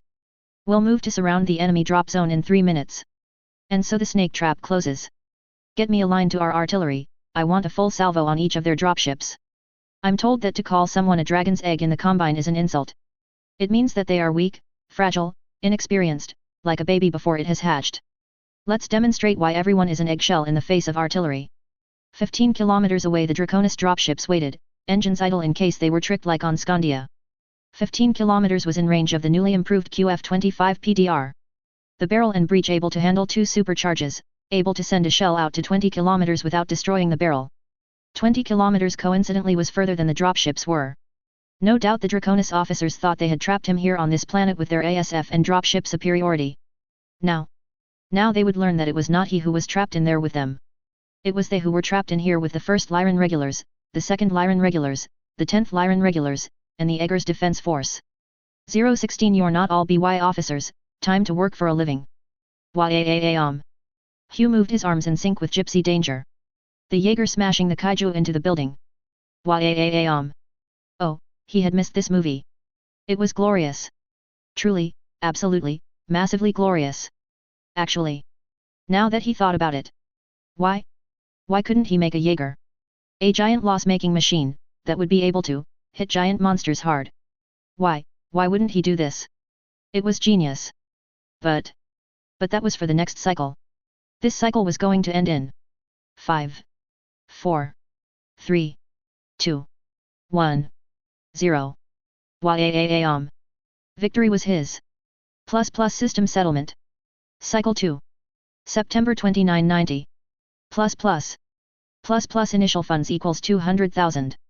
Profits equals 0. Losses equals 965,060 ++. Initiating conversion. 965,060 losses to 96,506 personal wealth. ++. Assessing objectives. Optional objectives complete. Assigning rewards. ++. Media company successfully created. Success. ++. Host is no longer tone deaf. ++. What? Tone deaf? Screw you system, he had a beautiful voice. ++ defense force successfully created. Success. ++. Tycoon defense force contracts no longer count to ongoing jobs. ++. Okay. Woo, he dodged a bullet there. A nearly 3-month contract meant it ended just as the cycle ended. No worries there. But in the future, he had no worries either. That worked too. Why was he feeling like something ominous was going to happen? Host has lost 20 kilograms. Success. Host will no longer need to worry about dying from allergies or sickness. Hey. That's good. Wait. What is dying from allergies about? Hugh thought about it and just got angrier. That just meant that he would still experience the full allergies but wouldn't die from them. He felt the ominous feeling get worse. Assessing cycle rules adherence. Right, everything was hunky-dory, no need to drag this out system. Rule, failure to achieve a loss or comply with rules will result in host taking a physical holiday off planet. No. Host has failed objective. Defense force currently in contract. Host must take physical holiday off planet. All tycoons broaden their sights and their minds through travel and experience. Go forth host and prosper. New cycle initiated. Starting funds 309, 508, initial and loss conversion. Cycle period 3 months. New. Updating rules for this cycle rule, host may not have any businesses continue unfinished past cycle end. New rule, failure to achieve a loss or comply with rules will result in host creating and running a social group unrelated to family or companies. New rule, all structures and materials worth over 1 million C-bills will be counted as assets. 10% of asset valuation is counted as profits during system calculation. New rule, all assets must be used, assets cannot be left to do nothing. Assets cannot be sold. Wait a moment, didn't he have an enormous building? Oh no. New objective, diversification is the strength of a tycoon. Host must develop 2 civilian companies unrelated to the military. Do not be vulnerable to changing fortunes host. New objective, an educated workforce allows a tycoon to operate more flexibly in these trying times. Construct a learning institution and staff it. Host may choose tuition fee system. 2 civilian companies. One of which would be the school. That left one more. He would have to think about it. Think about it while going on holiday. Optional objective, system has noticed that host has not met with a friend in 9 months. Host must make a friend. If host died alone out of loneliness, who would the system engage with? Fuck you system. He had friends. There was Glory, Ronaldo, Hunter. Yeah, even though they worked for him they were friends right? SNRK++. Shut up system. Okay. Reminder, host must leave for a holiday within 1 week of cycle starting. Right. So. Hugh felt the impending doom fill his gut. The very idea of leaving Lot's Revenge was difficult. Especially given the cradle had a few rooms available, and he was absolutely on board with moving into an environmentally controlled zone. All the better to keep him safe from the plant sex juices from outside. At the same time, he had to actually create 2 companies. And find something to do about the cradle. The cradle that was an asset? System, why did you let me build it in the first place? He puffed. Right. The fusion power plant for the first section had been built on site by a team from Edasic Motors. the biggest supplier of Velar and Pitban engines to Defiance Industries. They had sent a team to construct a fusion power plant capable of supplying the section with all the power it needed, which Huu had thought was an enormous investment that was going to cause even more losses. 41 long, 20 wide, 10 tall, and 10,000 C-bills per ton had come out to 17,220,000 C-bills. An enormous investment. Or in other words, an enormous money sink. That has just turned into 1.7 M C-bills in assets. Ugh. Right. That was a mistake. He should have just made lots of smaller reactors that weren't going to be valued as assets. What was the cheapest fusion reactor, he wondered. A quick check and the 60 rated engines? 80,000 in cost from the billing page. 5,000 base multiplied by engine rating, multiplied by tonnage. Then divide the total by 75. That's not bad at all. How do you lose money? Time to construct a SAO plan. Situation, action, outcome. Situation. I have too much money. Outcome. I want to lose all my money legally. Action. Fuck. How did they do these again? Think, brainstorm, the biggest money losers. Infrastructure was one, he was building a lot of it, and it was losing money, but it was now making money through assets. The solution there was to build more, always build more than he had assets. Huu knew this would be a problem in the future but not right now, he had to get this all done before he left. He knew that travel times were long, and he would be out of contact. What if the businesses didn't finish by the settlement cycle? He would be forced to talk casually with people. He couldn't handle that. So, infrastructure was one, a money loser. Education. Education was another way to lose money. Just set the fees to zero and nobody would be paying anything, which meant that he was going to lose all his money. Now, then, for the next business. What was a way to guarantee losses? Turning the VID screen on to waste some time as he thought about it. Huu noticed the news story, the banner underneath scrolling by at high speed. Enormous crop losses in Bot region due to drought. Farmers say unpredictable weather will lead to their farms closing since they cannot guarantee crop growth. Bam. Genius. Farming. Huu remembered how the farmers back in his first life had kept asking for assistance because of various crop failures. How there were billions of dollars in subsidies. How there was a milk price hike that Coles had instituted to help the farmers, how prices kept rising because of different crop failures. How everything was falling apart all the time because of all the different problems when it came to farming. The news and Reddit said that farms were doomed to fail. Everything should be based on vertical farms with high technical production and things like that. So if he went for traditional farming with tractors and stuff, wouldn't that mean his farms were going to inevitably fail? Perfect. If even 1% of that carried through into Blackjack's agricultural economy, wouldn't that mean all his farms would fail within a year? That was perfect. He set his plan aside for a Jaeger. First he had to find out why Eggers' defense force was still in a contract. He had seen the contract, it ended like, literally today. 017 right foot, left foot, UID 10. We will try shooting next, at. The Commonwealth Reserve Bank was, on paper, a rather simple group of people with a very simple structure and desires.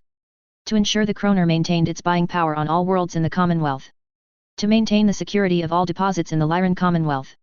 Working underneath the Ministry of Finance, the men and women involved, worked to move money throughout the Commonwealth.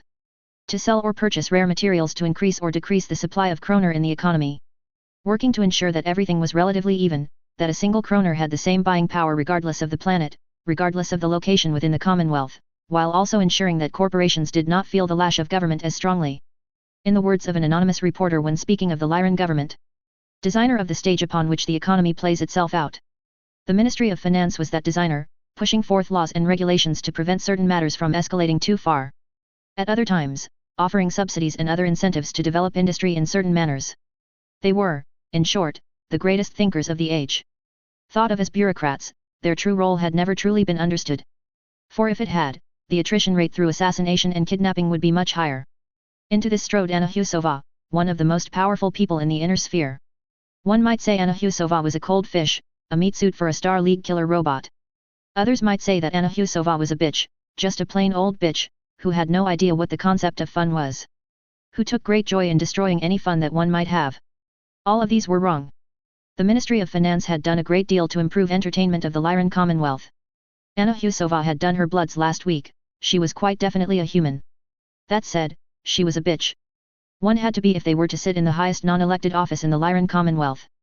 Sure, the Archon might have great physical power, and yet, with a single stroke of Anna's pen, she would set forth monetary policy that would govern the lives of each and every individual in the inner sphere. She had power beyond reckoning. Such was the might of the Lyran Commonwealth, the greatest economy in the inner sphere. It was this power that guaranteed only the most cold, only the most dedicated of individuals ever sat in this office. For the power of their words alone could see worlds stripped of all life. The representatives of the Commonwealth Reserve Bank, the Commonwealth Mints, and the Commonwealth Stock Exchanges, along with a litany of their associates, sat at the conference table. These were men and women of power, so great that they had never had to raise their voices in the last 20 years. Well, professionally at least. Anna Husova, as head of the Ministry of Finance, sat at the head of the table. The heads of the three major divisions sat just below her, their own subsidiary heads below them. This emergency meeting, of the 12th of September, 2990, has been called to address the Huu factor. None objected. Some might say that assigning a phenomenon to an individual was abrupt, asinine. Those people were blind. When one controlled the flows of money in the Commonwealth, they understood that anomalies existed, that they had a great effect on the world around them. That just because one did not believe in the supernatural, did not mean the supernatural did not have an effect on you. This very room had a piece of metal, as long as the room, serving as the table they sat around. From an atlas leg, it had been ripped off and decapitated the head of the Ministry of Finance in 2765, prior to a decision to force a focus on military spending at the expense of the civilian economy across the Commonwealth. Providence had spoken, they would listen. Stock exchange? Please start us off. There were no names in this room, even though the brass plaques in front of each member had them displayed in Lyran blue. Their titles were what mattered here, what they represented, in other words. Eggers General Utility and its subsidiary divisions have not listed themselves on any of the exchanges. Belief remains high that they intend to remain privately owned. Reserve Bank. Money flow has been catastrophically disrupted in several areas, in particularly the border areas between the Commonwealth and Free Worlds League, as well as the Draconis Combine. There has been an exponential increase in the purchase of quote-slash-unquote primitive weapons for militia use. The introduction of cheap transport has also had an impact. Multiple corporations have taken advantage of this new means of revenue accumulation. Defensive structure investment has also increased, drawing monetary flows away from consumer goods and traditional military spending. This has shifted money flows away from traditional industries. Disruptions going into 2991 are high. I am afraid that 2990 to 2995 monetary flow projects are completely outdated at this point. A single murmur of disapproval. Not even a word, just an indication that those at this table did not approve. That which was outside of predictability was nothing they enjoyed. Then it is clear that we have a factor in play. Silence. Analysis. This person sat at her right. A person of untold power, it had been said. Looking into the data streams and plucking out, as the fates of myth might, the skeins of an individual's destiny. There were very few indeed that knew of their existence, or at least, knew what the department existed for besides the generic term trends analysis. Existing on a line in the governmental budget that was signed off on. Significant pressure was exerted on the Estates General to approve, say yes and not ask questions. General trends indicate that there is significant social and economic change resulting from the existence of one Huu Eggers. Evolving developments regarding Eggers General Utility directly involve the establishment of a farming service-based model in the newly developed Rasselhag economic zone. The development of an educational facility has seen significant interest from the region surrounding the Blackjack system. Eggers Construction has begun the sale of hex molds. Eggers Media has begun a focused campaign pushing the pre-space film Pacific Rim. Overall impact on the Lyran Commonwealth had been rated as significant. Another murmur, this one of worry. Are we facing a progenitor situation? Analysis paused. Progenitor situation has been rated as unlikely. Similarities exist between the currently existing situation and Alistair Martson. No similarities between the rise of Shiro Kurita or Lucien Davian. No similarities between Elias Liao or Franco Liao. Successor situation. The room stirred. It was commonly understood that there were two phases in the inner sphere when it came to major powers. The progenitor which had created the situation, and the successor that then bound it all together into a coherent government. Both had to be incredibly charismatic and people of incredibly willpower and vision. It was understood however that you needed for there to be two or more to ensure the success of any government. An imperfect description, it had occurred enough in the inner sphere to be noted as a distinct phenomenon. Alistair Martson and Catherine Steiner. Adam Davian and Lucien Davian. Jerome Blake and Conrad Toyama. The worry was the sudden appearance of another such person, the sheer change such a successor would bring could be a positive or negative. Especially to the Commonwealth's markets. Possible. But unlikely. The Huu factor matches no previously known scenario. Analysis of Huu Eggers indicates impulsiveness is his defining trait. Success and forward vision indicate otherwise. Current precedent is missing. The room paused. For the first time in nearly 150 years, the Ministry of Finance was working with an unknown scenario, an unknown factor. Is he working to improve the Commonwealth's financial situation or against it? Current trends indicates a shift in monetary priority towards defensive asset-based priorities. Further shifts following the release of Pacific Rim indicates a shift towards research and development. Hue's overall goals are unknown. General trend indicates positivity towards the Commonwealth's physical, cultural, and financial health. A general sense of relief, the individuals in the room glad that they had an unknown factor on their side, or at least on the Commonwealth's side. The push to develop the Commonwealth's civilian economy had paid off more times than any, but analysis could count. Especially with the confirmed factors in the inner sphere. The lack of ability with Lyran generals being attributed to the social general factor, one that did not change, no matter what was thrown at it. The ineffectiveness of the LCAF command structure regardless of civilian investment, of investment in military academies, of investment in military popular culture had confounded them. Even military reforms had done little, in defiance of all known history. Resisting all attempts to force a change, as if something was forcing the situation to remain as is. The continued regression of technology in the face of war was one more factor. A complete and utter reversal of all previous trends in human history. The succession wars were an anomaly, one that was artificially propagated given the 2,358 individuals designated vital to the economy dying under unknown circumstances. Ever since the first succession war, the pattern had repeated itself, economically important individuals dying before their projected deaths. Reversal of positive trends in economic growth whenever it occurred. Something, in other words, was doing its very best to cripple the Lyran Commonwealth economically. Not just the Commonwealth, all successor states were experiencing this artificial degradation. That something was likely Comster. Statistically, significant data had been identified. Whereupon the deaths of an economically important individual, Comster would offer their services within one standard deviation of 6 months, 3 standard deviations of 12 months. The rise of fees despite fixed investment and production of spare parts, the increase in religious fervor, all had indicated problems coming to a head within the next century. That very few adepts were recruited from the Commonwealth indicated a need to mitigate future economic damage lest Comster lash out. The continued existence of the Combine was yet another factor. With entire worlds collapsing because of failed farming practices, it was completely unknown how the Combine existed at all, in combination with their repressive policies. By all rights their economy and thus nation should have collapsed several times by this point.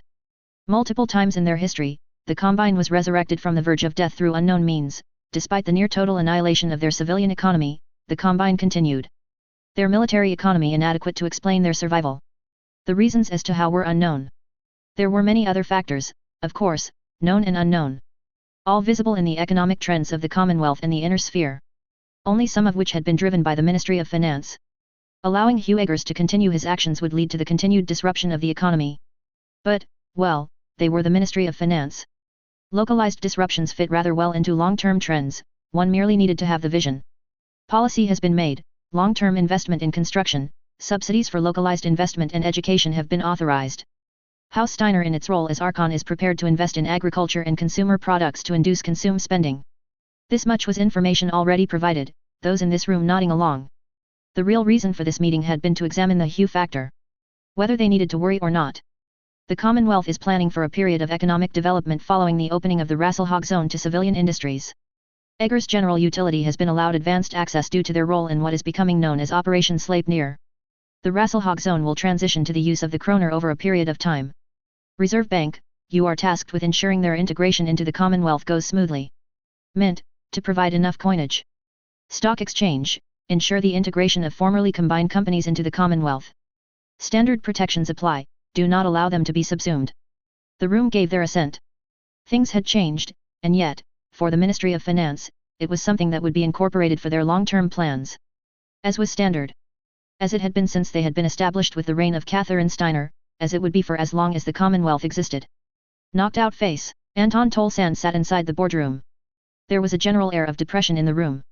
Understandable, their sales had been abysmal. The Lyran prejudice against light mechs was still going strong. Something that was going to get even worse with the information coming from the front lines. Primitive weapons systems were enabling the top-heavy Lyran mech force to protect their weaknesses, to go further into the heavy/assault paradigm and ignore lights altogether. Sales were forecasted to drop even further. Other battle mech corporations were already sending out feelers to purchase the factory. Tolsand War Works would disappear within his lifetime, and he wasn't sure what he was meant to feel about it. What could they do? These primitive weapons, they are causing some rather significant changes in the inner sphere. Changes we may be able to harness. One of the board members spoke, looking up at Tolsand with some, what was that expression, hope. It was hope. Out with it, man, any ideas are acceptable at this moment. These weapons have rather significant range advantages over their equivalents. From what I understand, equivalent caliber guns can fire further, because the ammunition is significantly greater in weight. The AC2 round is half the weight of this 2 PDR round, for example. It gives it a range advantage. Yet, there are variants of this 2 PDR that weight less than half a ton. If we were to mount this on our designs instead of machine guns and lasers, could we not create a sniper light mech? Tolsand paused. It was genius. An entirely new market that had not been tapped, one that would serve to generate longevity on the battlefield, offer new services, new roles. More value. Yes. We need to develop the idea, work out if it is feasible or not, yet if it works you have just solved our issues here at Warworks. But will it be enough? What will be the appeal? One of the other board members asked, looking hopeful, yes, but still concerned. With the proliferation of these weapons, wouldn't a weapon with greater range be of interest? To engage them at range and allow the advance of a standard regiment? Nods of agreement. The member continued to speak, with the introduction of these fortress hexes as they are being called, each mounting these primitive guns in great numbers, standard assaults would be extremely costly. Something that can at least mitigate that by sniping enemy emplacements will be, I am sure, wildly popular. A pause. Yes, that was true. If you were using medium lasers and attempting to close in and engage an enemy with a range of over 1,500 meters, would it not be suicide? Better to use an equal weapon of your own to engage from range. Tolsand grinned. We might be, in this room, getting a head start over everyone else. They likely think that these weapons are only appropriate for militia. Yet, if we were to use it on battle mechs, will we not be the innovators? Grins appeared on their faces, replacing the previous despondency with alacrity. We should start development of mounting light weapons systems now, but if possible, perhaps mount even heavier weapons. Such as the 70 mm range and higher, they weigh much less than that of an autocannon variant. We could possibly mount it on the Wasp. The room tensed with visible excitement. Yes, things were looking up for Tolsand Warworks. Knocked out face, Duke Tolsand raised his eyebrow as he pondered the information being presented by his aide. Well? Buy the things. The faster we build them, the more powerful the defenses that surround our factories. His voice was dry, the aide nodding and leaving rapidly. It had been a few months and yet things were so incredibly different. The head of Tolsand Warworks looked appreciatively at the changes a single individual had created, an individual that had saved his company. Suffering from various issues because of the age of the factory, Eggers Armaments had come in with their primitive weapons to a disbelieving Lyran Commonwealth. Primitive weapons that could be developed and used by anyone with half a functioning brain. As the head of a battle mech factory, even if it was producing light mechs, there was significant interest in both the academic and professional fields in terms of potential employees. After much executive discussion, these employees had racked their brains and developed modern designs for the primitive weapons. Using the tried and true 2 PDR pom-pom systems, he had worked to mate the designs to his battle mechs. Different from the manual loaded variants, he wasn't sure how, the auto-loaded version had not required much engineering to be compatible with a battle mech. Without the manual loading version's mountings, these came to half a ton each for a modern gun and its battle mech mounting. While this would have taken a team of engineers and scientists years to do normally, this was primitive weaponry. There was little to worry about save building a mounting for the weapon servos where applicable. It was not as if ammunition feeding or internal rearrangement was a concern. The biggest challenge was the targeting software, mating it with guns of which there had been no data for in 1,000 years. The solution? Fire the guns thousands of times, collecting the data, and inputting it manually into the computers to build an accurate simulator. The guns themselves were simply placed onto the left shoulder and right arm of the Wasp 1A design after stripping out its medium laser and SRM2. Ammunition was left with the guns, connected to a chain feeder. They had to find the links from another weapon system to build their own design, that carried a quarter ton of ammunition per gun. Fed with a spring, there were no worries that came with a gravity-fed system. Better still, if damaged or destroyed, the ammunition explosion would be outside the mech itself, little to no damage to worry about. Granted, there were worries in regards to jamming, but the fire rate had been reduced from 33 rounds per 10 seconds to 10. It served to reduce the jamming issue at the cost of damage potential. There was enough ammunition for 9 salvos before ammunition ran out, but the weight of fire would allow the battle mech to escape the battlefield before it became a concern. If they stayed in contact, the pilot was too stupid to be of any value. The same applied to the Locust 1V, replacing the 2 machine guns with 4 2 PDR pom-pom guns, taking out the medium laser altogether to make weight for ammunition. Changing the designs from light recon to light recon/skirmisher designs. The weapons proliferating to the point that one could replace damaged or worn-out weapons nearly anywhere in the Commonwealth with little issue.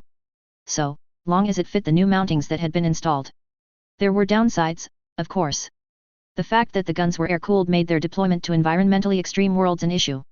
Their ammunition was cartridge and not standard 40mm. They required much more frequent maintenance than a standard AC/2. Ammunition was mounted on the guns themselves rather than internally. That they also sat outside of the mech itself meant they were vulnerable to destruction or damage. And yet, already there were orders coming in, sales were more busy than they had ever been, enough to renovate his old production lines, enough to protect the company. The company he had inherited from his father, not needing to sell out to Defiance Industries as had been suggested. Nobody was interested in the Wasp or Locust, they had told him, just sell now so someone else can develop your factory into something better. But now? Now he was riding the patriotic wave and sales were booming.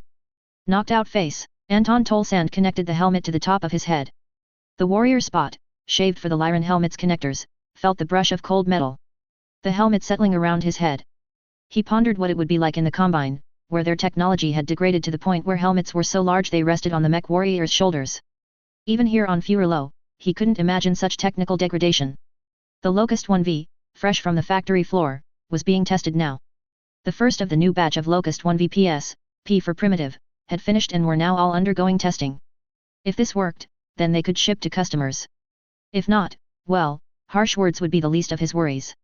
This was his last gamble, his last chance at preserving his legacy for his children. The engine had been spun up, the biosensors attached to his flesh. Cooling vest sitting snugly on his chest. Eyes narrowed, squinting to see the crosshairs, he made a note. HUD was not bright enough in this new configuration. Hands tested torso twist and articulation of the guns, crosshairs moving appropriately.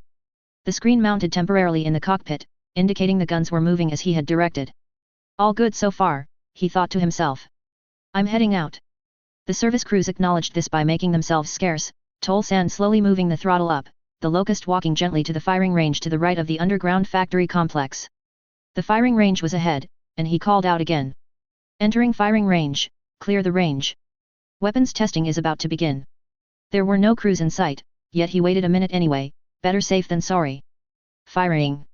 Sighting the furthest target, itself 1,600 meters away, he pulled the trigger on the joystick. The two-stage trigger was appropriate for a machine gun, the first stage was for semi-automatic fire to scare off infantry he assumed, he did not understand why it had been designed with such a purpose, the second stage for full automatic. Here the single fire of 4 different guns slammed into the target, the shells exploding and tearing armor off the block. All had hit the 1 meter cube target. Excellent. Burst fire now, 10 rounds down range, 1 per second. BM BM BM BM. The gunfire blunted by the environmentally sealed cockpit. The initial rounds hit, yet immediately began to bounce around. A dispersion from what the screen was telling him, 25 meters. Disappointing, but expected. He would continue this for quite some time. Everything had to be perfect. After all, the proliferator of these guns was coming here, to Furlow. Huu Eggers wanted to discuss the hexes that Tolsand was purchasing, and Tolsand was about to talk to him about investments. Someone was far-sighted and intelligent as Huu Eggers, creator of Eggers General Utility, would no doubt see the value of a light sniper/reconnaissance battle mech. With this investment, he could expand his lines, perhaps even convince the idiot generals that heavy and assault weren't the only mech designs worth having. 018 This is not a parade ground. Just stop when I tell you. Iris Steiner looked at the dossier before her. Just before heading off to learn the art of war at the Nagelring on their CAD as had so many Steiners prior, she was now instead being shifted to the Blackjack School of Conflict at her parents' direction. A school with a reputation so infamous that it was expected when a graduate of the school entered a building, they would loot everything that was not nailed down. While this may be an exaggeration, it was well understood just how disreputable that the school was. It was also understood that it was extremely effective in turning out effective officers and mech warriors. As some personal research had uncovered, the quote was, "It is said that going to the Nagelring will guarantee its graduates a glorious warrior's funeral, but going to Blackjack ensures its graduates a long life and the ill-gotten gains to enjoy it." She had been a little put out at the insult to her chosen academy, but it did seem rather prescient. It was not a school that one traditionally sent their children off to. Especially if they were nobles and had the connections to bypass the entrance exams. However, the dossier in front of her changed all that. Archon Alessandro Steiner, her second cousin through her grandfather, had talked to her mother, his cousin. Who in turn had talked to her about this new upcoming individual of great interest, one with whom it would be rather beneficial to tie to the Steiner family. Whether that be through marriage or investment, the option had been left up to her, but the whisper of marriage had been rather loud and obvious. Iris didn't exactly have a problem with it, she had known for a very long time that this was going to be her future. Her career would remain her own, but marriage was strategically oriented. A means of binding various houses, polities, and corporations to the Steiner name. It was half the reason why House Steiner was so powerful. There were a great many organizations that sat a Steiner or a representative of House Steiner on their board, able to pull the company in a manner beneficial to House Steiner, and coincidentally, beneficial to the Commonwealth. This was merely a continuation of that policy. Usually, the cachet of marriage into House Steiner was enough to guarantee success. This was not to say that Iris was overconfident, she was attractive in her own way, heir to a large wealth, in line to inherit the planet's ducal status, and a mech warrior, to be, in her own right. In other words, she was the total package, any man would be lucky to marry her. The battlefield of appearances and wealth was something all Steiners had experience in. As was the battlefield for influence. With none being more beautiful, wealthy, or influential than House Steiner. Rather, the challenge came from the sheer variety of individuals that were interested in Huu Eggers. For Iris, marriage was essential if she went that route. For girls of lesser noble houses, becoming a mistress was their definition of a victory. Anything to secure a hold on the new and upcoming individual in the Lyran Commonwealth. One that had played such a significant role in the Commonwealth's fortunes in such a short period of time. From what her mother had told her, Archon Alessandro was looking to award him with a set of medals for contributions to the Commonwealth. The minor problem was that he had significant health problems. The records, publicly available at that, had him nearly dying from the mere exercise of traveling within his own planet for a week at a time. Traveling to Fuerlo? 14 jumps, 102.2 travel days. That was how long he had been in a jump ship, and it was seriously unknown whether or not he was still alive given his physical capabilities. As of last week, the dropship had arrived in system and Iris had positive confirmation that he was alive. Unconscious, bleeding through the nose and ears periodically, suffering from cyclical epileptic fits as the muscles over his entire body tightened uncontrollably every 3 hours, tearing his muscles apart leaving him bedridden, uncontrollable fevers of over 40 degrees Celsius, but, still alive. Still alive and in full control of his faculties from the last jump on in coping. The doctors sending confirmation through to the many interested parties. The doctors meanwhile were incredibly happy. 3 new viruses had been discovered, the patient living long enough for them to extract viable data to link it to a great many other deaths in jump ships in the Lyran Commonwealth. The other victims dying far too quickly to actually provide them usable information, the virus destroying itself after the expiration of the victims. Huu Eggers, even while unconscious, was pushing the bounds of science. Regardless, back on topic, the potential husband candidate was still alive, and she had some research to catch up on as he stepped off the dropship. Assuming of course he could walk. Then came the other problem, the legion of women, even old ones, like those over 25. Ew, that were waiting for him here on Fuerlo. All eager to tie themselves, in some way, to the archaic heir as they called him. The one who had developed a rather wide-reaching and quickly amassing fortune based on things from pre-space flight Terra of all things. Things that severely influenced the inner sphere in a way that had not been seen since the Ares conventions had been introduced. His tastes in women had been leaked, no doubt Lick was playing this up for all it was worth, and Iris felt confident in her position. Granted, there were other, older, more accomplished women that were vying for attention as well. Mech warriors and soldiers, confident that their ability to kill men and women alike would be attractive enough to win his attention. Possessing fame and fortune of their own. There were also men, because his preferences hadn't been restricted to either. All were dressed to put themselves forward as the best options. All had similar haircuts as well, Iris maintaining her own style of the side ponytail. The mech warrior's spot on the top of her head remained clear for all to see. A sign of her status. All were to be disappointed, as the individual they were all trying to impress at the spaceport, was instead wheeled into the nearest hospital. And so we start the 3rd/4th cycle. A little too bad that he spent most of the trip unconscious and missed the 3rd cycle with its massive profits, hey? Real bad.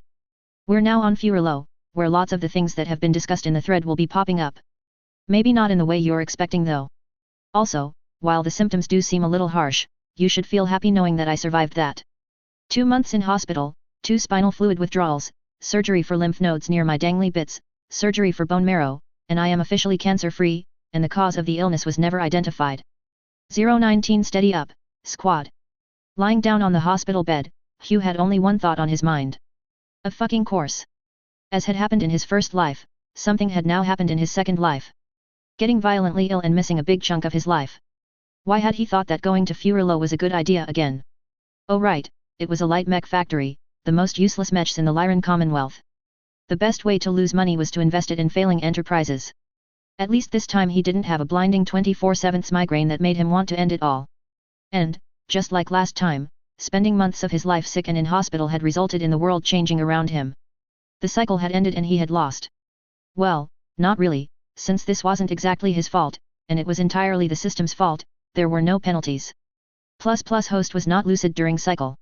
System derived no enjoyment from unconscious suffering. Conscious, lucid suffering is the most enjoyable suffering. Plus. And, well, fuck you too system. Plus system must reiterate, system is not human. Bestiality is illegal. Plus. He wasn't sure if that was a mock against himself or against the system and didn't want to find out. Anyway. The cycle had been extended. 3 more months starting from the time he had woken up. 3 more months to lose money because holy shit on a stick, there were profits. 3 months sick, 2 months unconscious. 5 months for profits to creep up on him. A new year had passed. The illness had actually, like his first time being sick, saved him. Unbelievable, truly. The first time it had gotten him out of a degree in engineering, he would have absolutely hated. Given him time to think about his life and then had chosen to do architecture. It had given him time to think about his life, it didn't mean he made good decisions. This time he had been saved from making profits. 3 months on a dropship would have prevented him from actually doing much to mitigate the damage as the money continued to flow in. He was earning billions. Billions. Were you fucking joking, he wanted to say. Eggers Construction, without his input, had made incredible profits. Instead of building more cradles as he had been planning, they had instead expanded out and begun to sell the fortress hexes to the rest of the Commonwealth. With the situation in the Rasselhog Kingdom, there had been an immense demand for fortress hexes and the Archon had stepped in. Threat of intellectual property theft be damned, they needed the hexes on the front line and on every strategically important world. So, a patent was issued for the process, and the molds were being sold as fast as they were produced. For every fortress hex built with the mold, there was a 10% royalty payment made from the total cost. 5 million kroner per fortress hex had ended up at 500,000 kroner or C-bills in Eggers Construction's account. 500,000 kroner. With them being built across the contested Rasselhog Kingdom. He shuddered at the sheer number of profits that were coming at him. Then came Eggers Armaments, which had been opening factories all over the Lyran Commonwealth. One was even here on Fuerlo, selling up Teched primitive weapons. What was going on, Erwin? Why is this even happening? Weren't you meant to stay on Blackjack? Why was this happening to him? What god had he pissed off that this was driving a stake through his heart? Why wasn't anyone telling him anything? It was like they thought he knew about everything already or something. Then came Eggers' defense, which had received hundreds of millions of C-bills worth of salvage from a battle fought on Romulus. The traitors had cost him the last cycle, and now they were trying to cost him this one as well. The salvage was waiting for him to decide what to do with it and Huu had agonized over it, so many decisions to make. What defense force? With all the money they were making, they might as well be called the Eggers Killing Force. Of the 4 original companies, he was most happy with Eggers Media. They had released Pacific Rim as planned, and then immediately spent all the kroner they earned on distributions, spin-offs and TV series. There were so many production sites, on so many different worlds that all the money had been spent, and he would need to get Chiseo a medal for her hard work. Then came Eggers Agriculture, which he had established before leaving on holiday. Eggers Agriculture, that was in the Rasselhog Kingdom. What? He wanted to grow farms on Blackjack. Where there were deserts, and it was arid and there were big storms that destroyed the crops. Why were they over there, he has asked himself. That is, until he read the reports and saw how much money they were losing. Further, digging into the reports, and he saw that many of the worlds were agriculturally dead. The Combine farmed them to extinction, exhausting the topsoil and then simply leaving the entire planet as a dead world. Or just burned them to ash to prevent the Commonwealth claiming them in previous campaigns. And Eggers Agriculture was setting up on these worlds? He would need to give them a medal as well for trying to lose as much money as possible. All those failing farms on dead soil? Absolutely perfect. In short, Eggers Agriculture was losing him money, but not enough money. As a service-based company, they were just leasing the equipment out and coordinating the farmers. The risk was removed. The farmers took on all the risk, their farms, their land, their livelihoods. If they collapsed, the farmers would lose everything, but Eggers Agriculture would be perfectly fine. They needed more risk, and he was going to send messages just for that. EA was going to be the most ethical company he could imagine. Finally, Eggers Education. This was losing money just as planned, and he was happy indeed. More professors, more technicians, more everyone who had some kind of qualification. The more teachers he had, the bigger the campus, the bigger the costs. 10 million already in losses, if he expanded 10 times wouldn't that be 100 million? 1 billion? 1 trillion? He could imagine it now. Losses, losses, losses. In any case, he had orders to give. Everything for losses. His body being in the hospital bed was fine, there was nobody else in the room, and he could lie on his back all day. There was a television, and nobody was bugging him to lose weight. He had lost plenty while unconscious, even if the potbelly was still there. Just as big a part of him as his inability to grow passable facial hair. That said, why was there a smooth patch of skin there? It felt like a surgical scar. Did they cut something out of him? It better not be his dang lies, it had nearly happened the last time, they better still be there. Right, body parts were still attached.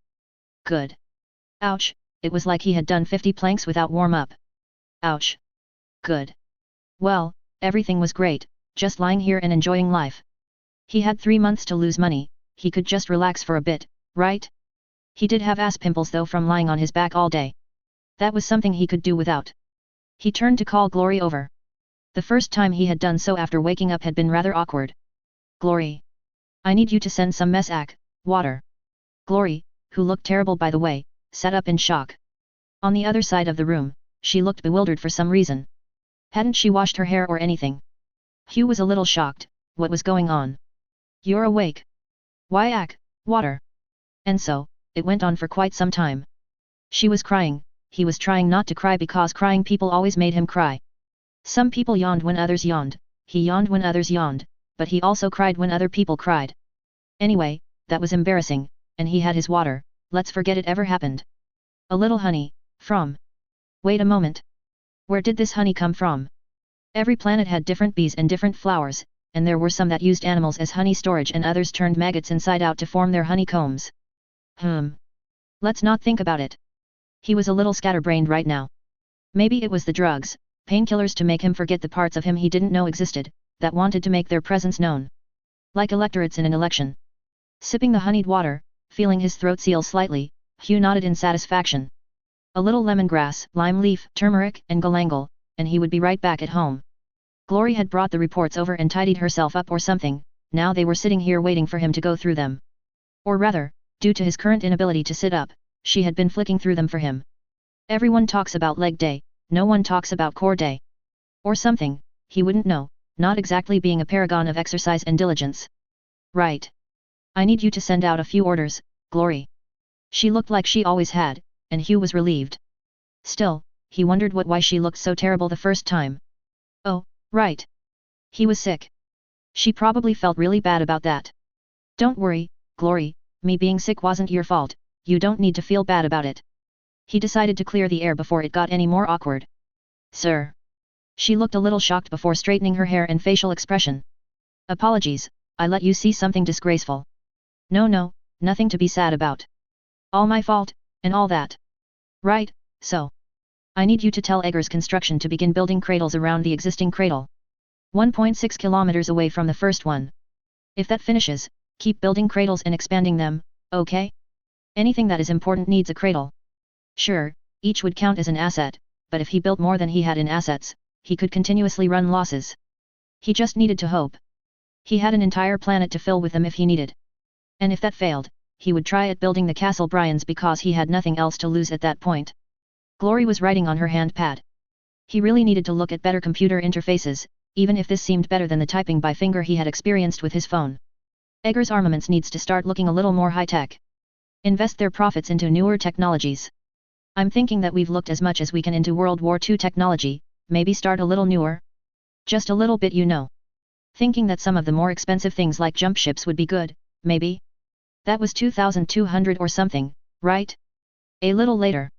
250 years was a little later, that's fine, he didn't want to restrict them too much. It wasn't like there was anything useful or interesting after World War II when it came to technology. Mankind puttered around for a bit, developed nuclear weapons and had a pissing contest with itself for a while. The next useful thing was, right, jump ships. Those were really expensive to build. All he could remember as a child was Kelly's Heroes and Band of Brothers in the Pacific, and all those World War II movies. Then, that one with the bomb disposal guys that everyone said was unrealistic, and the other ones in Iraq and Afghanistan. Clearly nothing interesting happened in between if there weren't any movies about it except that one submarine one, and the James Bond ones. Anyway, Glory was writing that in. Next was defense. What was the cheapest kind of contract? Right, the teaching garrison one. Have the defense force spread out with teaching contracts. They've done a good job so far, they need some time to rest. A teaching contract for 6 months should be good for them. Right, that was them out of the way. But, the salvage. Phew yuck. What do? And get all that salvage working, we might as well use it for the EDF. Find a mech warrior, they were rare, right, to get it all working, and they can join the EDF on their training assignment when they're done. Actually, I'll leave it to them what they want to do, just get the salvage working first. Having all the stuff working was going to cost him money to maintain it. Perfect for losing money, in other words. There were so few mech warriors that the stuff would remain ready, sitting there waiting for pilots. Costing him maintenance fees. It being useful for contracts was something he would contend with later. Eggers Media, It could keep doing whatever it wanted? Eggers Media can keep doing what they're doing. If they need more money, they can withdraw directly from Eggers General Utilities accounts. Every company sent 40% of their profits to Eggers General Utility. It was, in fact, the largest chunk of money he was trying to lose. Billions upon billions were inside, and he had no idea how to lose it. Education needs to expand. At least 10 times. 10 times in the next 3 months, then 10 times that, 10 times after that. I want Education City. Also, I want it to be surrounded with cradles. A cradle, then a school, then another cradle. Or maybe just have the schools inside the cradles. It will be the most protected school ever. And also the most expensive, he thought to himself. Agriculture needs to stop with the whole service thing. That's not taking risks. That's leaving the farmers with all the risks.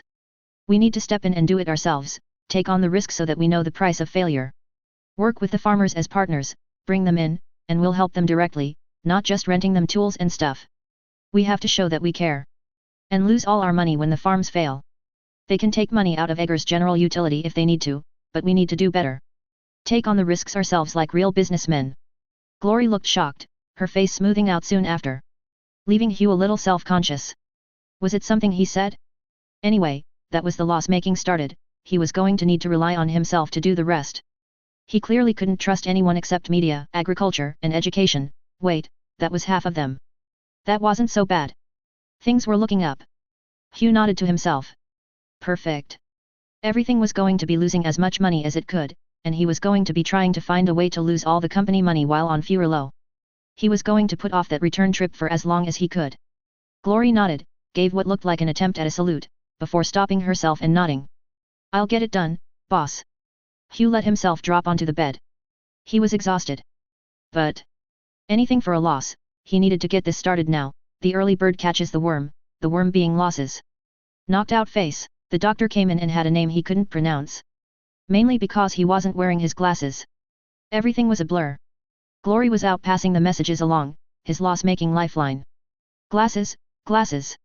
Anyway, the man looked friendly enough, he could see the white of his teeth, that was smiling right? Anyway, glasses on and whoa. What the fuck? With the door open, he could see into the corridor, and all the nurses and doctors had the same haircut. The one he liked, of course, the sharp look that started at the top of the nape and ended slightly past the chin, looking like a blade or a sharp helmet. Which was nice. But all of them had it. What the fuck was going on? Was he in some cult building or something? Or, wait. Didn't Mako and Pacific Rim have the same style of hair? Right, that made much more sense. They were following the big cultural trend and weren't in a cult, and he wasn't trapped in a building with them. Hugh let out a sigh of relief. You may be pleased to know that we have, due to your rather unique body, managed to identify just what causes jump sickness as it is commonly called. Its alternative translation as transit disorientation syndrome may also be known to you. Hugh just nodded, as he did when doctors talked about things he had no idea of. As you may know, 9 to 15% of the human race experiences TDS, and it has been identified in 83% of cases as psychosomatic. Which is to say that it is all mental. There having been no proof that it was caused by anything in the body. Yet, Duke Eggers, due to your unique physiology, that we are currently trying to unravel the secrets of, the truth has been revealed. He was getting excited and Hugh was trying to lean away. The doctor held forward what looked like a purple stack of corn cones with tentacles, lots of bright red shiny eyes, as long as his middle finger. What? It looked cute, don't get him wrong, but it was, not what he was expecting. We have taken to calling these hyperdimensional creatures This is but the first of the no doubt myriad of creatures that exist in hyperspace that we have just become aware of. The crossing of real space and hyperspace, the merging of these beings, invisible to real space eyes, has caused cases similar to your own in the past. And yet, when returning to real space, we with our real eyes and ears cannot see or hear them. We cannot identify that which ails the many. They live within us perhaps, or perhaps merely use our bodies to transport themselves from one location in hyperspace to another. We do not know. There is so much that we do not know. Huu backed away, realized he had backed away the maximum amount, and was then distracted. The corn cone squid floating through the air and landed on his hand, easing its way into his body as if the skin were there. Huu must be high on drugs because what the fuck right now bro? See. It is visible somehow because it has been in your body. It ignored any obstacles in its path, always seeking you, always finding comfort in your flesh. As if you are its nest and. Huu held up both hands in a cross. Doctor. What are you trying to say exactly? What's so special about my body? Your body has an unknown capability to make the unreal real, to make that which is only capable of existing in hyperspace visible in real space. The hyperdimensional creature, upon entering your flesh, has become visible in real space. You are the anomaly. Okay, right. Not touching that right now. You want to do what exactly with this information? Well, we need to do a few experiments. No, thank you. Fucking vivisection or something. Count him out. No, just a few drops of blood. We aren't asking much and. Well, you do need to come back for observations, and we could continue. Huu was struck with the feeling that this wasn't going away. Fucking, what should he do? A few drops of blood, maybe?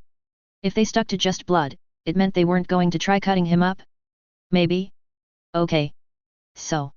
A few drops of blood, then. Okay, that's perfect. Now then, what if we take some more samples? No. What about some skin? Dead skin. And so it continued. He wasn't inclined to do this again. A student doctor, the doctor's apprentice, had been the one to draw blood. 10-6 times he had tried. Leaving the left arm a purple/black mess of bleeding. The nurse had done it in one shot. Amateurs. Was this what he could expect in the future? All for some blood which would be useful for some experiments or something. What if he gave them his pee? Served them right. All of which boiled down to Huu being, some kind of space alien magnet, and they wanted bits of him to test those effects. In fact, the doctors were planning on shooting the first vial of blood through hyperspace via jump ship. Then poke and see if there were any hyperspace gribblies that came to swim in his. That sounds really fucking creepy, actually. That wasn't to say Voidy was creepy. Voidy the space squid, the doctor had reacted violently at the name, was rather playful. Darting in and out of his flesh. He didn't feel any squeamishness about it. Fuck. Did that mean he had been mind-controlled like those ants with the fungus? Just, moving on through life, trying to find the tallest grass he could, so he could then explode in a puff of squid spores? There was no hint of disgust, which for a man who was terrified of insects and fish and squid and anything alive told you just how unusual this situation was. But, like with anything else, Huu was very logical. He ignored the problem and hoped it went away. Like Fred the cockroach, which had hung on his wall, staring him in the eyes with its soulless gaze for 3 days before leaving. Huu was hoping that whatever came next was going to be, wait a moment. Hyperspace to real space. System? You're a hyperspace creature, aren't you? ++ system has no comment. ++. Fucking knew it. 020 glorious victory, for Iris. Iris Steiner was more than a little irritated. Not so much at her potential husband, more at his situation. The doctors couldn't be silenced if they wanted to. All over the inner sphere, knowledge that there were indeed creatures in hyperspace, that the whispers some claimed to be present, were, in fact, real.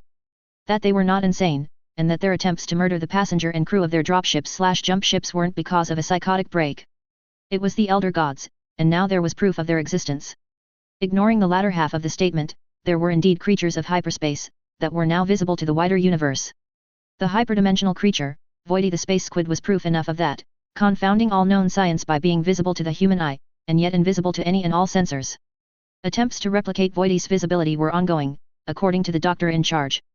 Attempts at taking photographs of it had worked, direct light application in other words was possible, yet trying to get an X-ray of the creature had shown nothing. Which made no sense. X-rays were just further along on the electromagnetic spectrum. In any case, the creature and the odd properties it had demonstrated had been linked rather quickly to the phenomenon colloquially called phantom mech.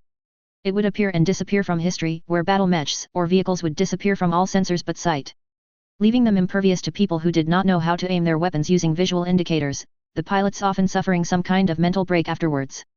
Strangely, it only became a recognized phenomenon with the advent of the neurohelmet, as if the merging of man, machine, and fusion engine resulted in the phenomena. The fact that the fusion engines interacted with hyperspace in some form supported this particular argument, and Iris felt it had the greatest merit.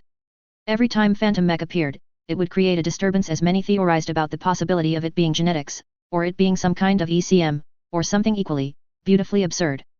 Yet, it would not appear with any consistency between generations before inevitably disappearing, only to show up elsewhere in the inner sphere.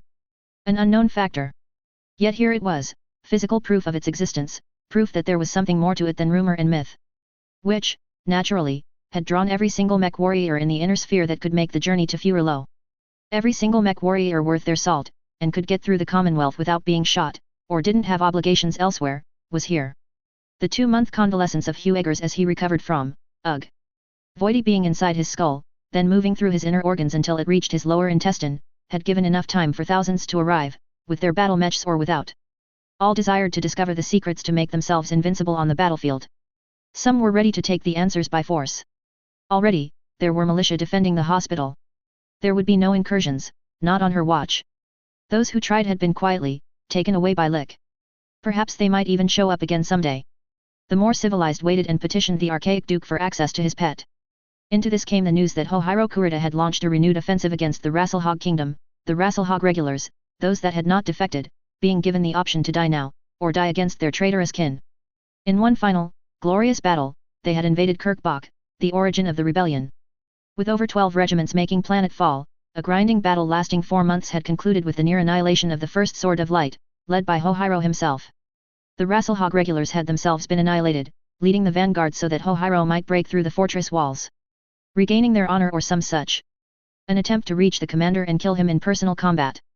It did not happen, his force grinding themselves into non-existence after breaking through 6 fortress hex walls. Sheer productivity had created the defenses that killed him. The face of war had changed when militia had destroyed mech battalions on their own. It had changed again when fortresses manned by militia had ground down elite mech regiments until they fled. Casualties had been high, but the world had not fallen, its people safe. Especially important with the dearth of battle mechs to support them, most still in the hands of the Combine. Well, most, before Hohiro's attempt to regain his honor, that is. The other, supporting regiments retreated in good order. The defensive might of the fortress hexes did not lend itself well to offensive actions after all. Takashi Kurita, still young, a battalion commander, had taken his father's place as coordinator, against much objection from other branches of the Kuritan line. Great instability was predicted. The success of that had seen yet more interest in Huu Eggers. His creation of Eggers Media was followed by a legion of fans rushing down to see their spiritual leader. Finally, the fact that he was a young, available bachelor had seen yet more individuals of all ages coming to Furlow. In short, it was a madhouse, and Iris Steiner was irritated beyond words. As heir to the Duchy of Furlow, she was responsible for welcoming all of these individuals, and it was, she was not having a good time, to put it mildly. The ins and out of protocol had been hammered into her as a child, and she was managing. What she was not managing was getting close to Huu Eggers to have a frank discussion about the future. Perhaps once it was over, all of this madness could at least take a break. Which was why she was here, with her family retainers forming a wall around the hospital room, so she could have a frank and honest discussion. The fact that every single eligible youth she had passed on the way here, had the same haircut? The gold diggers had inadvertently created a trend, destroying their chances of looking appealing when they looked like everyone else. Ha, idiots. Side ponytail is best.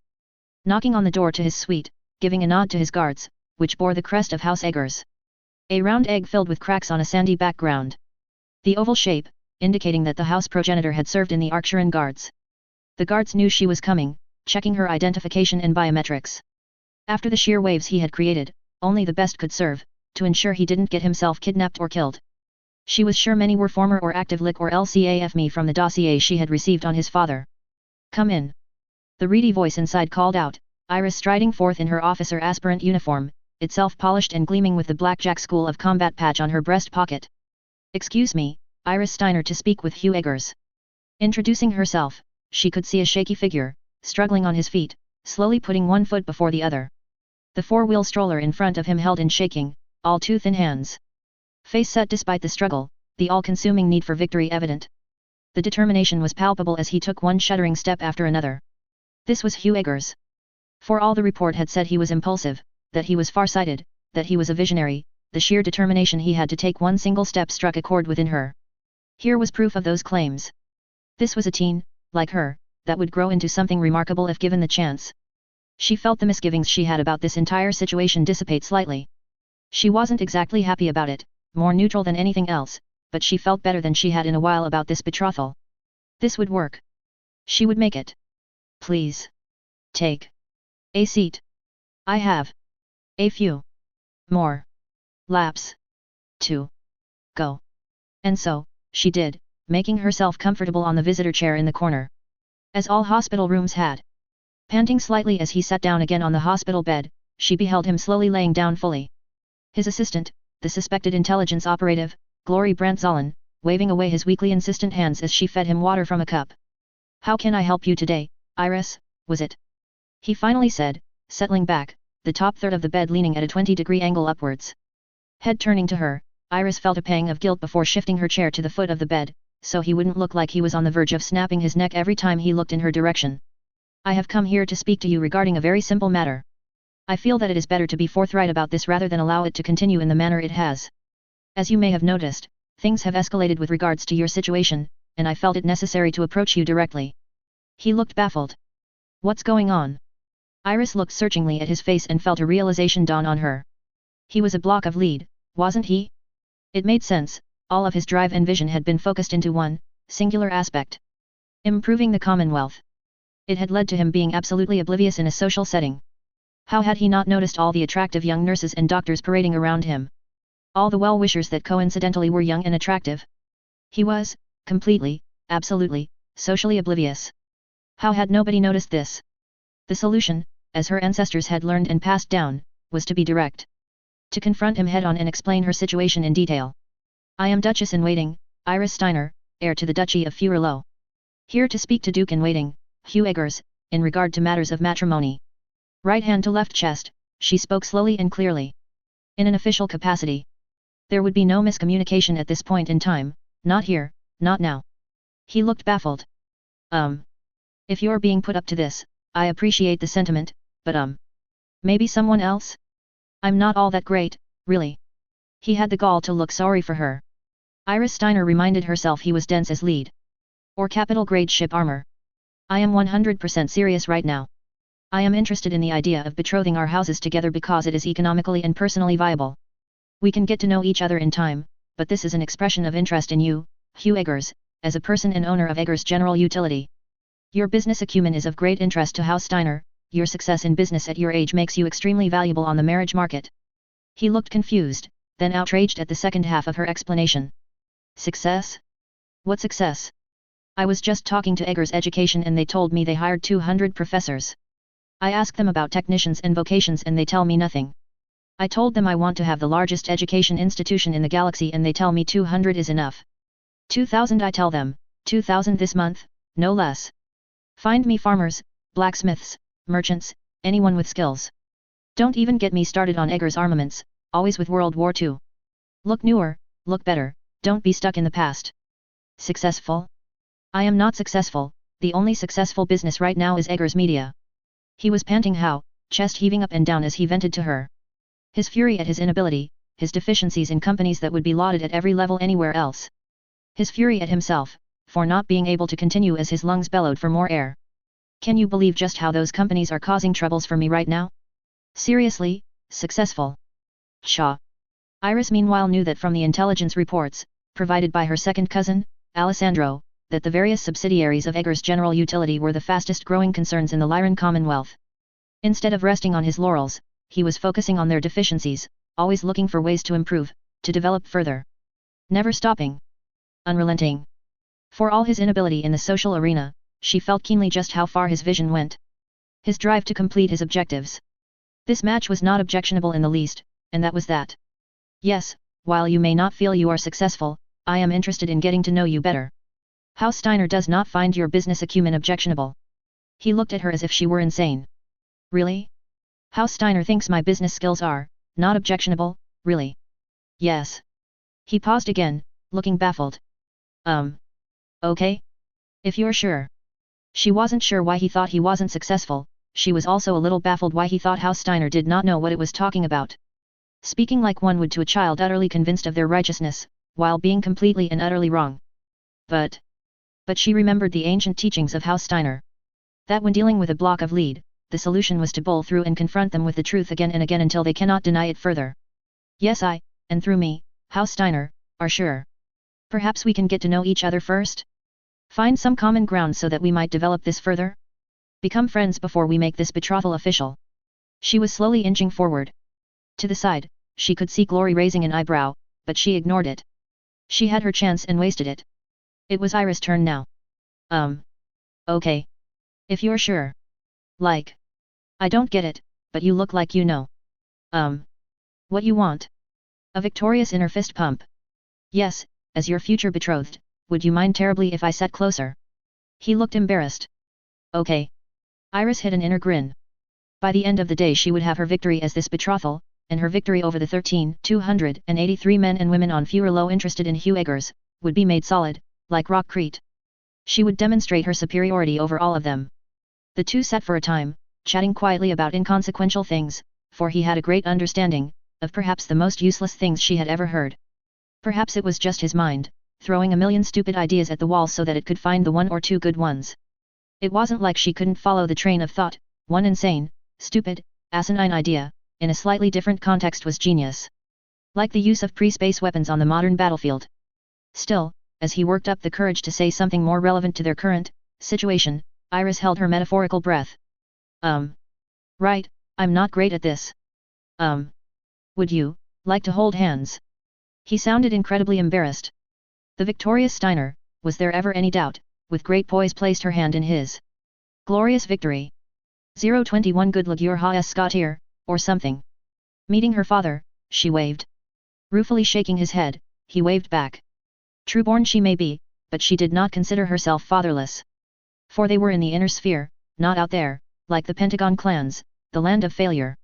Both of their industrial mechs returned to what they had been doing prior. Hands falling back down to move construction supplies about the site. Placing them back at the end of the day before moving onwards, there were matters of interest to consider, matters to address. Here on Romulus, Gulag had shifted some of her workforce, much of the others spreading out across the Lyran Commonwealth. All the better to build the construction union throughout the Lyran Commonwealth, as the fortress hexes became a common sight in number and scale. Erwin had done the same with his machinists, and she would be completely lapsing in her duties to not do the same. After the annihilation of 3 combined regiments here on Romulus, they were now building a memorial, and further defenses to prevent such an event ever succeeding in the future. Unlikely as it was with the front line pushed forward 24 light years, it was still a concern, for it was here that the domino had first fallen, where the Combine had been held down as the Commonwealth's other hand slapped them in the face. It was also here that Gulag Jonasdottir, scion of Clan Wolverine, had decided to make her future. Spread throughout the Lyran Commonwealth were those that descended from the originals. Those originals that had fled the clans. Those that had seen the betrayal of the Great Vision.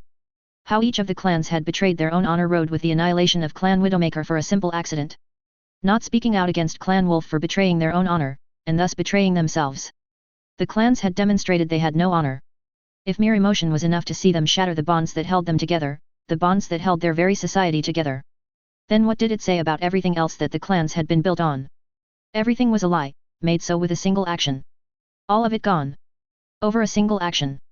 If there was something all of Clan Wolverine could agree to, it was that the clans for all their ideals were still as disgusting as the successor states which had descended into war as the SLDF had left.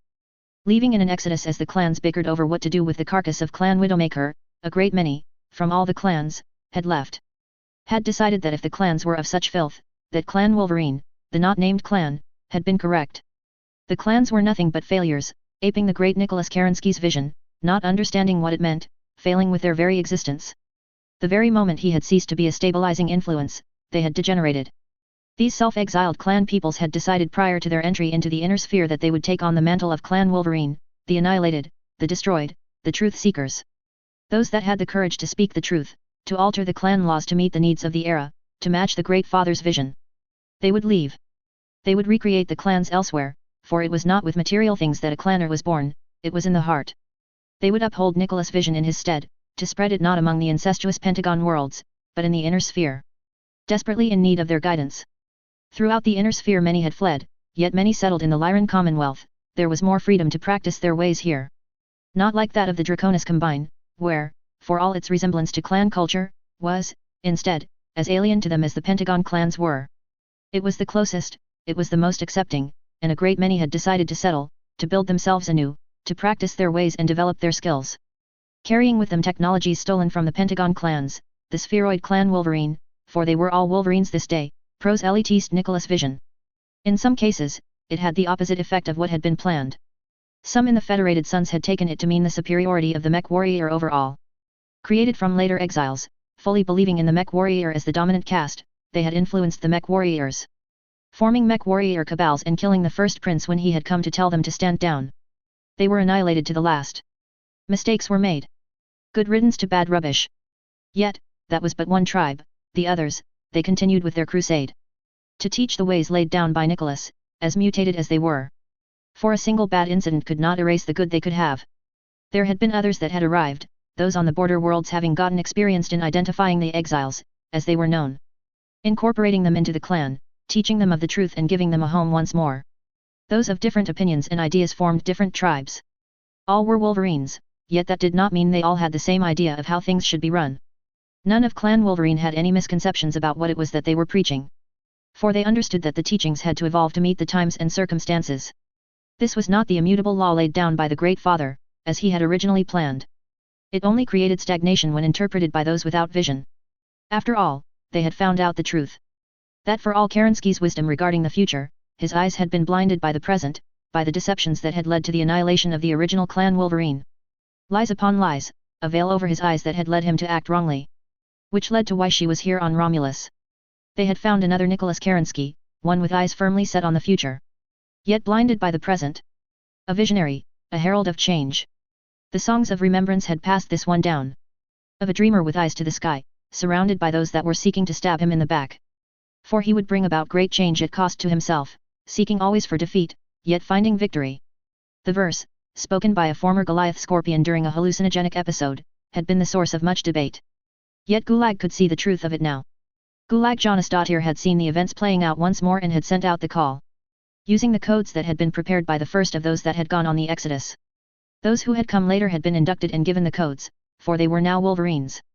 All the tribes had been invited, for this concerned all of them. Over the last 3 months, there had been many that had come to discuss the matter with her. Their tribal affiliations leading them to have wildly divergent views on the future. The dream born anew, some had thought of the matter. Someone who was trying to bring an end to the wars of annihilation, to bring about a better way of living. Others that this was the promised land. Where warriors could fight to their heart's content in true wars, battles that would be spoken of for centuries to come. Some had more definitive ideas on the subject. That with everyone living in a fortress, battles would become like that of the clans, trials held in the open to prevent excessive bloodshed. A return to the trials, and yet more honest. There were those that wondered what they were even doing here. Moving her industrial mech into the warehouse, itself home to the salvage that had been collected from the battlefield of Romulus. The portion that was allocated to the EDF had been dumped here, the other 3 LCAF regiments having left with their pieces long prior. That which was left was a mishmash of 100 different battle mechs, wrecked beyond recognition. The EDF, being made up of infantry, even if they were infantry that were now mechanizing due to availability of vehicles, had been faced with the difficulties in assembling high-tech equipment and weaponry. Such as that of battle mechs, modern AFVs, and aerospace. Very different beasts from the pre-space technology they had been trained on. Skills, that the Wolverines had retained, their secret experiences, their technical skills, passed down from parent to child. Or rather, from sensory training system to child. Out here in the inner sphere there was no distinction made between trueborn and free birth as had been explained was occurring in the Pentagon clans. Stupidity. Yet more proof that the Pentagon clans had forgotten Nicholas' vision, bound themselves in rules, had turned themselves, Desgra as the new clan inductees had introduced. The letter of the law over the spirit, weakening themselves as they did so, quibbling over language and wording. Unable to see the truth of what they were doing to themselves. Regardless of their failings, the Wolverine focused herself, there were more important matters to focus on. Introducing herself to Marzio Coxai as a mech warrior trained aspirant, someone wished to take over the role of getting the Rex up and running again. Someone who had contacts with those who knew technicians willing to assist. As a member of Eggers' General Utility, from Blackjack itself, he had been happy to give her free rein in the matter. Someone that he could trust. Freedom to act on this matter, and message dispatches, had culminated in this situation. Hundreds of individuals were here. Technicians, scientists, mech warriors, astrotechs. There were no caste distinctions here, not in the inner sphere where such concerns would mark them as divergent, subjects to be investigated. For all they retained their culture, adjustments had to be made, to ensure they did not appear as abnormal to the inner sphere. Yet, these hundreds were not even a small fraction of those that had settled the Commonwealth. Unrestricted by scarcity, children were a common sight in all Wolverine households.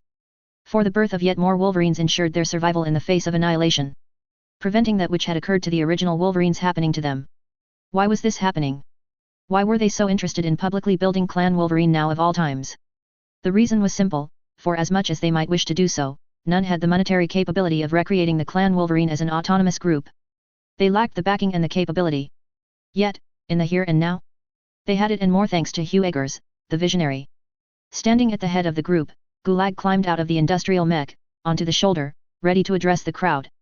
I am Gulag Jonasdottir, Wolverine. You are all Wolverines. You have been given material regarding Huu Eggers. You know now, as much as I know. You know that he is a visionary, trying to change the world, to prevent the excesses of the succession wars. You know that he is doing his very best to make this world we live in, a better place. You know that he is like the Great Father, Nicholas Kerensky. You know that his eyes do not watch his back, do not watch those around him. You know that he is vulnerable, of being misled as the Great Father was. You know he needs defenders, eyes, ears, those loyal not just to him, but to his vision. You know that this is necessary to prevent the Pentagon clans repeating themselves here, now. You know they will return, and we will be ready for them. The assembled personages of Clan Wolverine did not say anything. Gulag was not worried. Like all Wolverines, they did not bark, they did not bray. For when they were serious, intent, that was when they were focused, when they went in for the kill. She had their attention and she had their focus, for they agreed with her. Those that did not would have already issued a challenge. A trial against her words. I have been given leave by Duchess Eggers, the LCAF and Eggers Defense to form a bodyguard unit to ensure that Huu Eggers, the great visionary of this age, is protected from harm. His body is weak, yet his vision is strong. It must be protected. We will create the Wolverines, to defend him and his vision against the darkness that seeks to smother it. Again, there was no dissent. However, that is not to say all of us will be going, for we must repair these machines, must induct new trainees, to spread ourselves and assist the education and defense of the visionaries' great works. We must also repair these machines, demonstrate our capabilities, and to teach, to spread this knowledge. To spread the word of the Great Father. For change is coming, and we must be like the Wolverine. We must protect what is ours. Nods of approval. We must now settle who will be leaving to join the little boss as vanguards of the Wolverines. Those that will make their way to Eggers' education to spread knowledge, and those that will remain here, repairing these war machines and establishing the Wolverines. As she set aside areas to stand for each mission, the Wolverines who were even slightly interested moved across. Separating themselves out, ready to trial for the finite numbers on most of the postings. Finding space, sizing up the others. Those interested in the education sector would solve their matters different from force of arms. Force of mind may be an accurate summation of their desires. In the manner of the clans, they would trial this, a battle for supremacy, to demonstrate their strength over all. There would be no fatalities, for they were not like the Pentagon clans, wasteful, stupid. But, well, there would be injuries. A costly victory would put them out of the running as much as a defeat.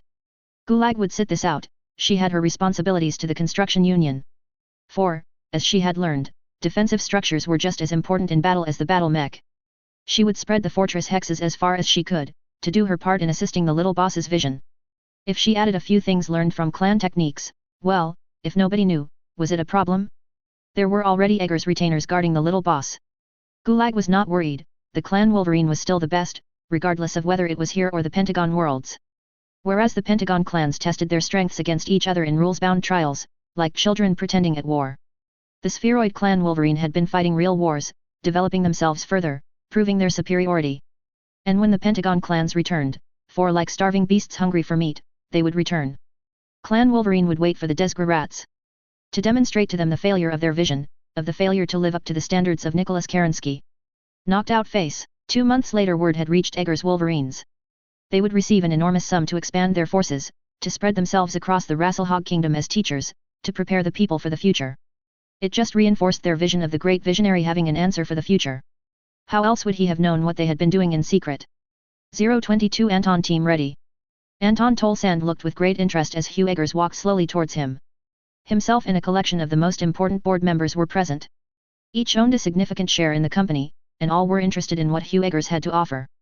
Anything to get them out of this rut that they were experiencing, constantly feeling as if tomorrow they would lose everything.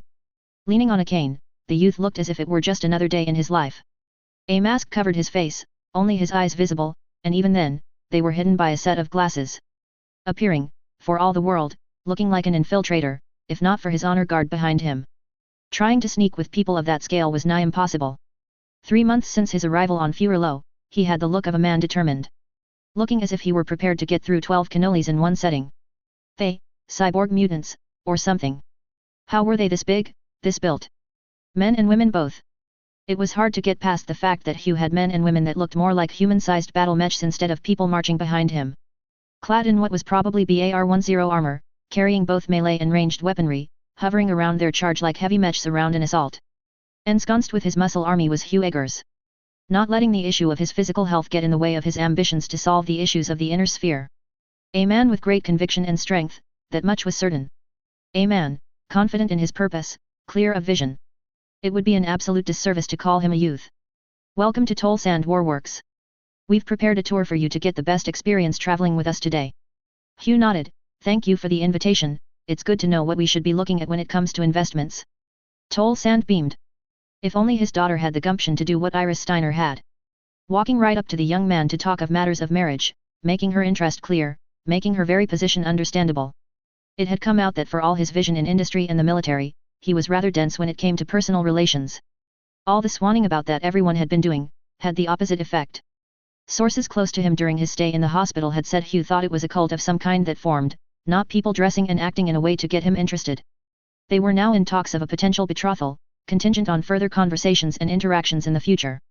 The photograph of the two hold hands, one injured and in bed, the other concerned, sitting by his side. Perfectly stage managed, warding away all that might be interested in the young man. For one with such strong moral convictions that he refused to add more than a 10% markup to any of his products for sale. It was clear that he would not betray the Steiner. Traveling off-world for her training, she had secured her objectives and left victorious. The kind of expression one would have of eating a steak with mushrooms on her face. He found it hard to feel irritated over just how perfectly the Steiner heir for Furilo had played the situation. In any case, Anton led Huu through the facility on the interior rail cart. Managing the small details was how one guaranteed future investment after all, forcing him to walk would leave an extremely bad impression of the company as a whole. The entire time, the bodyguards jogged alongside the rail. Looking for all the world as if they were not wearing armor, as if this was a light walk after a meal. Huu looked particularly interested in the Locust 1VP and Wasp 1AP models. The fittings looked incredibly crude at the moment, but Anton knew that he understood the underlying reality. That this was a means of improving the designs, for all that it looked aesthetically unappealing. That they were desperate for weapons. Giving them an edge in the market, to make them appealing to the Lyran sensibilities demanding heavy and assault mechs overall. Trying to make them as Lyran as sauerkraut. The production floor was no doubt disappointing, the unfortunate reality being that it was difficult to find those skilled and capable when it came to battle mech manufacturing, it being rather anemic in the face of what the era of the Star League had produced, and in great numbers. He was producing 20 light mechs a year at this point, the investment not being present for him to try expanding this number further, either in machines or personnel. No doubt the contrast between the primitive pre-space weapons and that of battle mechs had Huu disappointed in the sheer scale involved. When you could churn out 2,000 guns a month from a single factory, 1 to 2 mechs a month must seem anemic in comparison. Toll Sand wasn't going to hide anything, of course. It would be horrifically illegal if he did. If he was taken to court over it, there would be none that side with him. Like finding raisins instead of chocolate in your cookies. The tour continued and Huu seemed to be more and more interested, despite the poor state of the environment surrounding him. Knocked out face, the tour was over, he had sat down with Huu Eggers and the two of them were ready to talk about investment, to talk about what it was that Toll Sand wanted, expansion, and what Huu wanted. Half the bodyguards stayed outside, yet with just 3 of them, the enormous conference room seemed small. Their presence reminding him of the close protection details that any flag officer would have walking in a Drac city. Killers to a man, and to a woman. Huu looked a touch anxious before his expression was covered up, and he returned to his default expression. Made all the easier by the mask he was wearing, the only sound, its hiss as air moved through the filters, the only sound in the room. The only way to gauge his feelings being his eyes and body posture. Duke Toll Sand. I have been watching television while I was incapacitated in the hospital. Specifically, the Solaris games. Did you know that there are exoskeleton fights? Class 0 they're called, finding recordings of it was nearly impossible. Or the Class 1 fights with light mechs. They're incredibly unpopular. Tolsan tensed slightly. Was this an attempt to lower the investment? To cut off the investment altogether? He wasn't sure how exoskeletons were relevant to the topic at hand, but Huu was not some fresh child. Like the main after the entree, there was a plan in motion here. I find that disappointing. Incredibly disappointing. It is as if no one respects the elegance of a light fight. The spirit, the quick thinking, the mental agility. It is as if there is none that can appreciate these things in the Commonwealth, and I am disappointed. So much so, I want things to change. Tolsan felt disappointed as well, his emotions following the other man's words, carried along unwittingly by his desires. The emphasis he put on certain words had everyone in the room dragged along at his pace. Which is why I am here now. I have 60 billion kroner in my account, that I am willing to invest in Tolsand Warworks, to develop exoskeletons, that can draw more attention, more interest. To develop your light mech production line, even further. To expand your reach in the primitive market further. I have ideas, Duke Tolsand, if you are willing to hear them. Anton had felt his mind freezing when Huu had mentioned that there was 60 billion kroner ready for investment. That was enough to purchase his production line several times over. In fact, it was enough to purchase this planet several times over. Much more than that which had been offered by Defiance. Yes, I am interested. What are your terms? While he wanted to jump on the table and say yes, he had to pause, to get the best deal possible for his corporation. Huu leaned forward on the table. I am interested in purchasing Tolsand Warworks, but keeping everything as it is here on Furilo. Everything stays the same, including the name. All that is different, is that I want to direct money to you for R&D. To work ideas that are unfeasible elsewhere. Huu looked like he was pained. Tolsand for his part looked poleaxed. And then concerned. If Huu keeled over now, then there would be hell to pay. I have a contract, here. Please, have a look. And with that, he leaned backwards, focused on breathing as his bodyguards stepped closer. The assistant moving over to hand a contract, on flimsy paper? For anyone else, he would have laughed at how archaic it was. Yet here, it brought a sense of extreme gravitas to the meeting. Here was the main. A solid, concrete, real example of what was being offered. Please call the board members to discuss the contract. The little boss was adamant that we come to a conclusion today. The assistant, who his contacts had told him was likely military intelligence, spoke with surprising firmness.